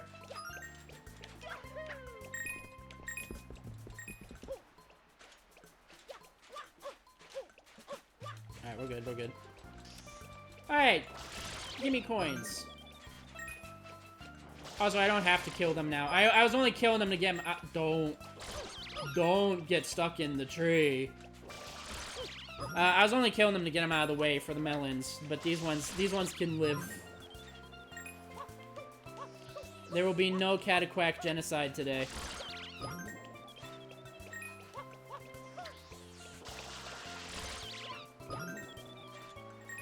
Smooth sailing.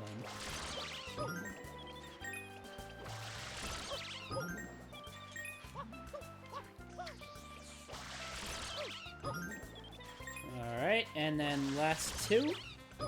And then we gotta rob the juice stand guy. This coin drove me insane when I didn't know it was here. I think you should do the watermelon just to be safe, bro. Alright. I will go do that now then. It'll give us the clean 100.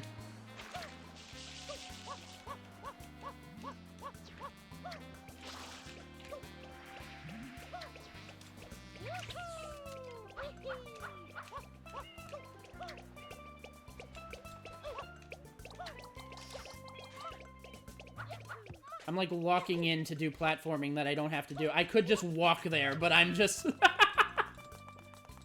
Okay. This is very controllable. I just have to do this. And I just gotta do that 10 times. Very controllable. As long as it doesn't fall off the amphitheater. As long as it doesn't fall off the amphitheater until we get our 100th coin, we're good. Am I saying that right? Amphitheater? Antitheater? No, there is an M in it. Amphitheater. I pronounce things really weird sometimes. I remember I used to, like, as a kid, I mean, this was before I knew how to pronounce in general, probably. But, as a kid doing, Left 4 Dead mod hacks. Also, when I say kid, I mean anything between, like, high schooler to infant, so I'm not giving a good time frame here. I'll say middle school, like late middle school. When I was in late middle school, and I was doing like Left 4 Dead maps, there was one called Questionable Ethics, and for some reason I kept pronouncing it as Questionable Ethnics.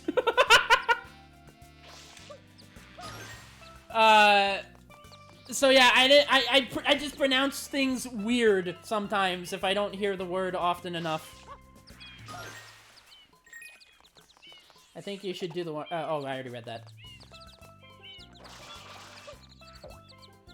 Last one. Once this hits... I mean, I'll do it again just to check. But once I hit that, that should be all watermelons handled. Ah, dumb kids. Same here, though. Yeah, I remember as a kid... This doesn't have to do with, like, pronunciation.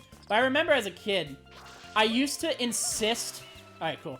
I used to insist that, like, zombies' only weaknesses were fire. It's like, you can't kill a zombie unless you set it on fire. And I was incredibly insistent about that for some reason. And, I was playing Gmod... Don't you dare get under me. Where is that bird? Is he okay? Ah, bees! Not the bees! But I was playing, like, Gmod... I need you to get away from that wall so your coin doesn't clip through it. Thank you. I was playing Gmod, like, Zombie Survival, which is that game mode where, like, one player is a zombie, and anyone he kills also turns into a zombie, and you can use, like, furniture to, like, barricade off sections of the map and stuff. That was a really fun game mode. But, I remember I was being very adamant about my zombies' only weakness is fire thing in that lobby. And some dude was like, a zombie's only weakness isn't fire, you fucking moron, R-slur, F-slur. And I laughed so hard. As a kid, yes, I was not upset that he was insulting me, I just started laughing. Okay, we're good. Oh god, memories!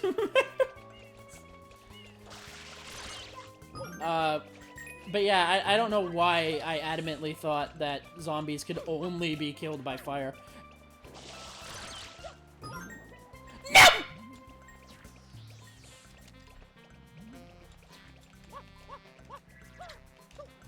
It's gonna be gone by the time I get under the map, isn't it? It's gonna be gone by the time I get under the map, isn't it? No, I gotta get under there!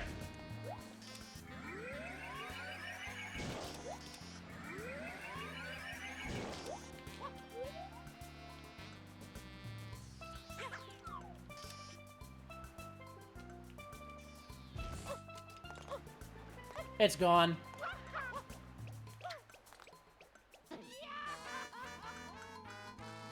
Mamma mia. I'm gonna go, jump out my window now.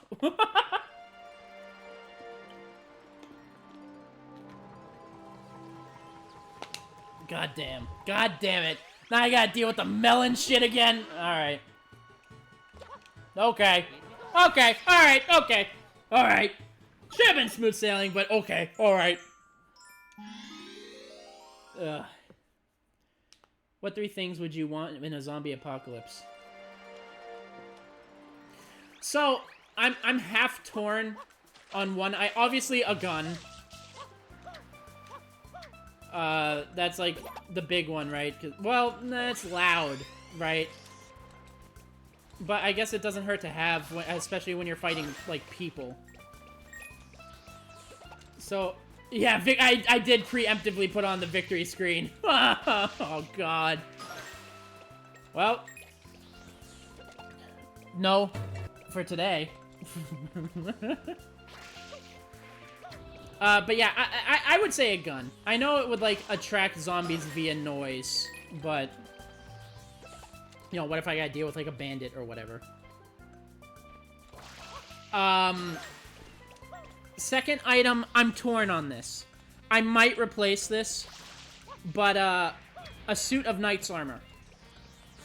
That's, like, functional. Like, fully metal and everything. Silencers are a thing, you're right. And the reason why I would want that and why I'm torn on it is because a zombie is not fucking biting through that. I could fight my way through a horde with no threat of being bitten whatsoever if I had a suit of armor on. The downside, however, the reason why I'm torn on that idea is because that doesn't stop a zombie from holding me down trying to bite me. And if there's so many of them that I can't, like, push them off me, well, now I'm being held down in a suit of armor on probably a hot day if it's, like, summer or whatever. And, you know, they're not biting me, but I'm gonna, like, cook to death in my metal armor. Or, if not, like, starve. You know? So I'm kind of torn on that one. Because it's literally bite-proof, but... You're not fighting 10 at once. Well, with a suit of armor and a gun, you probably can. Because they can't bite you. That's, like, the main danger, right? Is getting bitten. Excuse me, I can't have you doing that. Okay, he's alive. But yeah, like I said, if there's a bunch of them that hold you down, basically a suit of armor gives you incredible chances against situations you wouldn't have normally. But if you get held down, you're fucked. Because then you're gonna, like, starve there or something, you know? Why was it such an explosion? Alright, cool. Now we just do the other melon. But that's why I'm torn on it, you know what I mean? There's the upside and the downside of it. And then a third thing, huh? You know what? I'm gonna replace suit of armor with, like, freighter boxes. You know, those huge metal boxes. A zombie is not getting through one of those. If I have a base with a freighter box wall, I will never have to worry about zombies getting in my base again. So, I'm gonna replace, suit of armor with, like, freighter truck wall. And then the third thing, I guess, the blessing of bountiful soil and rain. so I can grow my own food. So basically, a weapon, good farming chances, and an indestructible metallic freighter ship wall. Can you explode, please? That's my those are my 3. Although I guess a farm, does that count? Will you accept that as an answer? Like a farm that is good? Or would I have to pick something like a farmer's manual or whatever? Sure. Okay, then those are my 3. The thing is it's really easy. Let's hope it'll never happen. You know what? If it does ever happen, it's not gonna be Walking Dead. It's not gonna be Walking Dead. It's gonna be Left 4 Dead. I'm gonna say that right now, because if something like that were to ever happen, it would have to be viral, and the only way I could see it ever happening in like in a virus potential is if it was like a mutated rabies or something. You know, there's no way that it'll happen any other way. So yes, let's hope that does never happen, because that would be awful. And yeah. Only if the gamers are fit. If we're talking, you know, Johnny World of Warcraft sitting on his computer all day long and, you know, never leaving his house to touch grass in his life, no, he's fucked. Doesn't matter how many zombie games he's played, he's like dead. But if there's like a zombie media or zombie game enjoyer who is fit, then I would say they definitely do have a better chance over someone who doesn't know anything about zombies or have like zombie sense, like, oh, a bite does this is how you avoid blah blah blah, you know. So basically I would say yes, the gamers that are fit would have an advantage. I would say.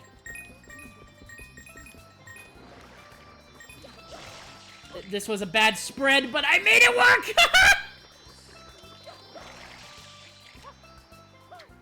Okay, now I'm gonna do the cataquacks, because the watermelon up there wasn't bad. These fuckers. I'm gonna get the ones near the wall first. In fact, I'm gonna get the exact one who ruined this run. You. Get away from the wall. And give me your coin. Thank you. Uh-oh. That's far enough away from the walls, right? This one's a little dicey. Okay.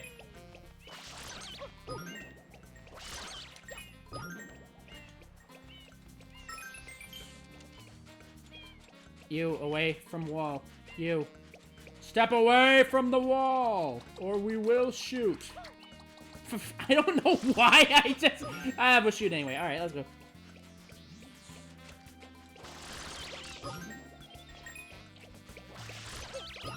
You need to get away from me. There we go. End the wall. 2 left, 3 left up here, and then,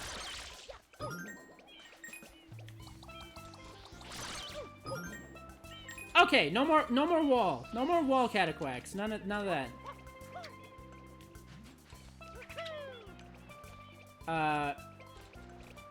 Yes, okay. I just realized something. I didn't go under the map yet.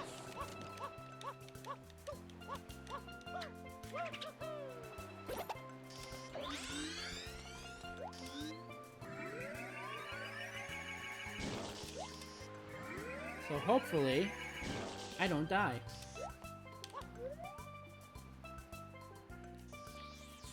See, I'm of a mind of, video games can absolutely teach people, like, survival stuff. Just like, naturally. Just in a... I mean, obviously, they could also spread, like, misinformation. Like, if you spread moss on an open wound, you'll heal, or whatever the fuck. But, video games that pay attention to realism to a good extent can teach people things like offhand. Like, without having to directly be an educational game. And I think that's pretty neat. It's taken more seriously nowadays than it used to be, but I wish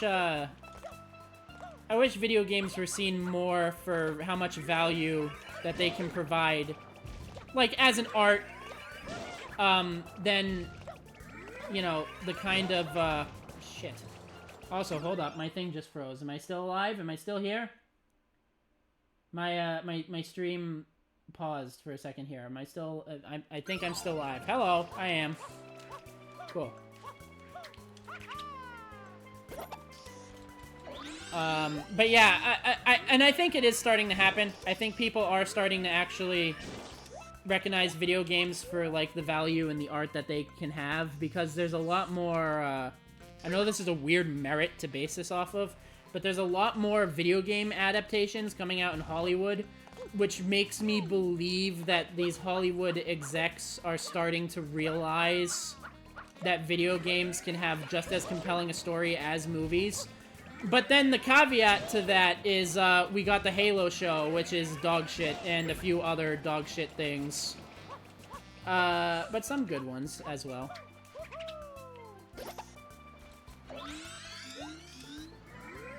But, like, literally the first time I cried, like, from emotional weight of a story was from video games.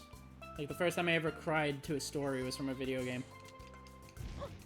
And I did used to watch movies a lot back then, too, so it wasn't like it was the only media I was being exposed to.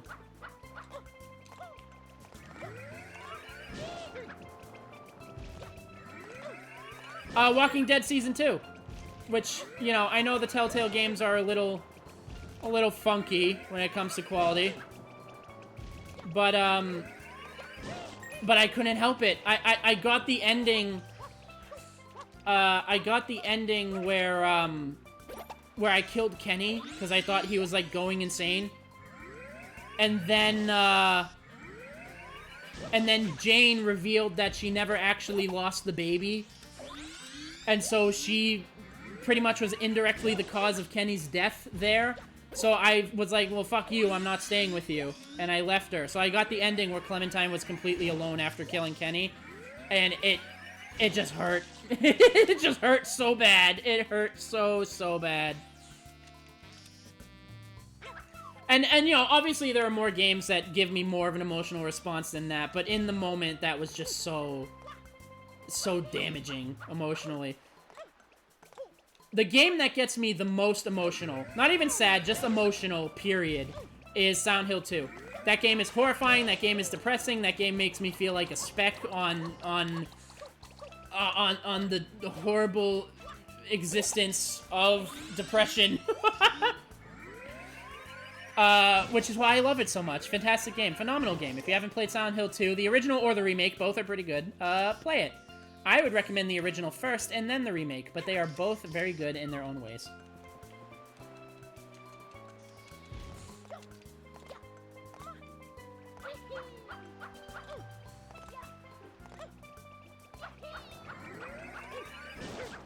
I don't know where the whooshy whoosh is. I hear it right above me, so I'm just gonna go up. Hey!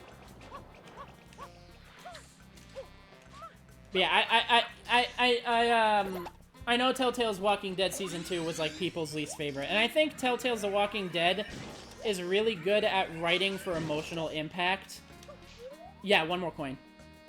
I think it's really good at writing for emotional impact, but not for, like, continuity and people making sense. And that's okay. You know, that's fine. If you still get value out of a game, even if it's not perfectly written or perfectly whatever... Then oh no! No! The fucking soft lock! I'm alive! I need money. I need coins right now. Holy shit, I need money. Near-death experience. The only cure is money. Oh my god, I almost had a fucking heart attack, dude. Jesus.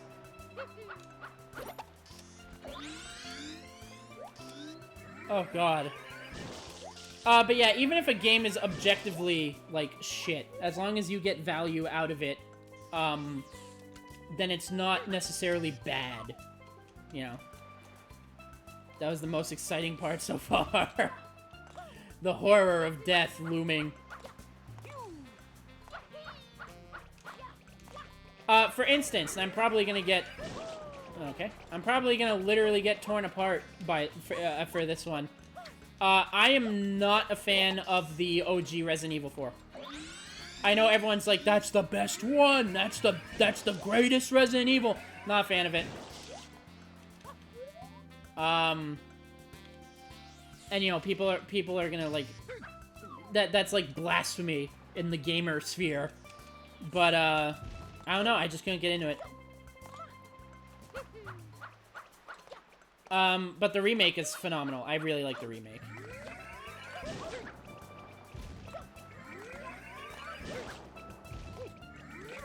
I think I'm under it. God damn, so close.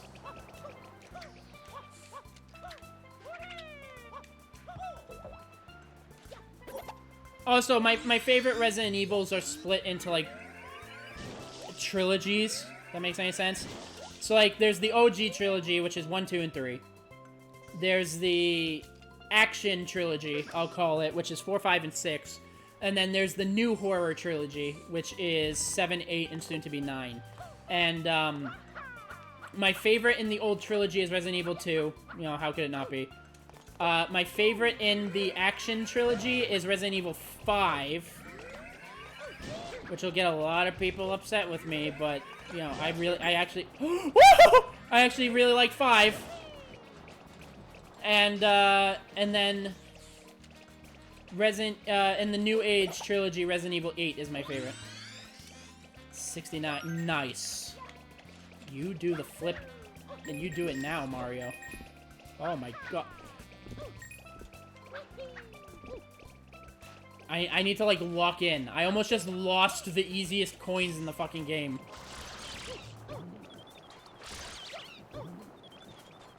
I don't have all the beach quacks, but I do have most of them. Actually, I don't have, like, any of them in the center. I only have the ones near the walls.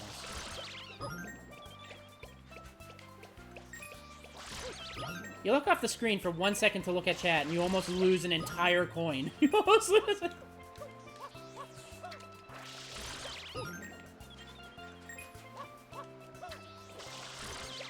Locking in initiated.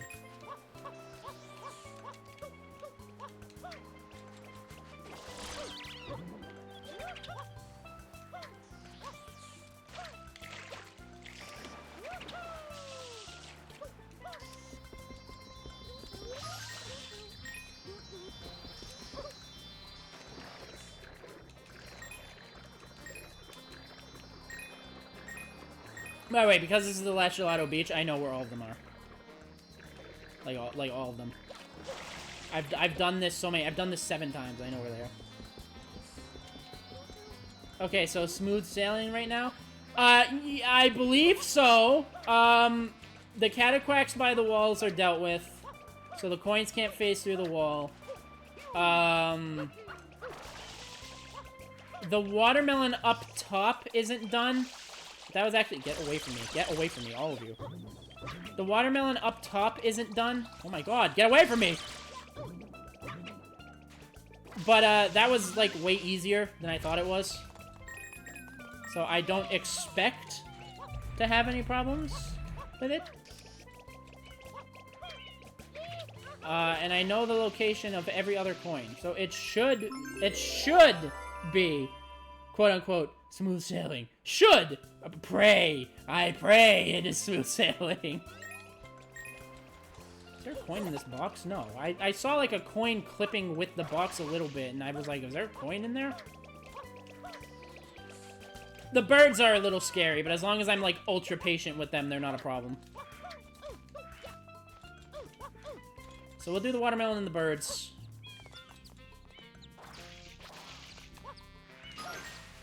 So we're gonna be at 112 when we're done with the watermelon. But no more victory screen. Lesson learned. Yeah, no, I am not playing that victory screen until I actually do the challenge.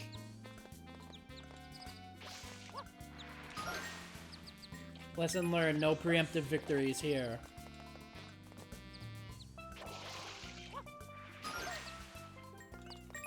See, the birds are a little worrisome because if they're flying over a cliff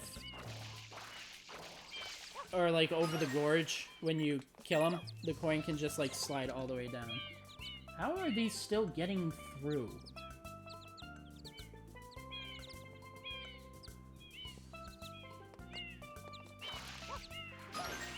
I mean, I haven't seen one in a couple of days until now, but I don't know how those accounts are still getting through the filter.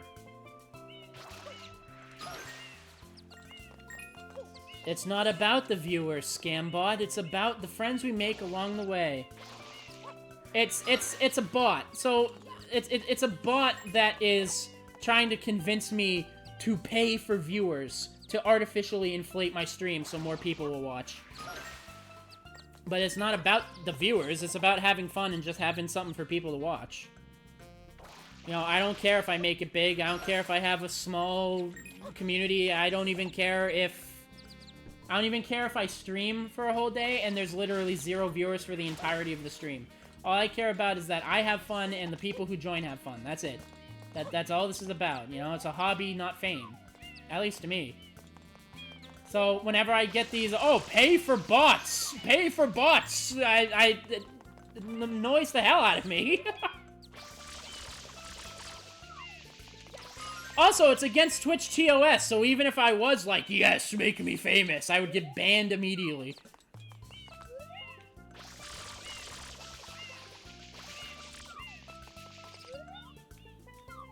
Alright, we're gonna wait for him to do a loop around.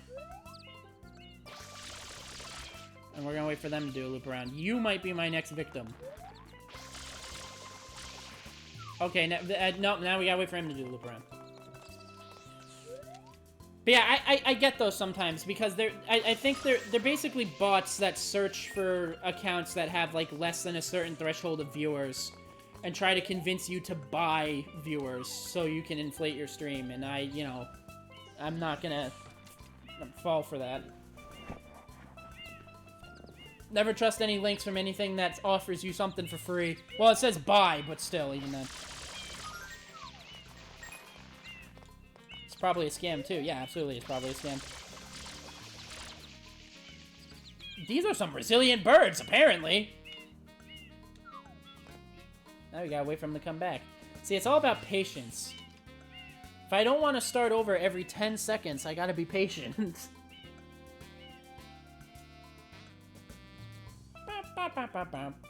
What's your favorite level in Sunshine? What would you say is your favorite level? Mine's Serena Beach. I personally love Serena Beach. And the hotel. Both outside and inside. I don't like one part of the level over the other. I love both of them.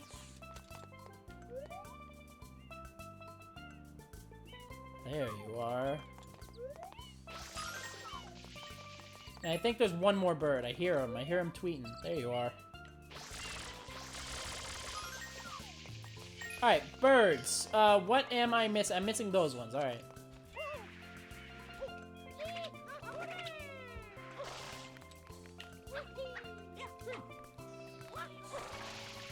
I haven't played this in a while. That's alright. You remember Noki Bay, so that one probably has a lasting impact on you.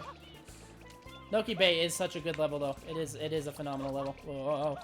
I used to hate it as a kid, though. I used to really dislike Noki Bay. Because, I don't know, I just found it hard, I guess, because it's the most vertical level. You know, as a kid, as a dumb kid, everything is harder than they actually are, as we've established. So I didn't like it. I had a hard time with it. Peanut Park, probably? Yeah, Peanut Park is really fun, too. I like that one. I think my absolute favorite is Serena Beach. My second favorite, or, you know, it's harder to tell when it's not, like, at the top. But I would say close next is actually this one, because I do really like the vibe and the music of this one. And then Peanut Park is another really good one. And then there aren't any levels that I outright dislike, but I think just off of blandness and level 1 bias, I'm not a fan of Bianco Hills. I think Bianco Hills is kind of boring. And then Pianta Village, too, is kind of meh to me. It's not... Again, there's no bad levels, but I just, you know, it doesn't... Whoops. It doesn't do anything for me. Either of those. Hi.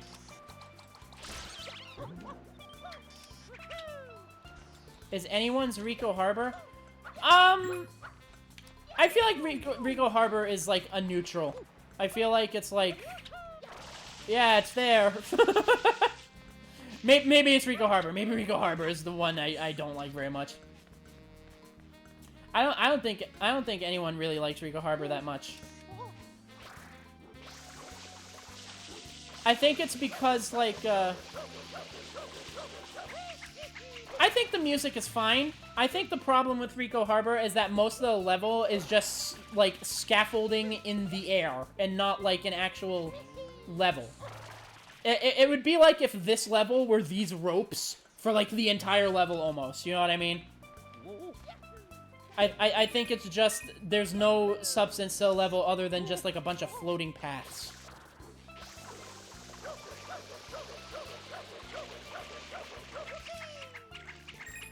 Ah, shit. I missed 2 of them. What's the total I'm going for again here? I'm going for 161. Where am I missing? Oh, the trees. The trees over there. I almost freaked out. I thought I missed, like, 30 coins somehow.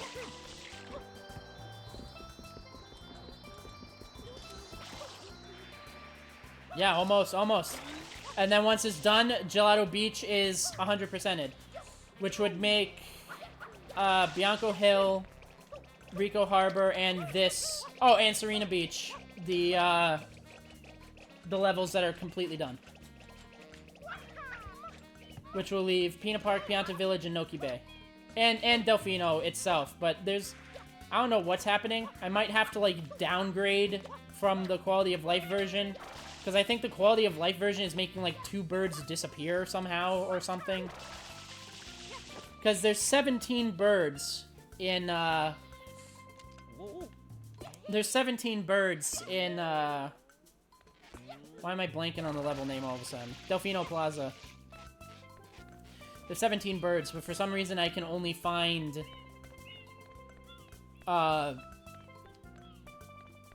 15. God, I can't do math in my head today. I'm going to college to be a programmer.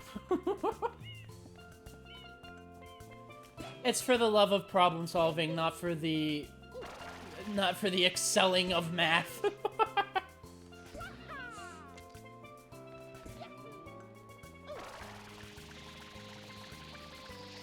Did you count the ones on the small island? No, I didn't get those ones yet. I was worried that I was missing, like, a shitload of coins, and then I realized I haven't been there yet. And that immediately calmed me down. Alright, are we gonna get these coins nice and, respectfully, or are we gonna force me to use the hover nozzle again?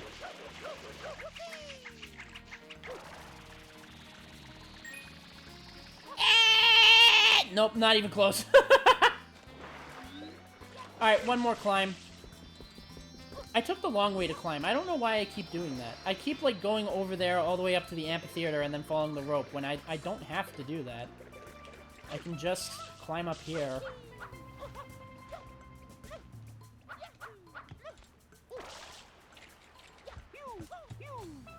And then I can just spin jump off of this pole.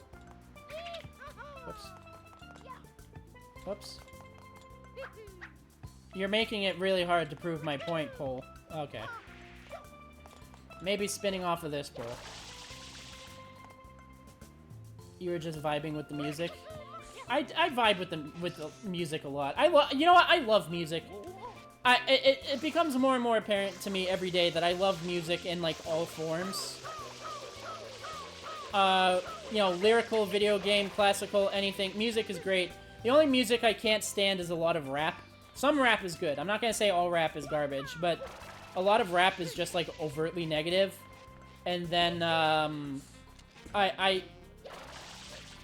there was another and pop. I just can't. I just don't like pop. Although I guess it depends, because I guess some older 80s songs can be considered pop, and I adore the older 80s stuff.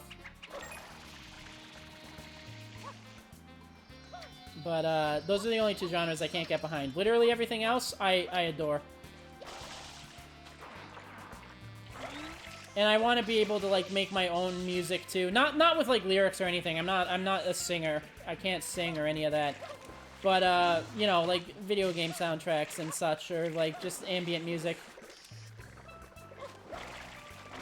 If I can ever afford FL Studio, I'm definitely gonna try making my own music. I just like making in general, come to think of it. FL Studio is hard. It's hard, but from what I understand, it's like the best. Like it's hard, but whoopsies. But once you understand it, you can really make use of all the tools to you. I used the free version once too.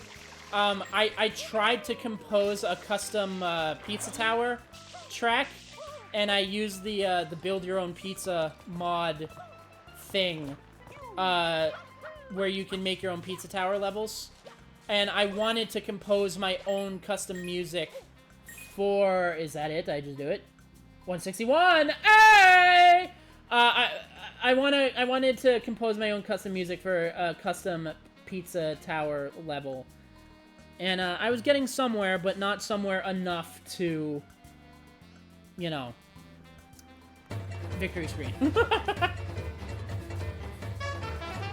We did it! I'm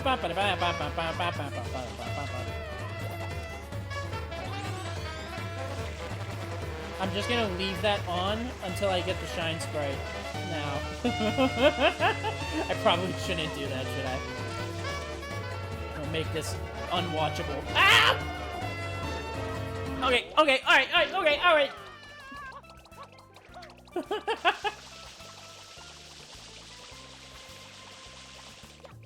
But yeah, I have ideas for like games I want to make, and especially for songs that go on the games. I just have a love for creating, and I just want to be able to like make stuff.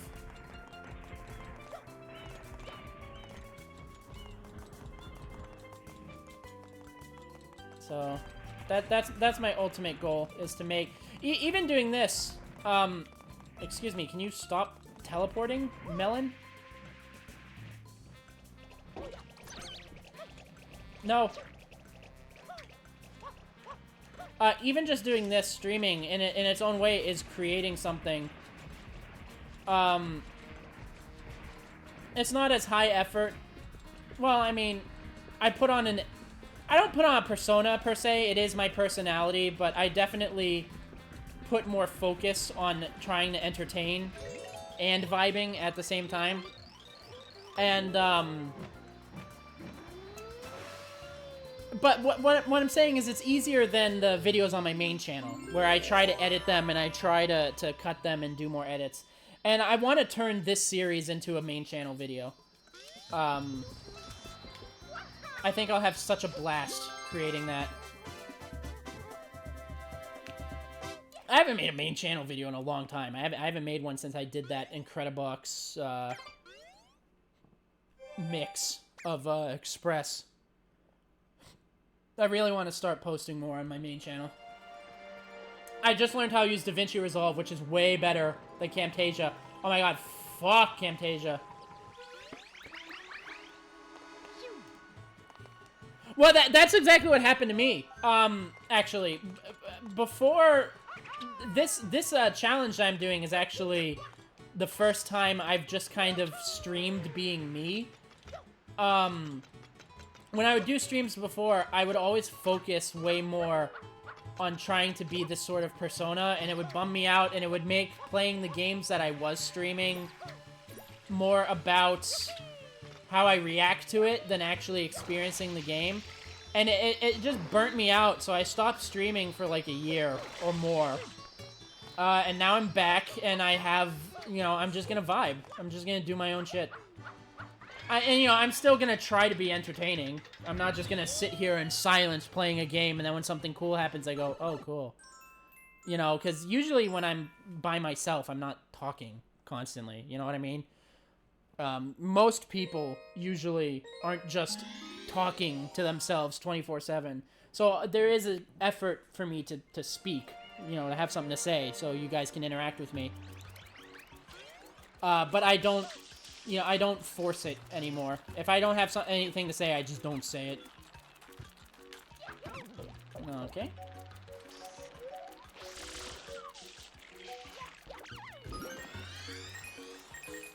So I want to be careful how much I spray here, because I don't want to accidentally, like, reveal a beach coin and not collect it. Also, a huge part of being myself when streaming, too, one of the things that really... One of the things that really used to bother me when I streamed before was I would always stream things that I would classify as streamable. So the newest horror game, the newest internet fad, the newest whatever.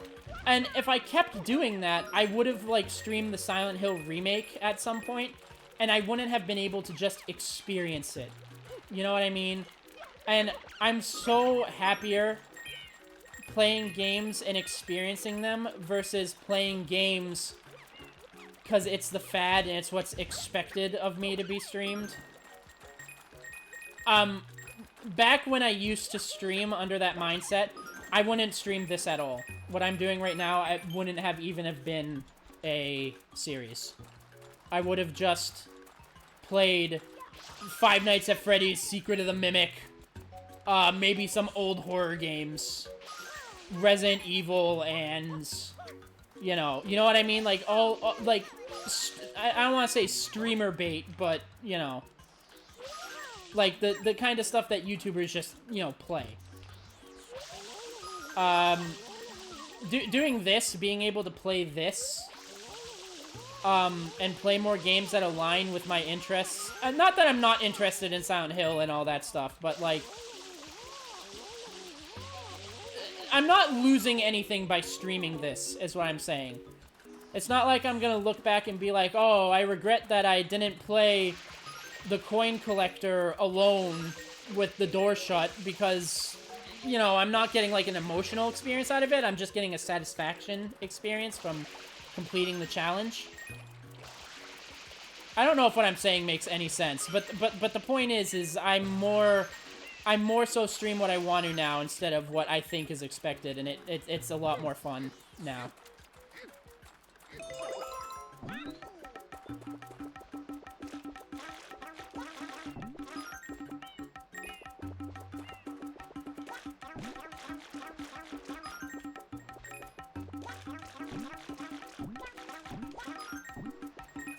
I'll pay attention as well, bro. Thank you. I hope you're enjoying the stream. I hope you're having a good time. I would assume you are, or you would be, you know, gone. But, you know, I'm glad that you joined in. I hope you're having a good time. Okay, I didn't spray, like, at all. So, confirmed, there is no way that I missed, or that I accidentally spawned a coin too early.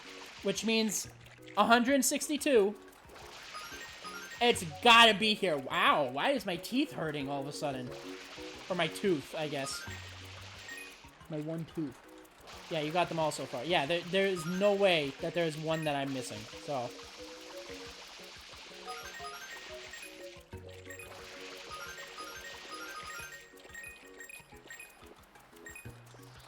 Let me back up before I continue spraying. There we go.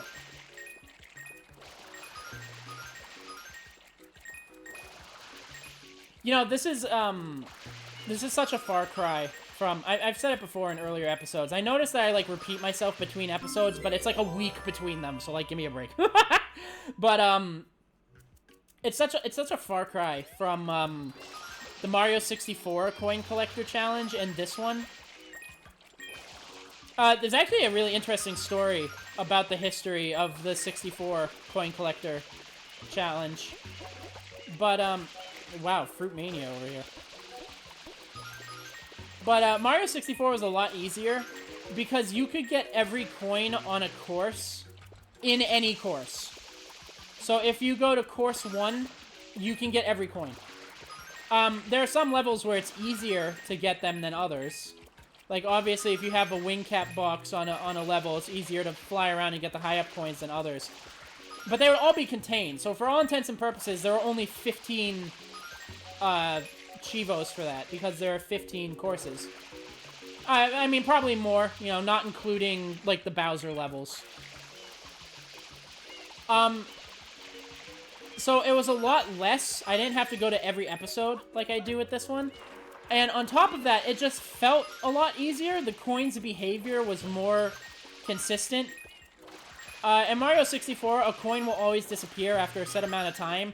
In this game, it feels random. Like, entirely random. Sometimes coins will just disappear in, like, the moment it's revealed. And then sometimes coins will never disappear ever. It's so strange. But I actually really like how almost more... intuitive isn't the right word. More involved that this one is. Because every level feels like a puzzle. Whereas in Mario 64, it's like, okay, I know where all the coins are. I'm gonna go get this, I'm gonna go get that, blah, blah, blah. In this game, it almost feels like a puzzle. Okay, how many are hidden in the sand? How many... It especially felt like a puzzle in Serena Beach, where it's like, I had to find the lamps and spray them, and I had to find each secret room and do this, and when do I grab Yoshi, and when do I... You know, it felt like a puzzle. In most levels, most, not all, feel like a puzzle in this. Compared to Mario 64's, where it was just kind of go and get the coin and get out, which is also very fun. But, I really like this. I really like, the stuff I've been learning to do this. It feels so strange learning speedrunning tricks and all kinds of stuff about Mario Sunshine. Primarily being a 64 guy. Because there's so many tricks in it. It plays almost the same and different. It's like translatable, but there's more tricks that you can do in this. But yeah, that story that I mentioned about the Coin Collector Challenge for Mario 64. So originally, the coin collection achievements were in the main set for Mario 64. So you would have to get them during like a normal playthrough, or like you would get them... Like if you wanted to master the set, you would have to get every coin in every level. It was mandatory instead of like a bonus thing for mastering the set.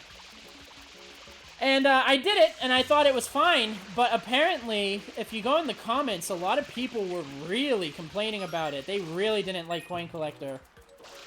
They thought it was inconsistent, and it didn't deserve to be in the main set, and there was like a whole site controversy over it, apparently. So they ended up splitting it off into a subset. So it ended up becoming its own challenge that you needed a hash to participate in. But I had already mastered Mario 64 by then. In fact, Mario 64 was the first mastery on the website, because how could it not be? That's like my jam, dude. So, it was my first mastery. When they put all of the coin achievements into a separate set, I immediately got the mastery for that subset, because I already had all the achievements. So basically, when they decided to split the Coin Collector off into its own set, they just gave me a free set. They just gave me a free badge, a free site badge for mastery. So I'm not gonna complain. But I didn't think it was that hard. I don't know why it got a whole site controversy to begin with.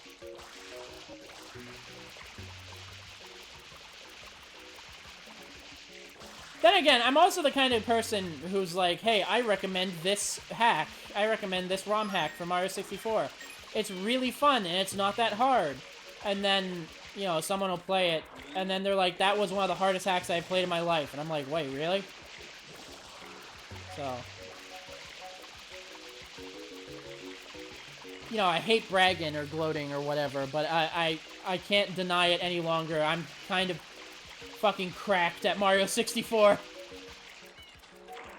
I never had an N64. How old are you, by the way? I'm 27, and I swear to God, I got this before. I was told by my own cousin who was just messing with me. But I've been called this before. I am not an unk! I am not anywhere near an unk! 27 is not unk status for real, as my younger cousin has said. But yeah, I'm 27. The 64 came out around when I was born. A little before. Most of the old games that I love literally came out when I was born. So, Ocarina of Time. I think Mario 64 was a year before. Mario Party 2. So when are you an unk? I'm almost 29. I personally would say to be classified as an unk, which is the slang for being old. So when you're officially old, I would say is when you pass 45, because that's like the halfway point of like maximum lifespan, right? Because like 45 plus 45 is 90. And 90 is like decrepit, your bones are disintegrating inside of your body age. So I would say the halfway point, maybe even over the halfway point. So let's say like 50. When you hit 50 and over is when you're old, when you're an unk. Sorry, Dad. He's not gonna watch this. He's not gonna hear me say that. But yeah. So no unk status for us for a while. Maybe we're over halfway there, but we're not there yet.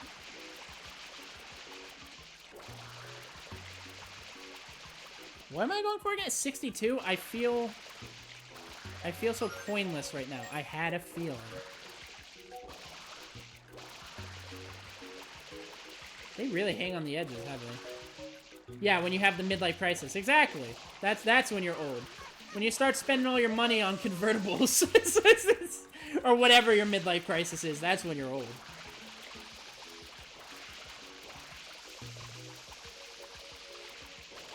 I have a friend who she like just turned 30, and she's gonna be 31 next month, I think. Is August after July? Yeah, it is. So next month she's gonna be 31. She keeps saying that she's old, and I'm like, no, you're not.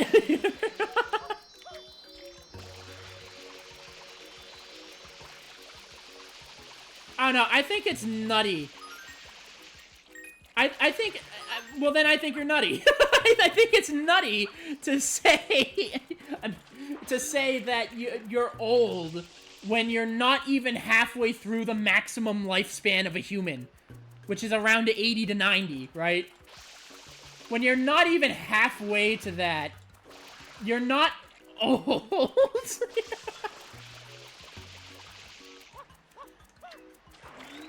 Maybe that's just me trying to hopefully hang on to my long past youth. But who says I will become 60? I mean, you could die before 90, of course. Like, yeah, obviously.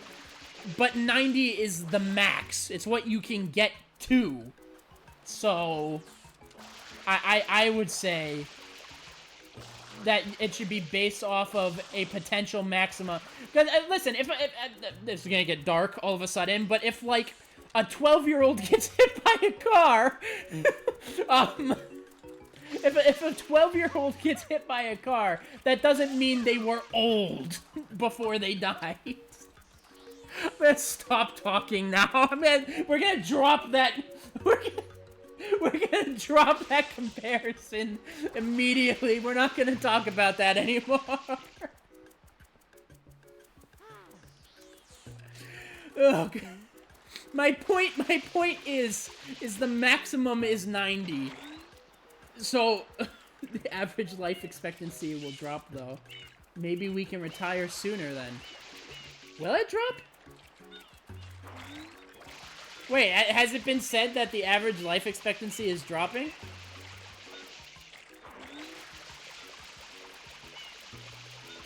Then yes, then I guess the point of being old would drop with it. Oh, yeah, you're right. The life expectancy, you're right. Well, but I'm not talking about, like, average, though. Like, average life expectancy. Well, I mean, I guess I kind of am. The point... Okay, yeah, you got me there. But my point... I still believe in my point. I'm not old. Maybe we can retire sooner then. Yes, if enough... Oh, I'm gonna get canceled. If enough 12-year-olds die, we can retire sooner. Let's make it happen, people. No, alright. Bit aborted. Joke aborted. We're done. Alright, that's not the right word to use for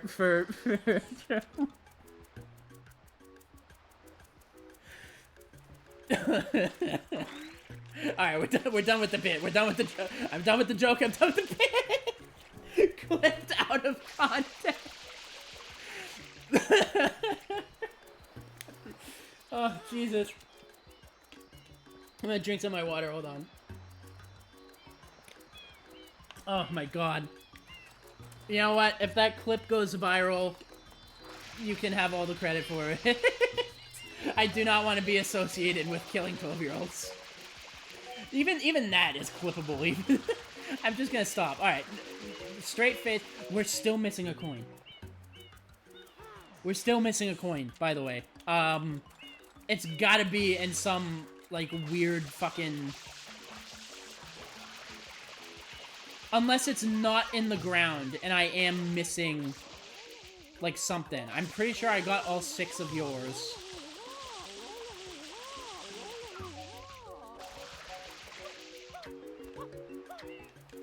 Let me, I'm not quitting this time, because I know for a fact I didn't lose a coin. So, we're gonna scour this beach until it happens. Hell, I'll even pull up... yeah, hell, I'll even pull up on my side computer here. I'll even pull up the P-Minex video. If I need to. If there's, like, one I'm missing. There's not one in the sign, is there? I swear there isn't, but I mean... It just feels like a place, you know?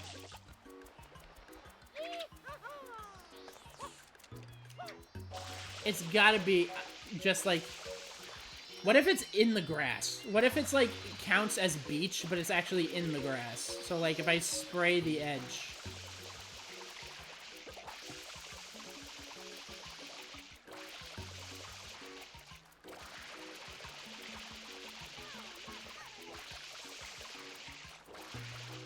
I feel like...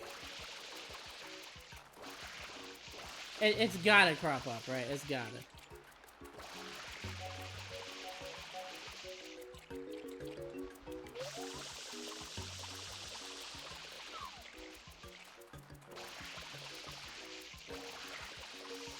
Is it in this little corner? Like, is my water not, like, spraying appropriately, covering enough surface area? Oh, God. Alright, well...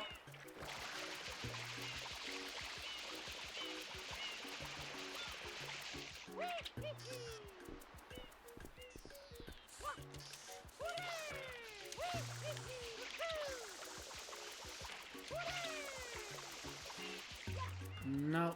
That covers less ground than me just sweeping, so I don't know why.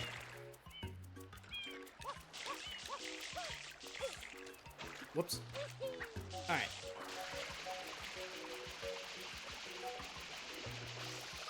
Ha-ha! Alright, we got it. Ignore the evil laugh. We did it. Alright, 162. We're not done yet, but we can go into here now.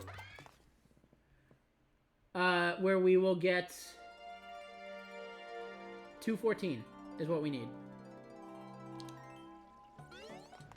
So there is a chance that we can like lose coins. There are coins that disappear in this level.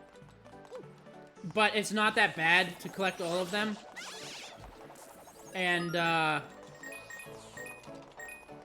I'm gonna go do that first. I'm gonna go get that out of the way first. Although these guys' coins disappear faster than the coins I'm worrying about. So maybe I should kill these guys first. Actually, you know what? Yeah, I'm gonna handle the guys whose coins disappear real quick first. And then worry about the coin circle. Alright. I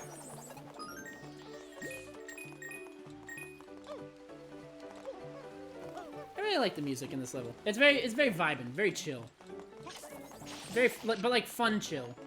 It's like a different chill. It's like a different chill than Serena or Noki. It's like a little party. It's like a little party where everyone is sitting down with little party hats and drinking juice. Hey, that sounds like a good time to me. I basically just described a kid's birthday party. I miss, like, birthday parties. I don't really get them anymore. Now I just get people, like, mailing me a gift, which, thank you. You don't have to get me anything literally ever. But it's people just, like, mailing a gift and being like, happy birthday, and it's like, cool, thanks. But there's, like, no get-together anymore, you know what I mean? Which is weird for me to say because I'm not exactly a social butterfly, but, you know. Sometimes it's nice to see family. There you are. Where did it go? There did it go.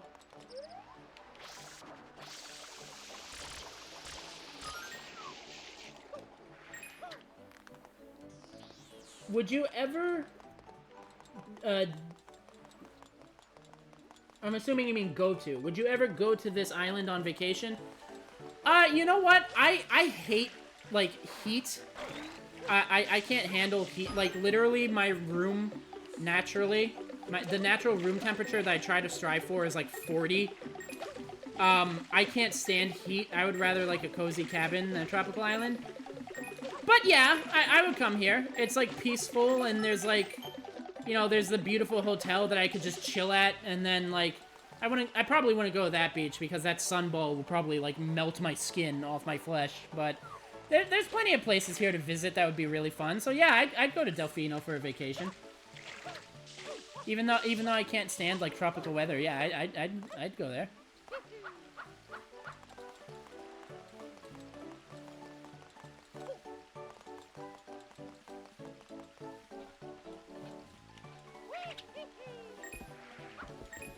I think, I don't travel a lot, because I'm, like, horrified.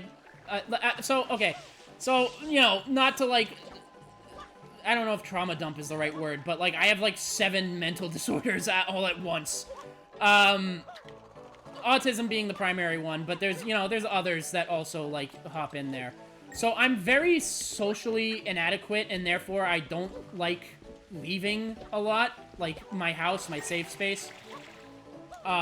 Even though I do have fun when I do, so, you know, it's a weird duality, but that's not the point. The point is that even though I have these, like, travel problems, and I'm not really a busybody, and I'm, like, scared of public, circles and situations, I want to visit Japan. I really want to visit Japan, and, like, I want to, like, be able to experience the culture and, like, hang out in some, like, really cool places that they don't have over here. You know, like, go to a cat cafe or something where there's, like, just cats chilling out while you have some tea. That'd be sick. That'd be so cool. Japan is one of my biggest visit spots if I ever, like, leave the country. You know, let alone the state, but... let alone my house! I'll get there, you know. Part of it is also I'm poor, so I don't see a reason to go out because I have nowhere to go. So, but, you know, if I ever get enough money to travel, I'll work up the courage to get out of my comfort zone, and I'm gonna visit Japan first. That's my goal. That's my social be a normal person goal.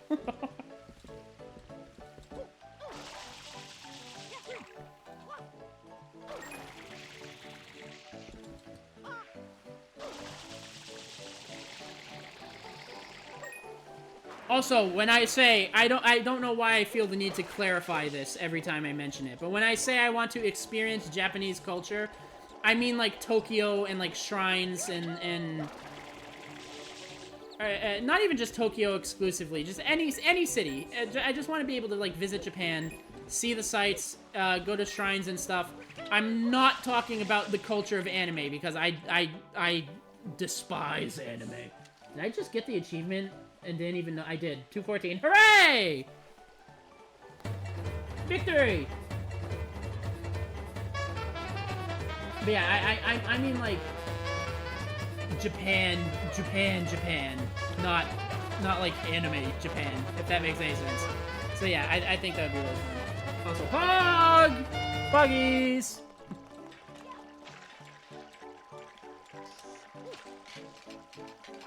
Hey, hell yeah.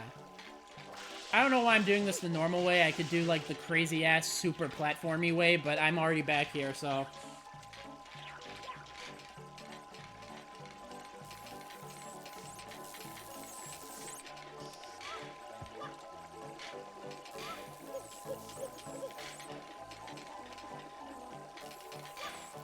Whoa, that's not one I can wall jump off of.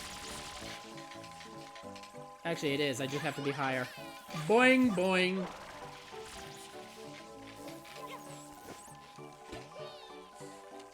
And bonk. Alright, bro, I gotta go. Check you out later again. Alright, man, yeah, awesome. Thanks for joining me. I stream every Saturday, so I might be ending soon because I end at 8. I do 2 to 8. So, 2 to 8 every Saturday. So, if you want, if you don't make it back, you know, tonight, which, you know, it's 2 hours, but, you can, you know, always join next week. And if you want to see anything that you've missed out on, I have a VODs channel. It's called Knex VODs. K-N-E-X VODs. No space. Just one word. So if you want to see any of the old stuff or the rest of this one, it's all that. I'll go sleep. It's midnight. Oh, it's midnight. You're on a different time zone. All right. Well, yeah, have a good sleep, man. And, yeah, check in next week and check out the VODs channel if you want to see anything else. Thanks for joining. And I hope you had a good time, man. Good night.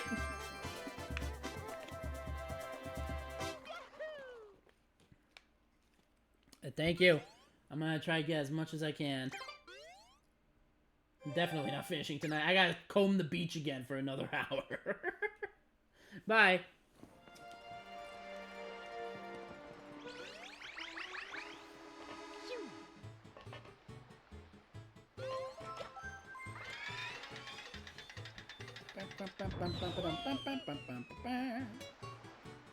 You know where else I wanna visit?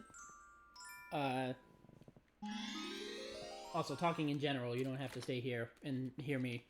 You know. Well, another place I want to visit in general is, Norway.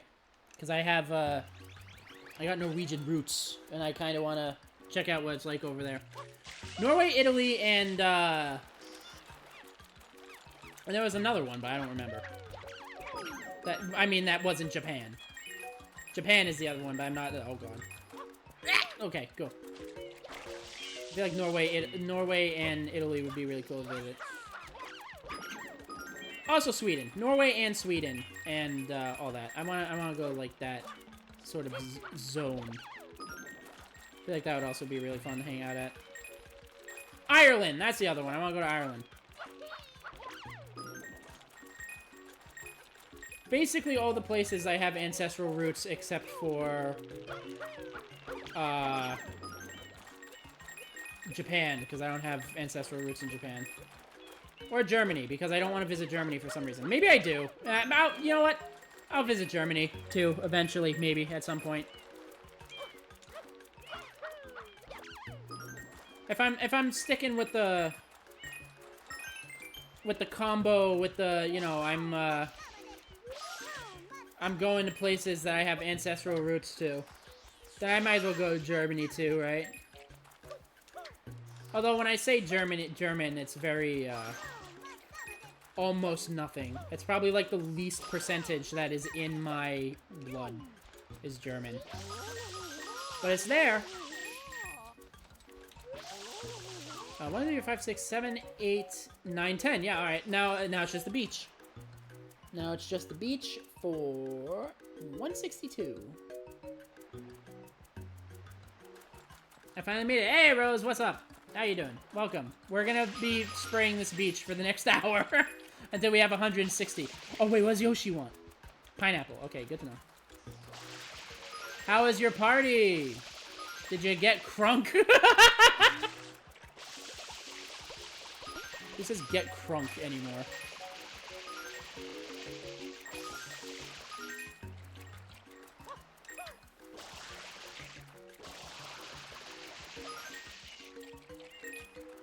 It was good and got super drunk. Lol, are you still super drunk? Be honest.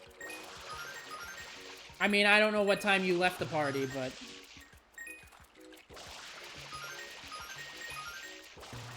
You need to be honest on this child-friendly stream if you're still drunk or not.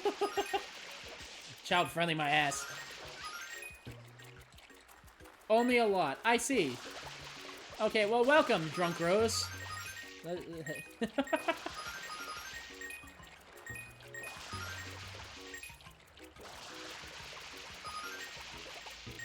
Let's get the rest of the coins on this beach. You missed the melon crash outs. I was going fucking insane over watermelons. Yeah, if you can watch in the VOD if you want to, but this stream has been wacky. I like this one, actually. Compared to the last episode where we were at a casino for like 9 years, this episode rocks. We finished Gelato Beach, 100%. Gelato Beach is done. Which is why we are now in Peanut Park.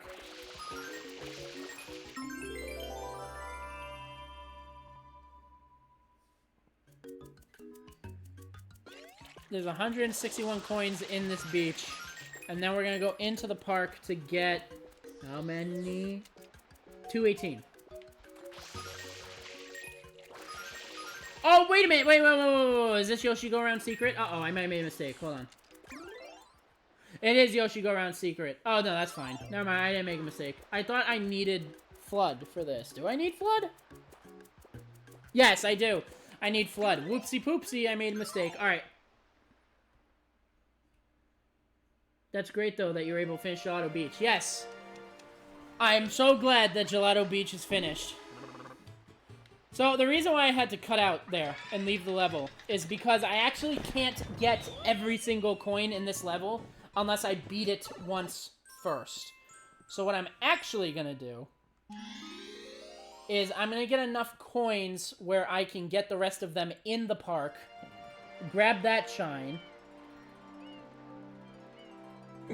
then do that again, but in the Yoshi Go-Round, and then do it again, but beat the Yoshi Go-Round, and then I can grab every coin. So this one's a little grindy. We're gonna have to do this one level 3 times. But you know what? That's fine.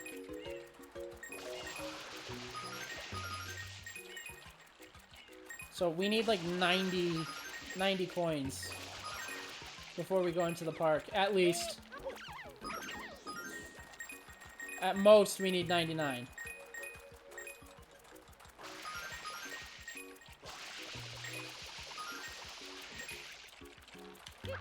Oh, my hat, you fucking bastard. Give back my hat.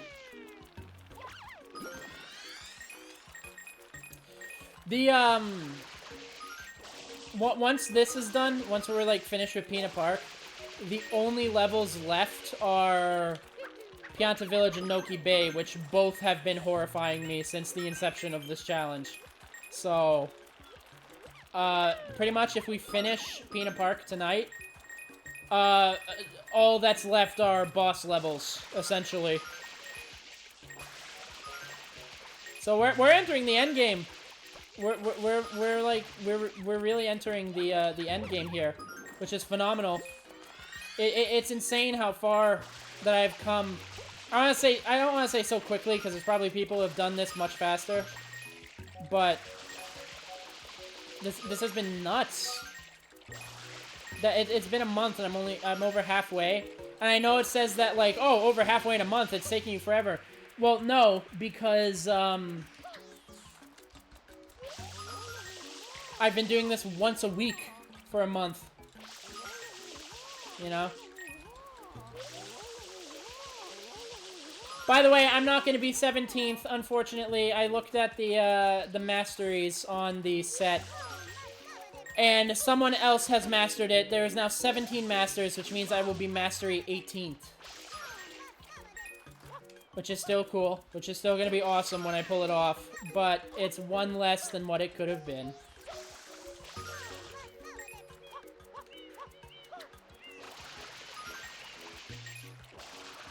But you know what? It's about the success.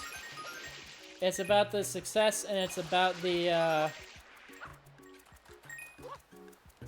it's about being able to say, hey, I did this. As opposed to being the 18th to ever do it. Although that would be cool.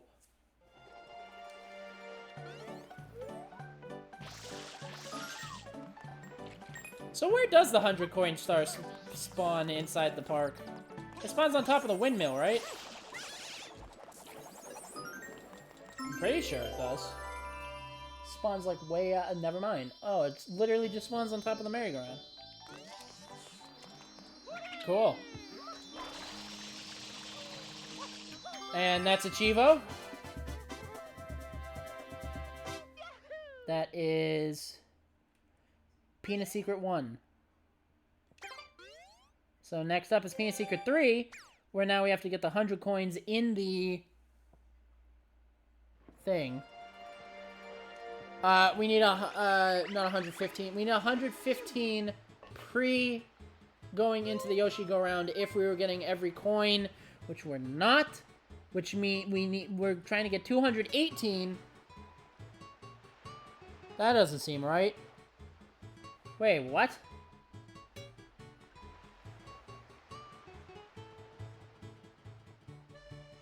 Wait, I fucked something up here. Hold on a second.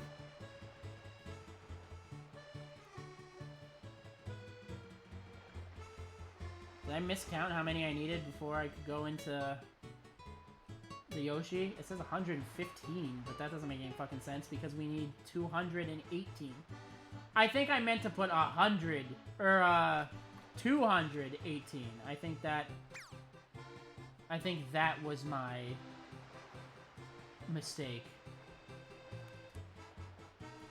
But I'm just gonna double check to make sure I'm not wasting y'all's time. Although I'm wasting y'all's time by double checking.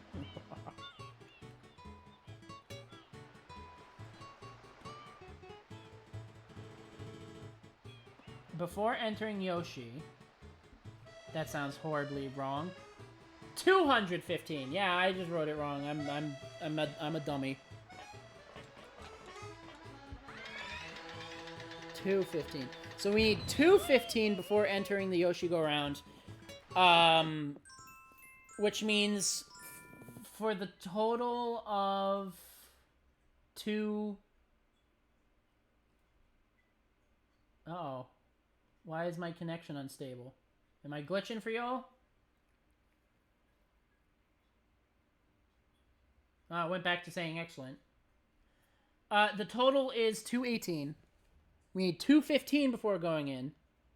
Which means there's 3 coins in the secret. Which means we need 97. We need 97 at least before going in. And then, yeah, math. You fucking hat-stealing fuck.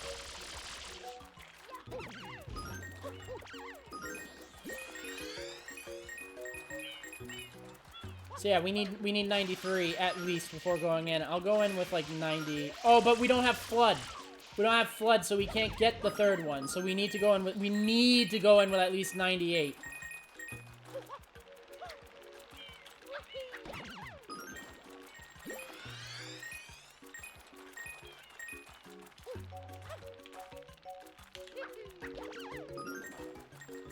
And then when we have 98, we can get the Yoshi Go Round Shrine, which will give us the achievement for that. And then we can do the Shine as normal, so we can get Yoshi. No, not get Yoshi. So we can get... Jesus Christ, my brain is fucking atrophying. Flood. So we can have Flood when we re-enter the level, and then we can get the last coin for the full coin thing. So basically, there's a bunch of prerequisites for this, okay? Alright, I'm gonna stop yapping now.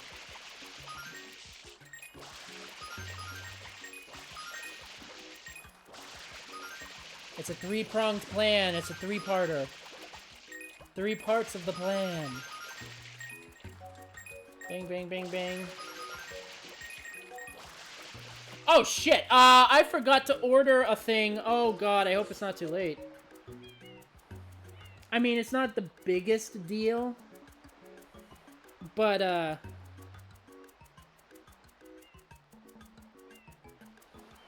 But I meant to order something.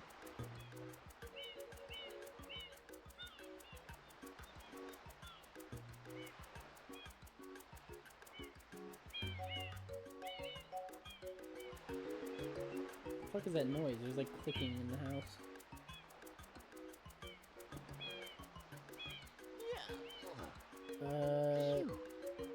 This one. Is it too late to order it?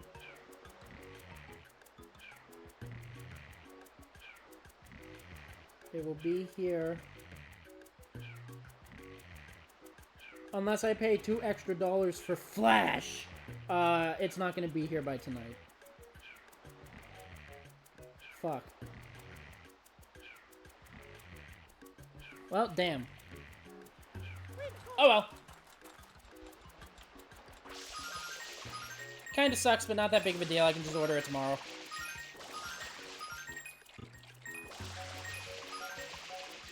Where'd you read cat food? They have enough. They're not gonna, like, starve. Don't worry. They have enough cat food. They're fine. But I was gonna order some dry cat food because they are running low, but they're not out. They have enough that will last them a night. 2 nights, even.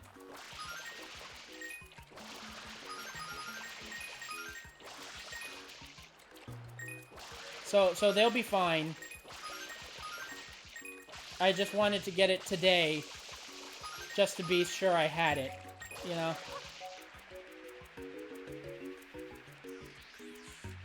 They still have wet food that I can give them, too.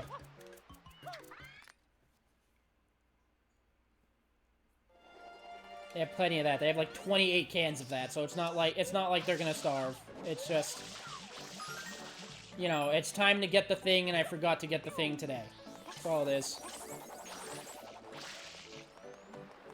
I'm gonna jump on you for less coins so I don't accidentally go over. Alright, what does Joshy want?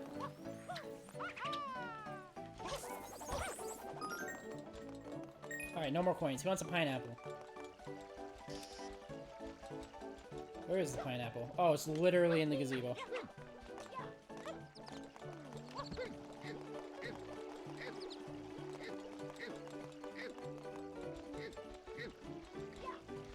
How is the kitty? The kitties, both of them, are doing very well. Peanut, who is sick, is full recovery. He's fine. He doesn't let us pick him up anymore, though, because when we would pick him up, it was to give him medicine. And so now, after we've picked him up to give him medicine, he's associated getting picked up with getting medicine. So now he doesn't let us pick him up anymore.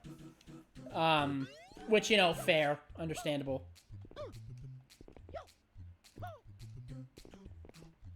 And then, Smitten Kitten is doing fine. He's just really happy. All the time. That's all he is. He's happy constantly, all the time, forever. So where does this spawn? Yeah, I can get that. I just have to live through the entirety of the level.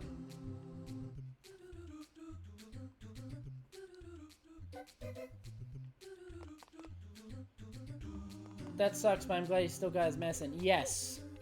He really didn't like the antibiotics.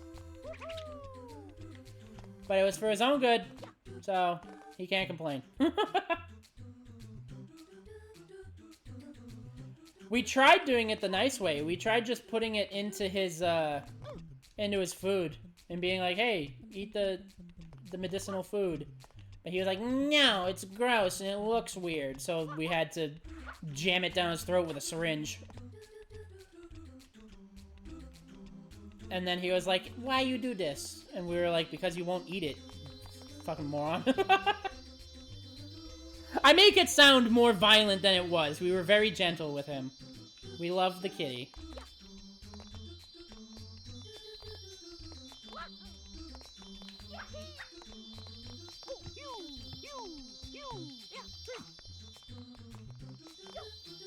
Alright, and that's another achievement.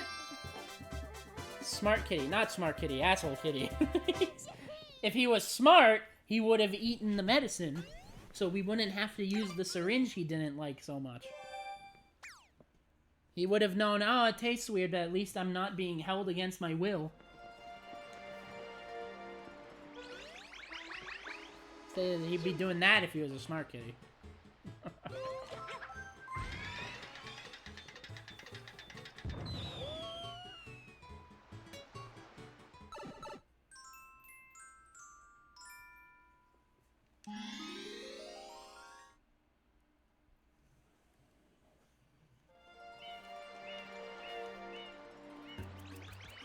Ow, my head is starting to hurt. I've been getting these really weird, like, skull headaches. I call them that because it feels like it's in the crease. You know how if you look at a human skull, there's, like, creases near the back of the cranium? Maybe I'm thinking of a caveman, but like, imagine that and it hurts in the crease. I've been getting, like, weird back headaches like that recently. I don't know what the fuck it is. What do you want? Banana. Banana. Oh, banana. Banana peel!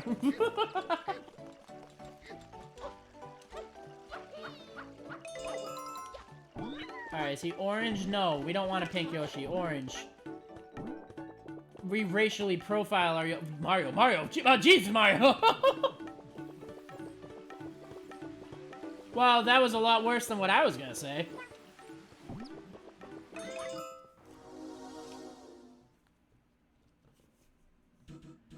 That sucks. Normally my headaches happen towards the front of my head. Yeah, like a normal headache should. But, you know, sometimes I get headaches that are, like, at the back, and I don't know why. Isn't that, like, a sign of an aneurysm or something? I'm sure I'm fine. Don't freak out. But, like, you know, isn't that, like, a sign of an aneurysm? I'm good. Yeah, we have new neighbors. I wonder what they think of the demon that lives next door.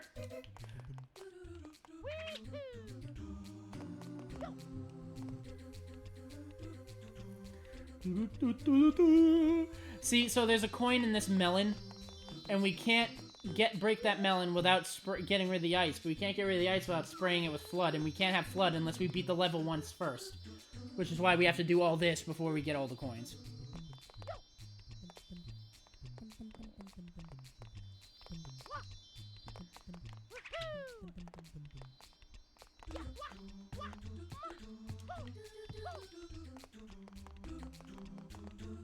Definitely stay safe, though. I don't want you actually getting an aneurysm. I saw a doctor for the first time in a long time.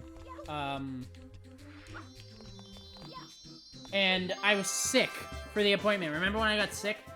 My appointment happened to just fall in the time frame when I was sick, so the sickness overtook my general, like, health thing.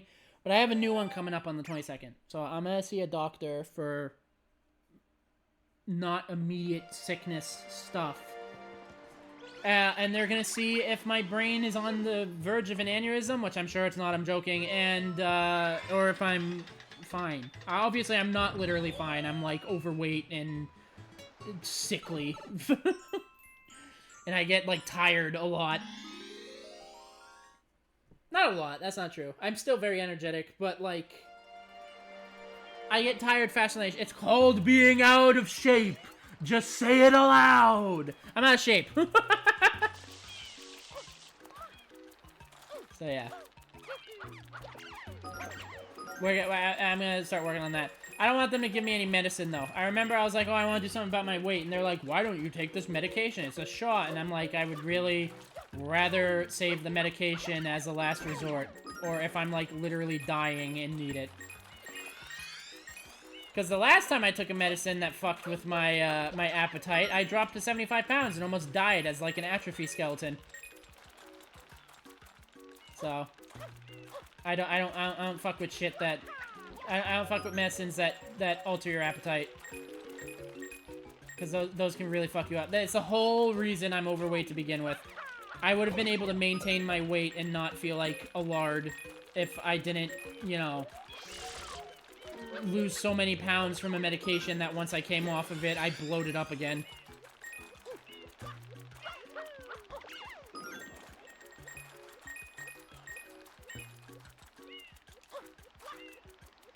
So, you know, it says to say, I just don't fuck with that stuff. So, we're gonna hope we can get some solutions that don't involve medications that will turn me anorexic or worse.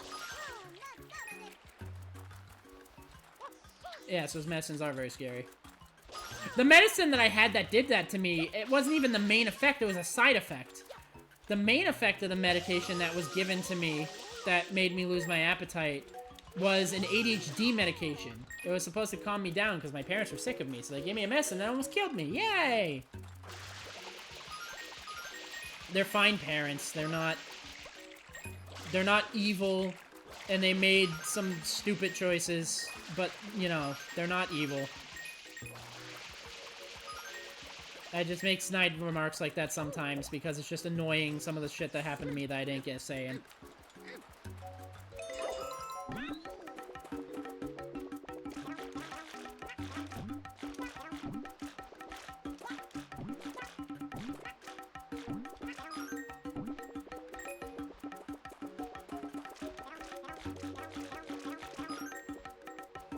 There's gonna be a new short on my YouTube tonight. There was a joke that I made earlier that was so fucking funny. It wasn't even, I mean, yeah, it was a joke. The stars aligned for me to say something and talk about something that is so horrible out of context that I'm now gonna take it out of context and make it a short. And make fun of myself.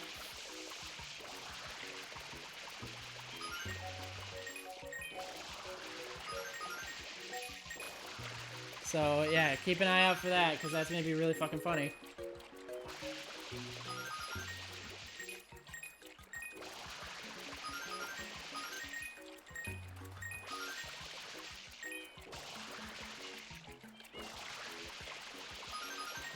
We need how many coins again? 162, right? 162, correct.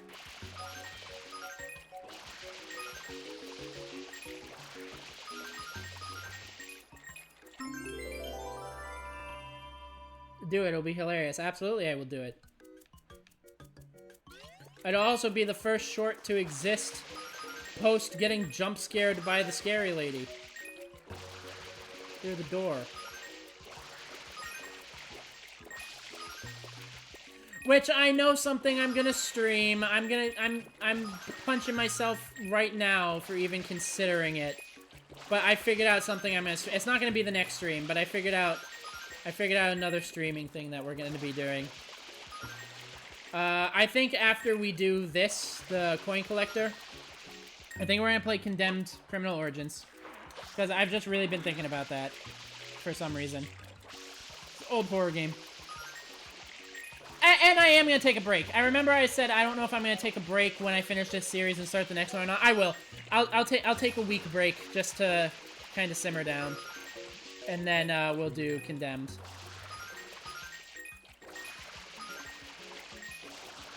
But I know what I'm going to stream.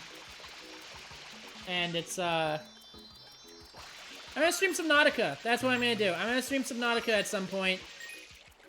So you all can point and laugh as I literally scream and cry over my actual worst fear. I've never seen that game before. Is it good? What, Condemned or Subnautica? You know what Subnautica is. Condemned Criminal Origins? Okay, so the concept of Condemned Criminal Origins is you're a cop. It is very good, yes. I feel like it's a cult classic. I feel like a lot of people will be like, oh, it's nothing special. But me, personally, I think it's special. I fucking love it. You're a cop who is on a murder case. And,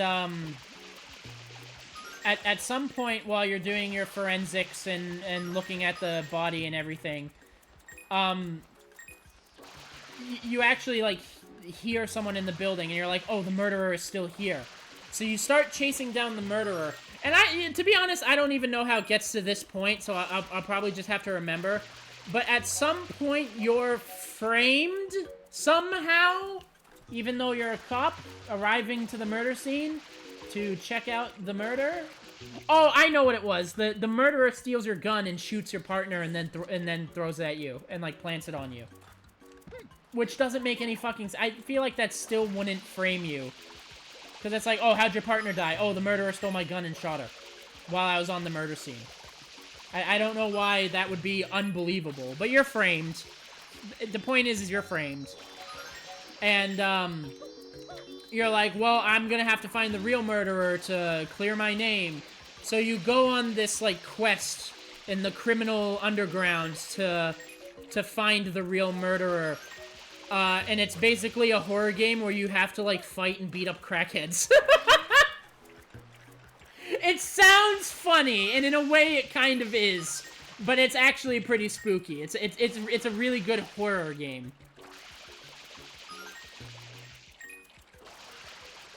Plus, the murderer would have her... I think he was wearing gloves. Spoiler alert if you care, but I think the whole reason that I think the whole reason you're fighting crackheads is it's like a brand new drug on the market, and the drug is literally just like rage itself somehow, like it's actual anger that they're smoking, so it makes them violent. So a spring of murders are cropping up because this drug ring is selling rage drugs. Bath salts, pretty much.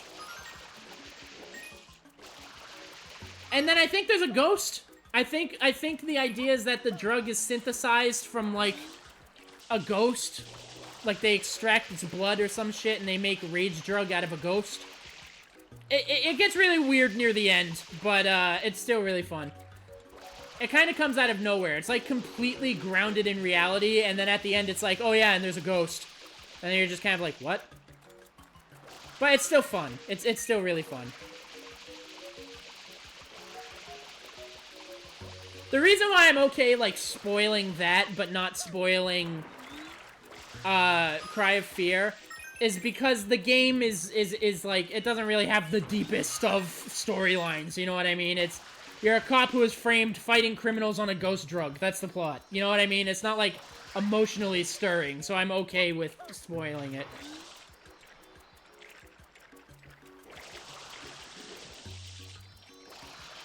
But yeah, it's really fun. There's also a sequel. There's a sequel that I never played that I might play on stream also, maybe. Or I'll just play it myself, because remember, this is the new age where I don't feel obliged to stream everything, and I'm allowed to experience things alone. So I guess I shouldn't have said anything, because I actually don't know.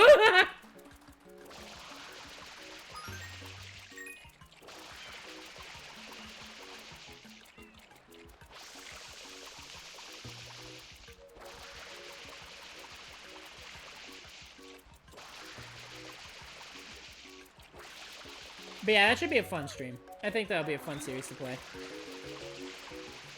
I think the combat in it is really good. If you've ever heard of a game called Butcher's Creek, which is like the newest game from the guy who did Iron Lung and that stuff, I think. I know he did Squirrel Stapler. I know he did that one. But the newest game from that dev, he made Butcher's Creek. And Butcher's Creek plays like Condemned, so I love it. It plays like Condemned Criminal Origins, so it's just so fun.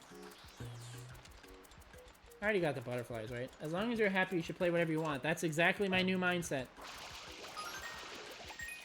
If I was still working off of the logic of the stuff I would stream before I made that decision, I wouldn't be streaming this right now. You know what I mean? I'd be streaming the new Five Nights at Freddy's. Which I might stream anyway, but like what I mean is like I would be focusing on streaming on what's streamable and streamer bait instead of just streaming what I want and having fun.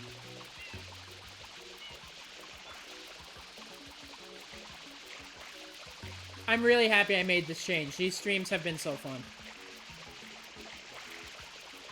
I've been having such a good time with this series.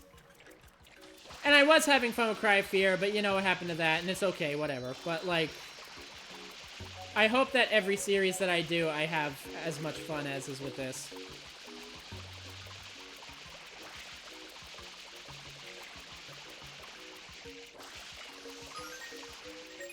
Alright, two more. Two more. We're gonna comb the beach until we find two more.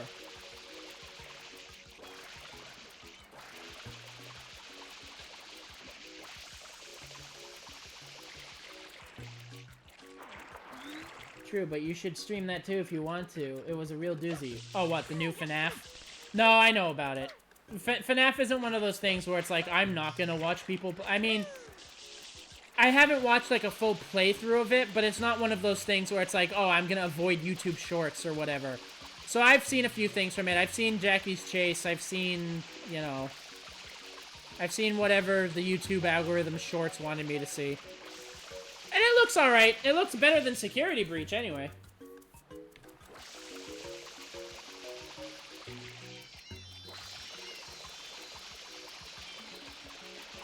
But yeah, I'll stream it. I'll probably stream it. You know, why not?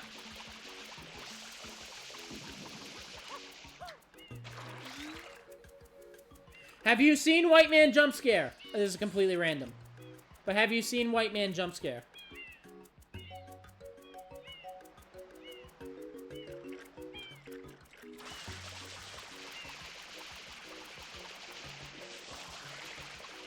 You probably have no idea what the fuck I'm talking about. Springtrap and Dead by Daylight for more context. Have you seen the White Man Jump Scare?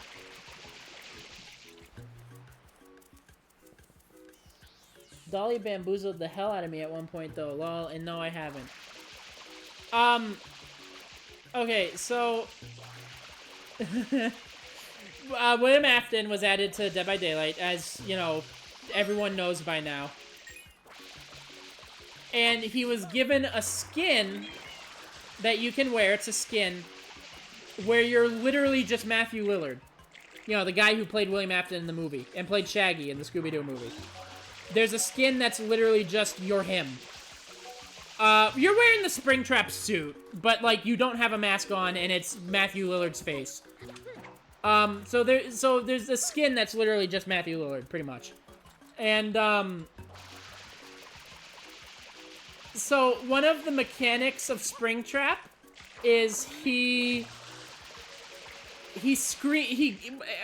he throws an axe into a survivor,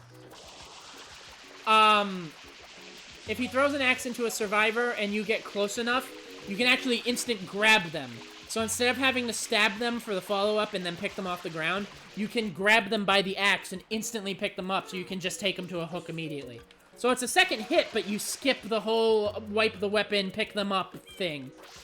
And what the animation is Springtrap grabs the axe, pulls it out of them so they flip around, grab them by the shoulder, and then he screams in their face with the FNAF jump scare sound. That's the Springtrap jump scare, right?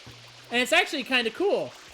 But if you're using the Matthew Lillard skin, he just kind of screams in their face. He literally just grabs them and then he just goes, "Oh!" It's so fucking funny. It's the funniest fucking thing.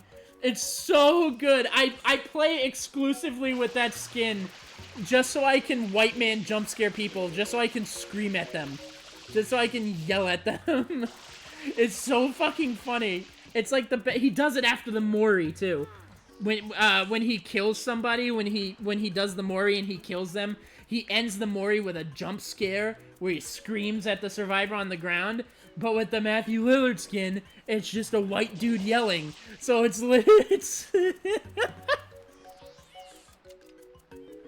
it's so funny. It's my favorite thing in Dead by Daylight ever. I'm literally a Springtrap main just so I can jump scare people as a white man. Hold on, I gotta find this shit. Hold on.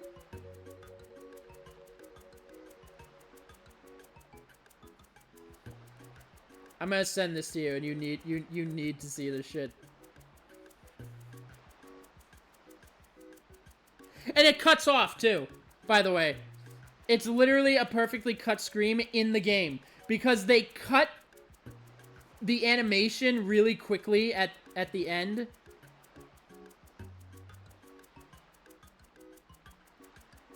They cut the scream for a second at the end, so it's like a perfectly cut scream jump scare. He goes like, "Ah!" It's so good. Here, I sent it to you. You have to watch it. You have to watch this and then tell me what you think of it. It's so fucking good. It's literally I literally main Springtrap now solely because of that. Yay, coin!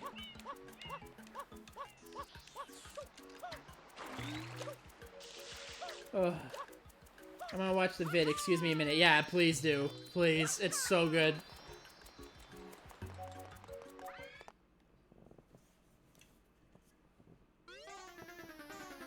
Hello, Shadmar.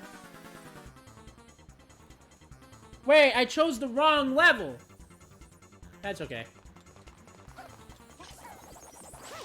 It's the same amount of coins outside and inside. It's fine. We didn't miss anything here.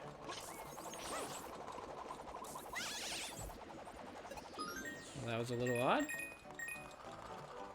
So we're on 7. Which means we need 214. Oh, which is what we got on an earlier one. Yeah, we're fine. We're fine. I chose the wrong one by accident, but we gotta do both of them anyway.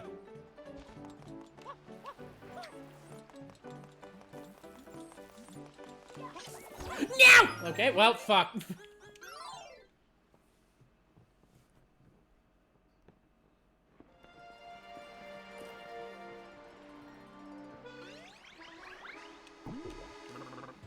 Now we're gonna do the right one. And we comb the beach for nothing. And I kinda got pissed.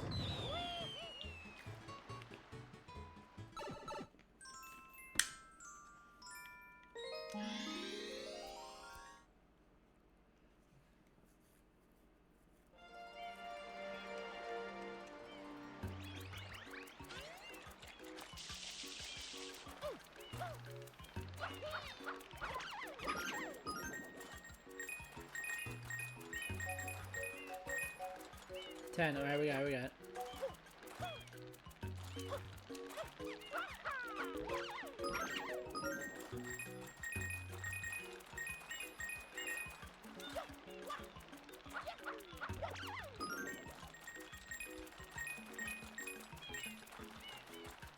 I can't wait for her to tell me what she thinks of that video. I fucking love Yellow Rabbit Mori and Grab.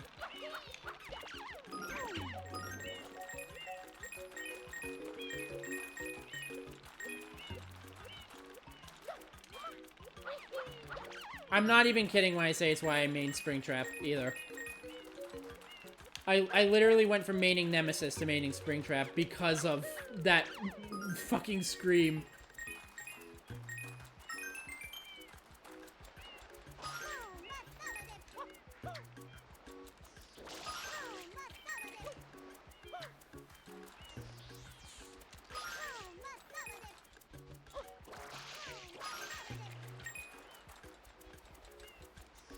I'm back now. It was so funny, but also not at all intimidating because it's a human screaming, not a robot. Yeah, I know. That's what makes it so funny. It's literally just Matthew Lillard screaming at you. It's white man jump scare.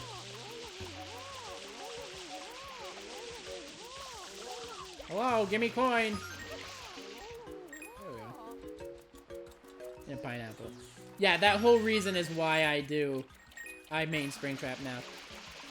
He does like scream. That's a skin. He has like a robot scream in like his regular skin. But I can't not use Matthew Lillard because of that alone. Also, he has another skin that's Glitch Trap from Help Wanted. And the Glitch Trap jump scares is actually her, or it putting a finger to its mouth and shushing the survivor. So instead of a jump scare, they go, shh. And that's pretty cool. I think that's pretty rad. But not rad enough for me to not run Matthew Lillard every time.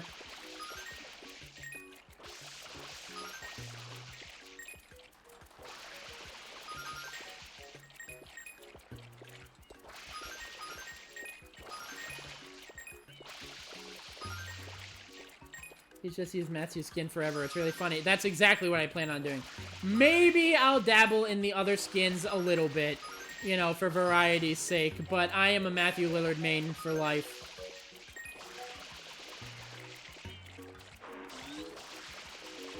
You know, until we get the Teletubby killer, because Teletubbies keep showing up on the fucking vote for a killer thing for some reason. Oh, what content would you like to see in Dead by Daylight in the future? And one of the options is fucking Teletubbies, for some reason.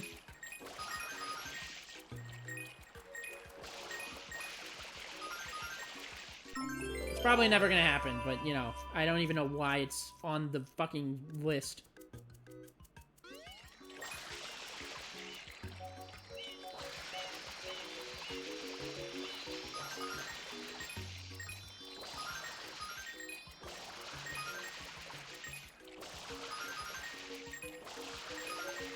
Also, the next mid-chapter, it sounds like the survivors we're gonna get for the next mid-chapter is gonna be from The Walking Dead.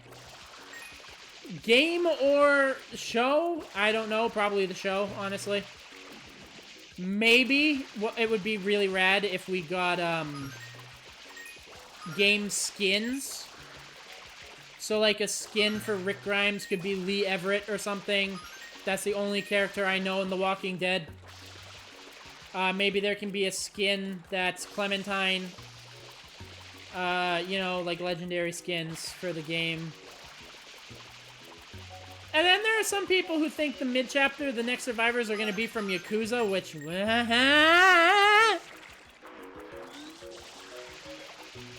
I don't care how strong the Dead by Daylight entity is. It is not stopping a Tiger Drop. Just saying. Tiger Drop negates all damage. That's gonna be a perk. Tiger Drop is gonna be a perk like Dead Hard, where if you press the X button at right when the killer hits you, you like suddenly turn around and punch him in the fucking stomach and knock all the wind out of them, and they die and you win the trial.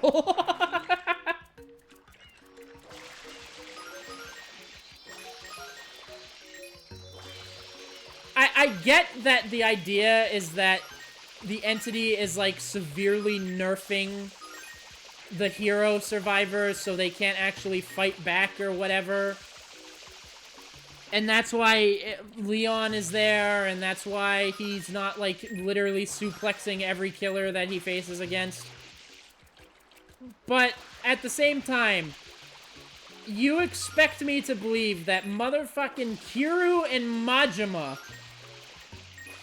can't just beat the shit out of 4 teenagers with a knife. They literally do that on a daily basis, by the way.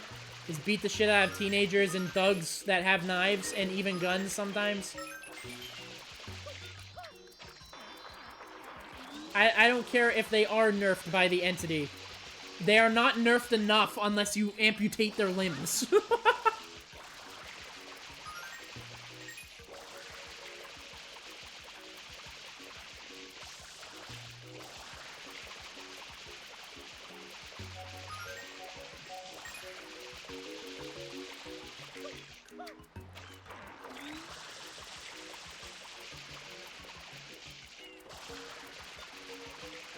You know who'd whoop it?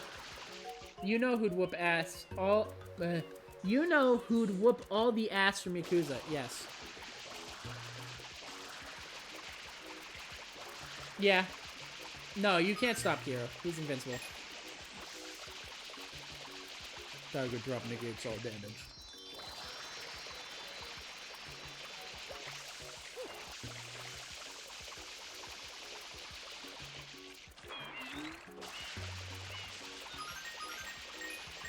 Oh, also, I've been playing Ghoul a little bit, Tokyo Ghoul. He's fun. But I'm not gonna main him over White Man Jump Scare.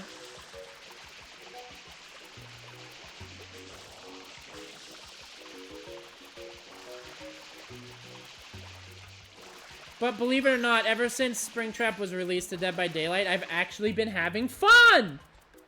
That one guy who's trying to get Kiryu to box. Fucking Bacchus. Yeah, no, if the entity took Bacchus, he would literally kill the entity itself. It would be over. No more Dead by Daylight.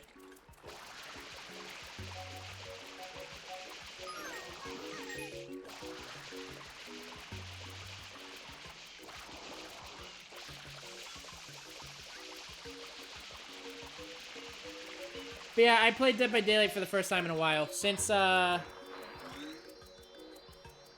was the last time I, like... opened that fucking game. Last time I opened it was on Ghoul's release, but I only played Ghoul in bot matches. I didn't really play online, so I don't think that counts. And then, I show up for every PTB, but I don't play online. I can't even remember the last time I played online legitimately. I streamed it. I streamed it during the period where I didn't like my streams. So,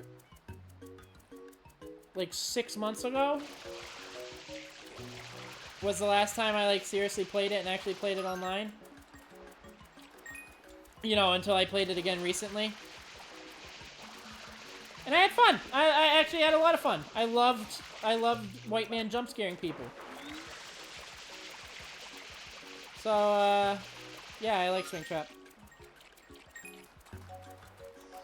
I would say it's success. A lot of people are annoyed that he throws an axe as his power, but it's like, shut the fuck up. Scott Cawthon said that's what he does, that's what he does. Huh. And then Dead by Daylight fans are like, oh, he's just another Huntress. To which I say, shut the fuck up. If that's what Scott Cawthon thinks Springtrap is, that's what he is.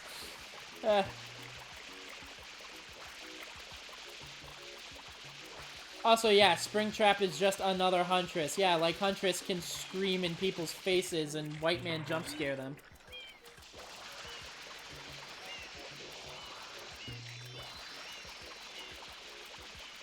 Huntress is fun to play. I'm not like shitting on Huntress, but I don't know. I get why people would be annoyed by it, but I'm annoyed by the argument of being annoyed by killers' powers being similar. We have like 30 fucking something killers now. If they added a killer that had a completely new and never seen before power, it would break the fucking game, and you know it. Every time they add something new, it breaks the fucking game. So why would adding like a whole brand new thing that's never been seen before not break the game the worst it ever has been broken? You know? Just shut the fuck up and play the game, man.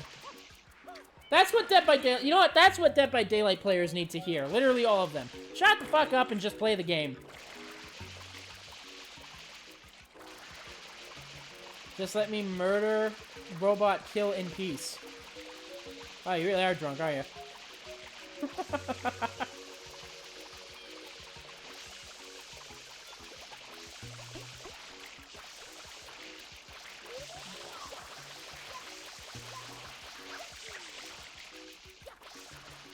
Oh, just let the murder robot kill in peace. Sorry, I autism there. I didn't understand that sentence at all. I thought you said something along the lines of just let the murder robot kill in peace. Like you were naming Springtrap the murder robot kill.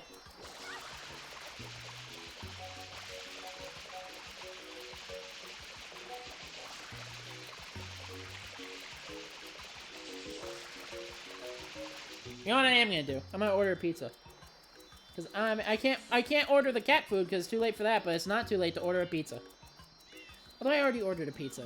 See, this is why it's hard for me to lose weight. Maybe I should just get a sub.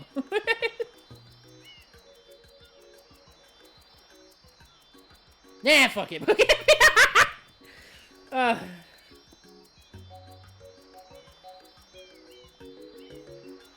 I'm gonna order this. You're right, I can't read. I probably have some kind of dyslexia. Add it to the pile! I'm collecting all the mental disorders! I'm gonna go BRB real quick, because I gotta piss anyway, so I'm gonna go BRB, take a piss, get a drink, because I'm out of water, again, and order something. And I will be right back. So, I will return. Wait right there, everybody! Ignore me! Ignore me.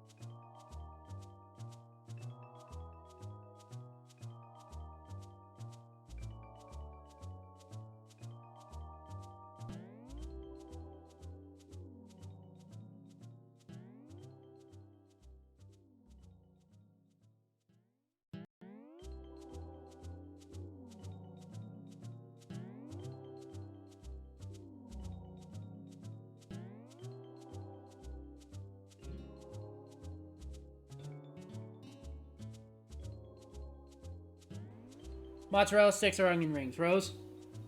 You choose for me. I can't pick for my side.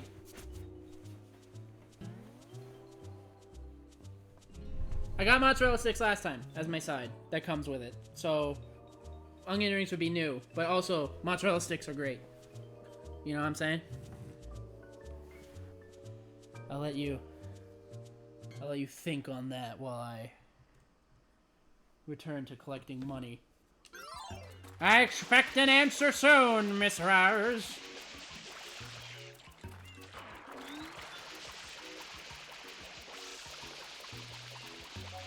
Why is my mouse being funky? Go away.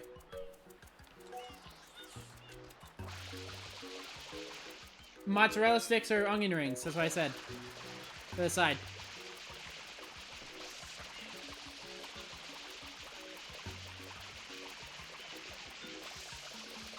Well, I could also get tenders, but that adds an extra cost.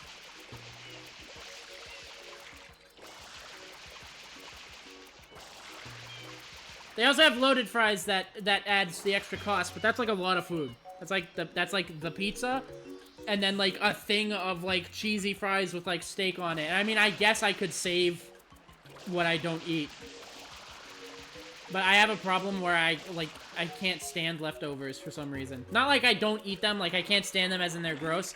I mean, as I'm eating, I'll feel like I can't eat anymore, but I feel like I have to finish this because I bought it. I can't waste it. Like, my brain doesn't realize I can just eat it later for some reason. Get the onion rings, mix it up a bit. Sound good? That's something I really gotta work on, is like my brain being like, you have to finish everything or it's a waste. Gee, I wonder who knocked that into my head. That's a very not just me thing that had to have come from somewhere, you know what I mean?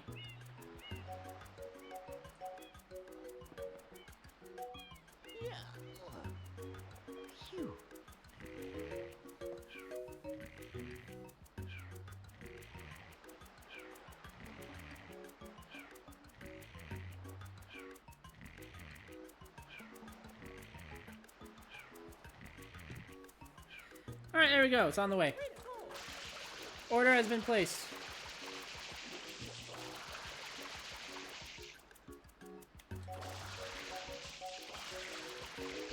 We have until food arrives to get the rest of the coins, because I'm gonna end when I eat. I'm not just gonna eat a whole fucking pizza on stream and then like wash my hands and then we're going right back to it. Whenever we are on a timer now, whenever that pizza shows up, which it says 7:50 to 8, so it's when I end the stream anyway.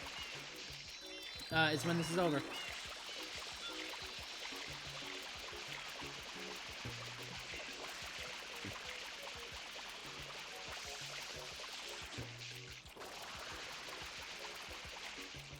Now, where is this last fucking coin?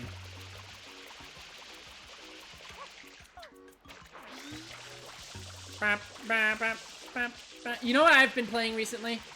I recently bought Pal World. Which, for a while I wasn't getting it because I was like, I'm not a Pokemon guy. Which is not Pokemon, it's its own thing. But people compare it to Pokemon a lot, which, you know, yeah, sure. But, it is way different. I'm actually, like, now that, I mean, I was mad about Nintendo suing them in general, because it's like, oh, what, we're not allowed to share ideas even in the slightest? And, but actually, now that I've actually played Pal World, it couldn't be any different! Like, it couldn't be any more different! Like, Jesus Christ! They're suing a game that has cute creatures, and that's it. They're suing them because they have cute creatures. Literally nothing else is comparable. Like, yeah, you catch them in a ball and train them. And that's literally the only similarity. Cute creatures that you catch in a ball and train them. That's it. You have to like grow your own food. It's literally a survival craft game. You have to grow your own food. You have to get your own wood. You have to get your own rocks. You have to mine them. They act more like little slaves on your farm than they do fucking Pokemon following you around and battling. It's so far removed from Pokemon that I think Nintendo's just high now. I thought they were assholes, but they kinda had a reason to be upset. No, not even close. It's insane. I've been playing a lot of Date Everything. How come when I saw that was on the Steam store, I knew you would be playing that, huh? How come literally the moment I was like, oh, Date Everything, a game about dating literally everything, huh? Yeah, Rose plays this. How come? Why? Why is that the case, do you wonder? It's almost like it's expected of you, you fucking perv! I'm fucking with you, but you know. I knew the moment I saw that on the Steam store, I was like, I actually gotta play that.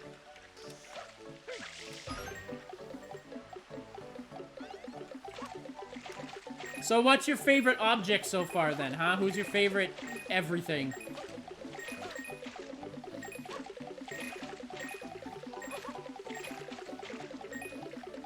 I'm a degenerate, what can I say, lol? You just said what you could say. I'm glad you're at least honest about it. Now repent for your sins. But yeah, what's your favorite?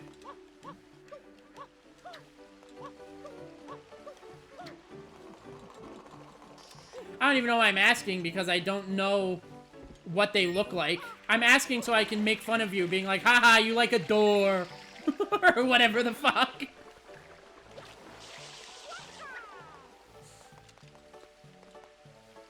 Excuse me? There you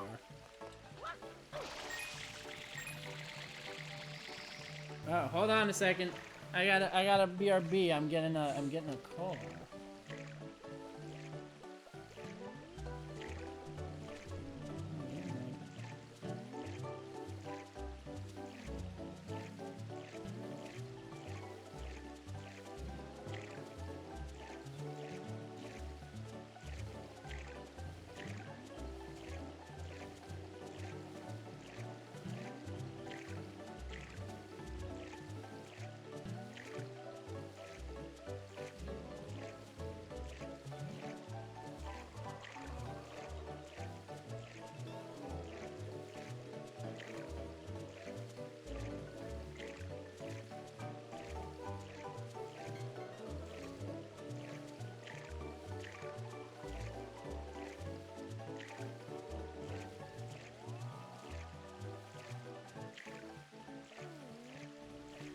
My order was refunded because apparently they're not doing pizzas right now. So, no food tonight, I guess. Unless I can order a sub real quick.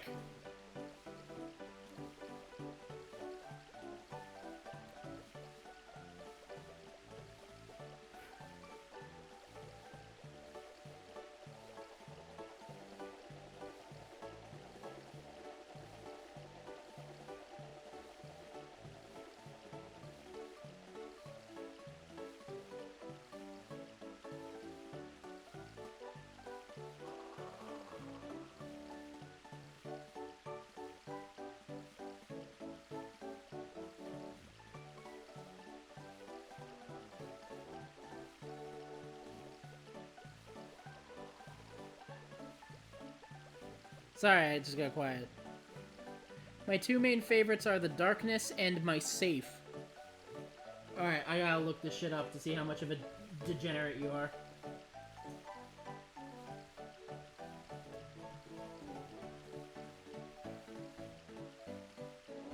Okay, it's literally just a... What are you, a furry? The fuck is this thing? It's literally just like a skull demon wolf deer.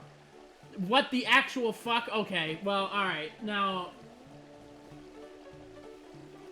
And what else is it? My safe?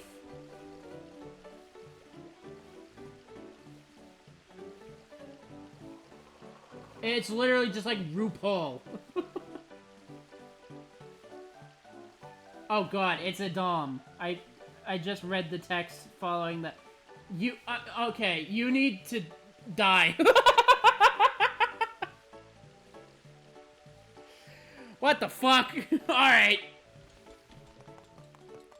Okay. Well, we're just gonna stop looking at that now.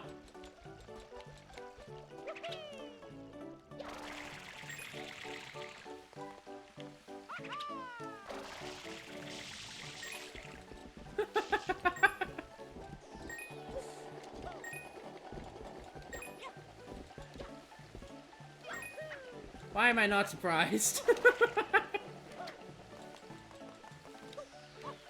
215. I'm missing a bird and a pack of butterflies, which will put me at 214. And then what? What else am I missing?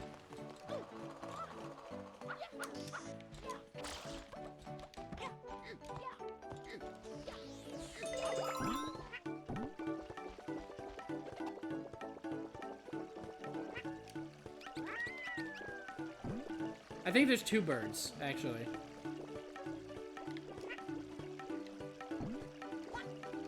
Wherever they are.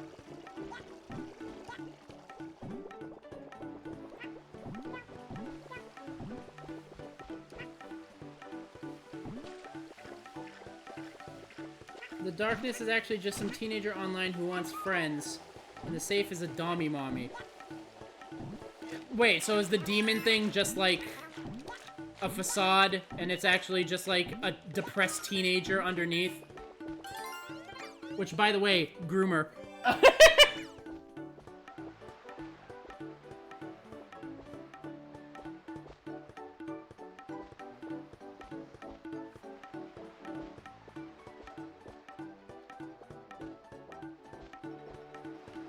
Okay, 2 birds.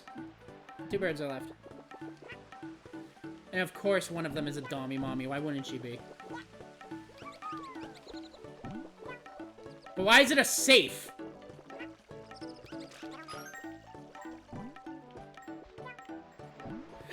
Okay, got it. Jesus. That's why I'm careful with the birds. Because that could go horribly wrong.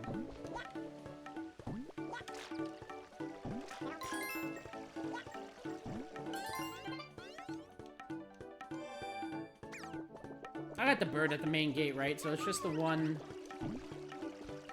It's just the other gazebo one, I'm pretty sure. Actually, Yoshi, before I leave you, eat that, because I need you to be alive for this. Why does Yoshi purr? He goes, purr!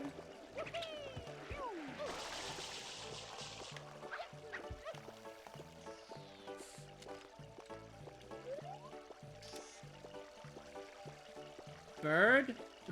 No bird, just missed coin.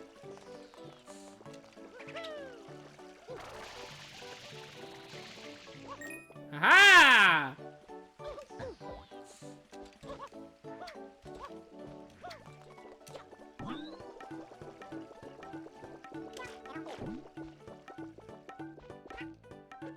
Wasn't one of your favorites you were yapping about when Hunipop was a thing? Wasn't one of your favorites Audrey?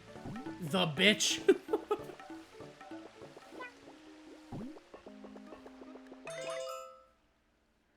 Pretty much like he presents himself as a cool monster, but after he trusts you, he shows you his human form, and it's some emo guy. And she's a safe because of a safe word. Oh, how clever. Ha ha ha ha. God. I mean, it sells, unfortunately.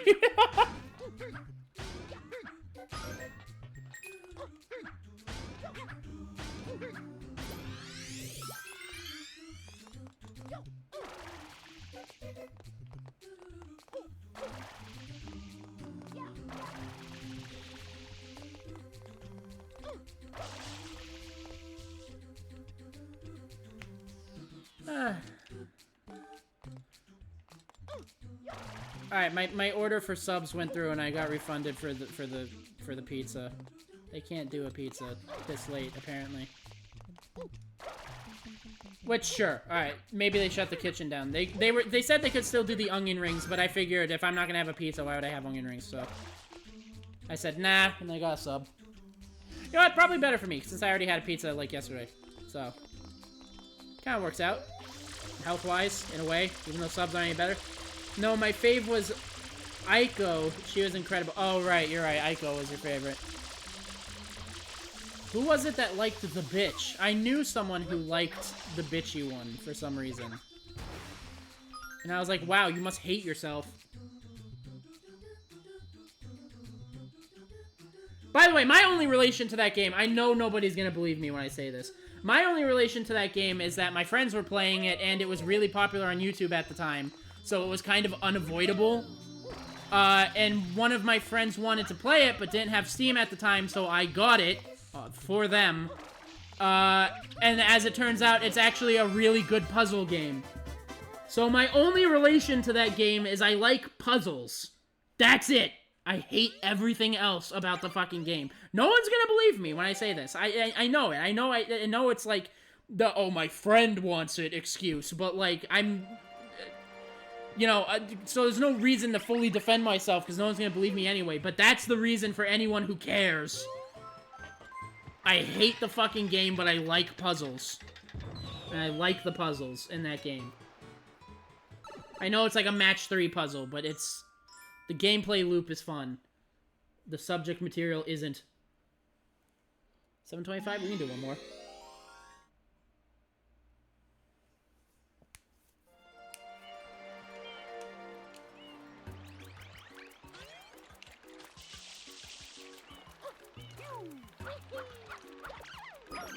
Also, when my friend did get Steam, they got 1, 2, and Studio in a bundle. And, insisted that I played it with them.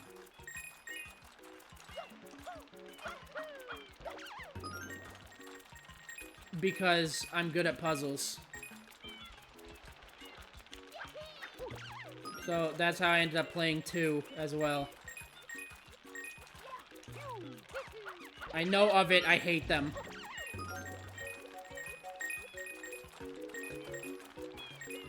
We are still gonna play it once for your YouTube channel. Please don't make me.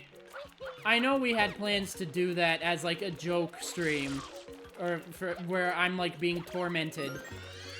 But we're past the point. It's not popular anymore. It's not a thing anymore. Please don't make me suffer. I don't want to suffer. I say as I collect 999 coins in a casino. And don't even blink an eye. Yeah, I'm a fucking suffering machine. Fine, maybe.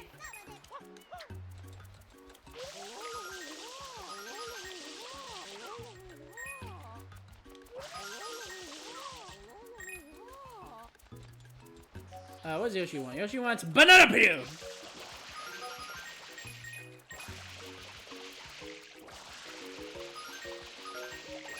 See, this is my kind of suffering. Menial tasks of spraying a beach.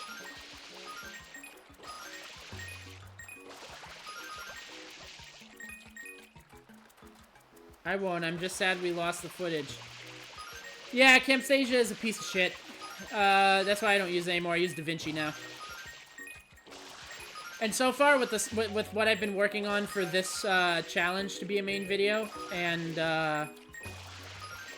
that short that I made with the lady screaming through the doorway 3 times,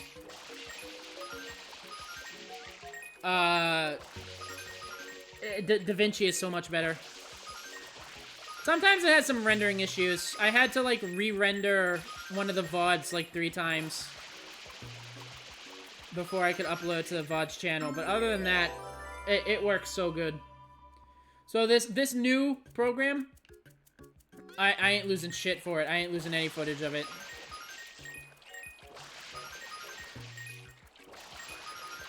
You know, unless I got a computer wipe because a bunch of, like, shit gets installed on my computer again when I try taking a test for school.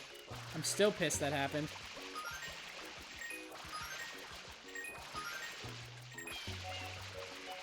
I don't think I told that story on stream before. But I've told it to, like, my friends. About the, about how the administrators of the test made me download, essentially, malware and spyware in order to let me take the test. And it was really, like, fucked up.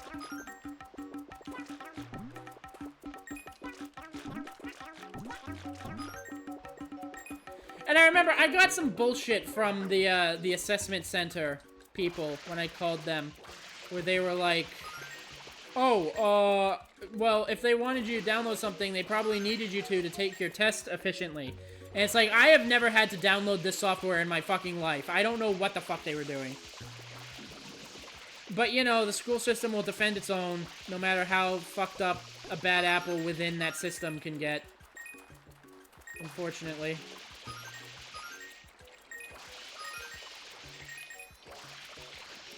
So I system wiped my computer, just to be safe. And so that's why I lost a lot of footage that we did. We were gonna read a creepypasta. We read Baraska. And I was gonna edit that up and make it a cool little creepypasta reading inspired by Creepcast. And it just never came to be because all my footage for anything I was working on got removed when I had to do that. This was before I started streaming this. So that's why I still have like VOD footage and stuff. This was before I did any of the stream. But yeah, it sucked.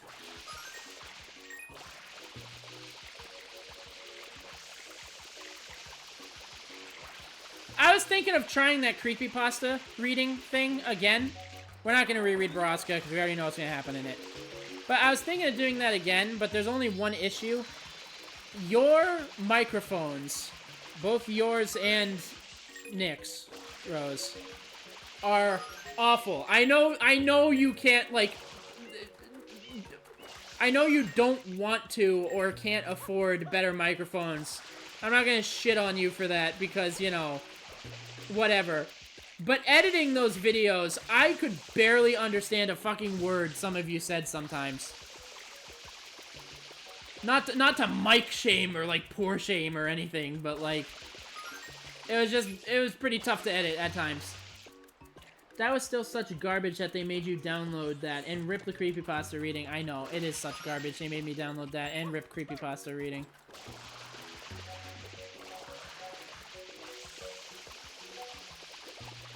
But what can you do?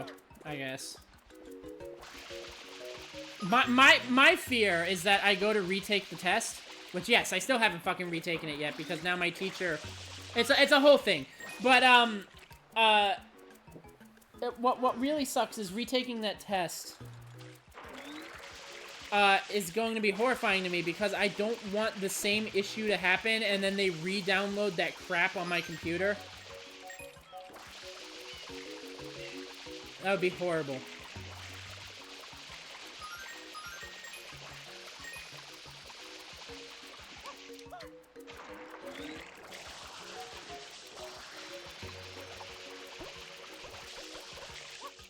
By the way, remember how I said we weren't going to read Baraska Part 5 because people say it was, like, awful? And I was going to have, like, the regular Baraska be preserved for us when we read it? And maybe we would read Part 5 eventually, but as of now, we're only going to read 4 parts. Well, Creepcast covered Baraska Part 5 recently, and I listened to it. I knew we weren't going to read it, so I just decided to listen to it. And oh my god, it sucks.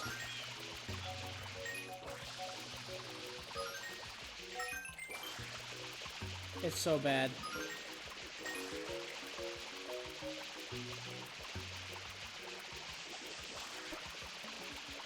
Actual lines from Part 5 of Baraska. Sam confronts his father. And his father is like, Sam, you should join me. There's lots of money and women in this business. Because, you know, the business that they're talking about. If you read Baraska, you know what I'm talking about. And Sam goes, actual wording, literal, direct quote from the story. Sam goes, what? You just want me to inherit your big old rape empire? And it just sounds so stupid. It's supposed to sound badass, but the way that it's written and in the context of what's happening in the story, it sounds so bad. Yeah, there's a part 4 because people were mad that there wasn't a happy ending, that there wasn't a good ending where they, like, tore down the whole scheme. To the point where I think they actually, like, started harassing her. So she wrote a part 5. And it's terrible. And then, also, more actual quotes from the story.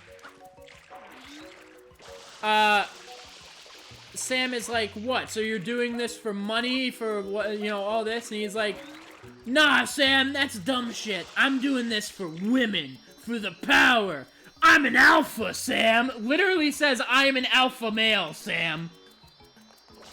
And I physically recoiled at how cringe that is. Oh my god, it was so stupid. And then there was literally a part. Oh, there was literally a part where he's like, I know you won't kill me, Dad, because your hubris won't let you. And then the dad goes, oh, are you sure about that, Sam? Because I'm certain that I won't have a problem putting a bullet between your eyes. And then Sam just says, kill yourself.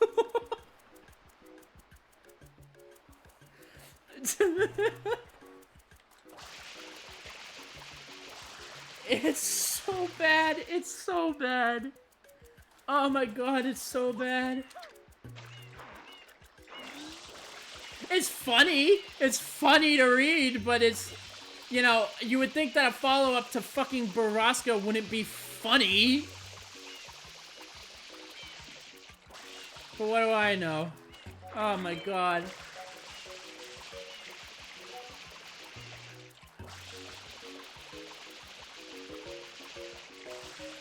So cringe. Why would they want this? Part 4 is perfect the way it was. You know, okay, so this has been a pattern with the writer of Baraska. I don't remember her name. She also wrote a creepypasta called Darkwood, or something along those lines. And it was amazing. It's so fucking good. Up until the last chapter where she feels like the villain has to give a monologue, like Sam's dad does in Baraska Part 5. And then it just becomes a cringe fest. And it hit me. She is horrible at writing villain motivation. She's also horrible at leaving things ambiguous. Part 4 was so good because she explained what was going on, but then left the fate of the characters ambiguous. And then her fans demanded non-ambiguity, so she made another part, and it sucked.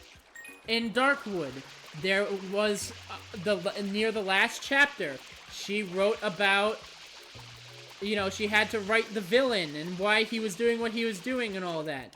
It's written really cringy and really shitty. She only seems to know how to write, like, anime villain speeches or, like, cringe villain speeches. So her stories are at their best when the villain isn't giving a monologue. And when there isn't, like, a standoff between the hero and the villain. It's like a pattern that I've noticed in her writing. And, you know, no slack on the writer. No, you know, she's an amazing writer. Baraska's Part 1 through 5 is great, and Darkwood's Part 1 through 2 is great. I think that one's a 3-parter, and Part 3 is where the villain speech comes in. But she's a fantastic writer. She's so good at writing. It's just this one little weak point that has a bad habit of ruining her stories when it gets to that weak point. But otherwise, she's a phenomenal writer.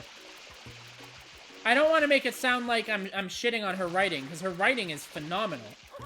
It's just those aspects of writing that she's maybe not so strong in. Didn't they explain what they were doing in Part 4, though? Yeah, they did. They did, but there was less monologuing and more action.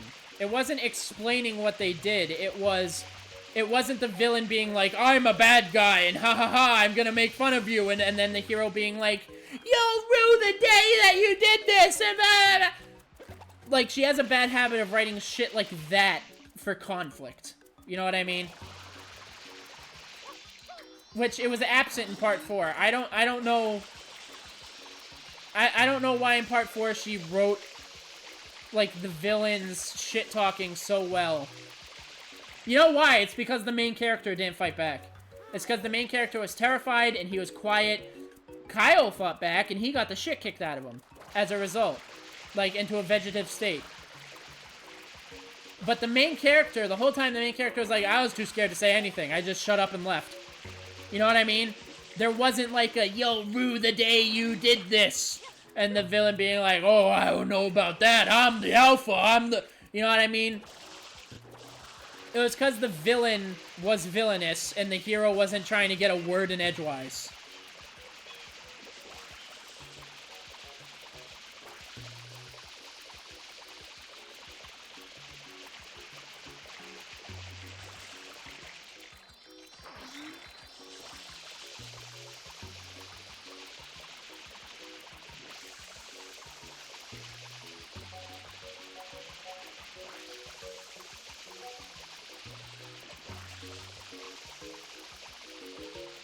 Oh god, where is this shit? How come every time I get down to the last two, it takes like 70,000 years to find them? There's one.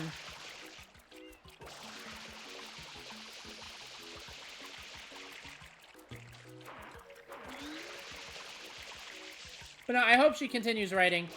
I just think she should either... Well, you know what? The thing is unless it's like an anime or an action movie, you can't write dialogue like that. Like, oh, you'll rue the day that you... Your hubris is too... Like, you can't write that unless it's like an anime or something. So when she writes her horror stories, she just kind of needs to leave out the hero dialogue or like the anime shit, you know? Because even if she did get better at hero-villain interaction writing, it's still not going to sound good in a horror story if it's, like, anime-esque, you know?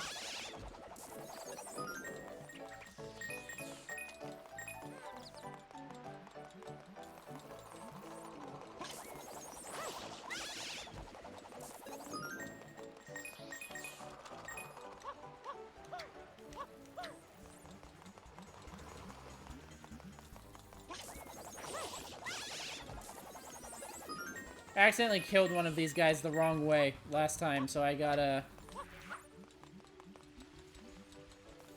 I want to make sure I get all of these guys.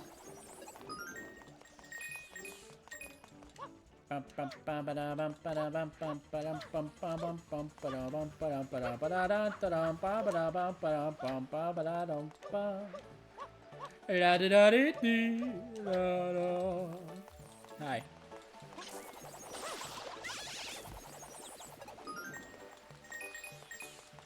Almost just did there again. I'm trying to get 214, by the way. That's the goal.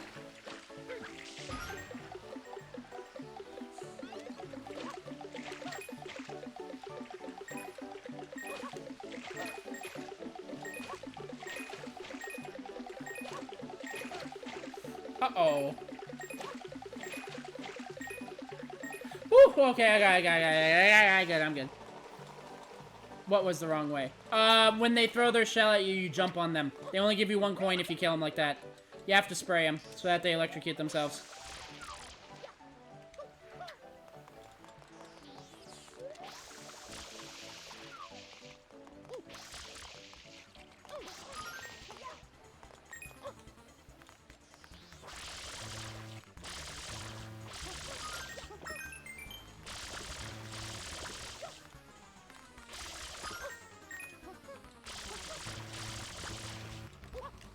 Alright, now it's just a bird on the gazebo, and that should be the last loose one before I just grab all the ones on the ride here.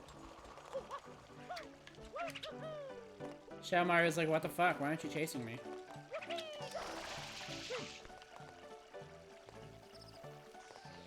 Bird.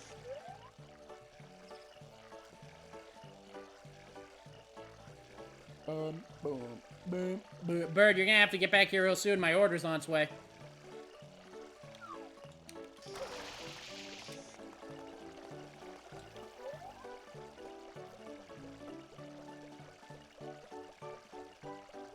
Birdie.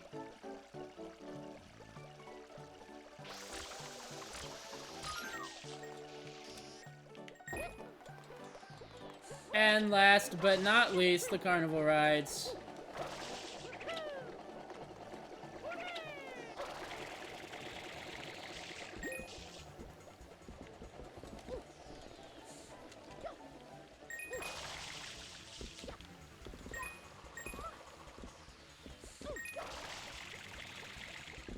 Almost got it. I must have been loud on today's stream because my throat's hurting. 214 done. Now we kill Mario.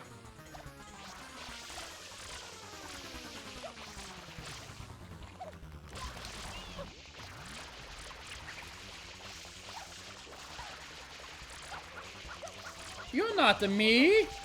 Identity theft is a crime. Diamond to die. There can be only one.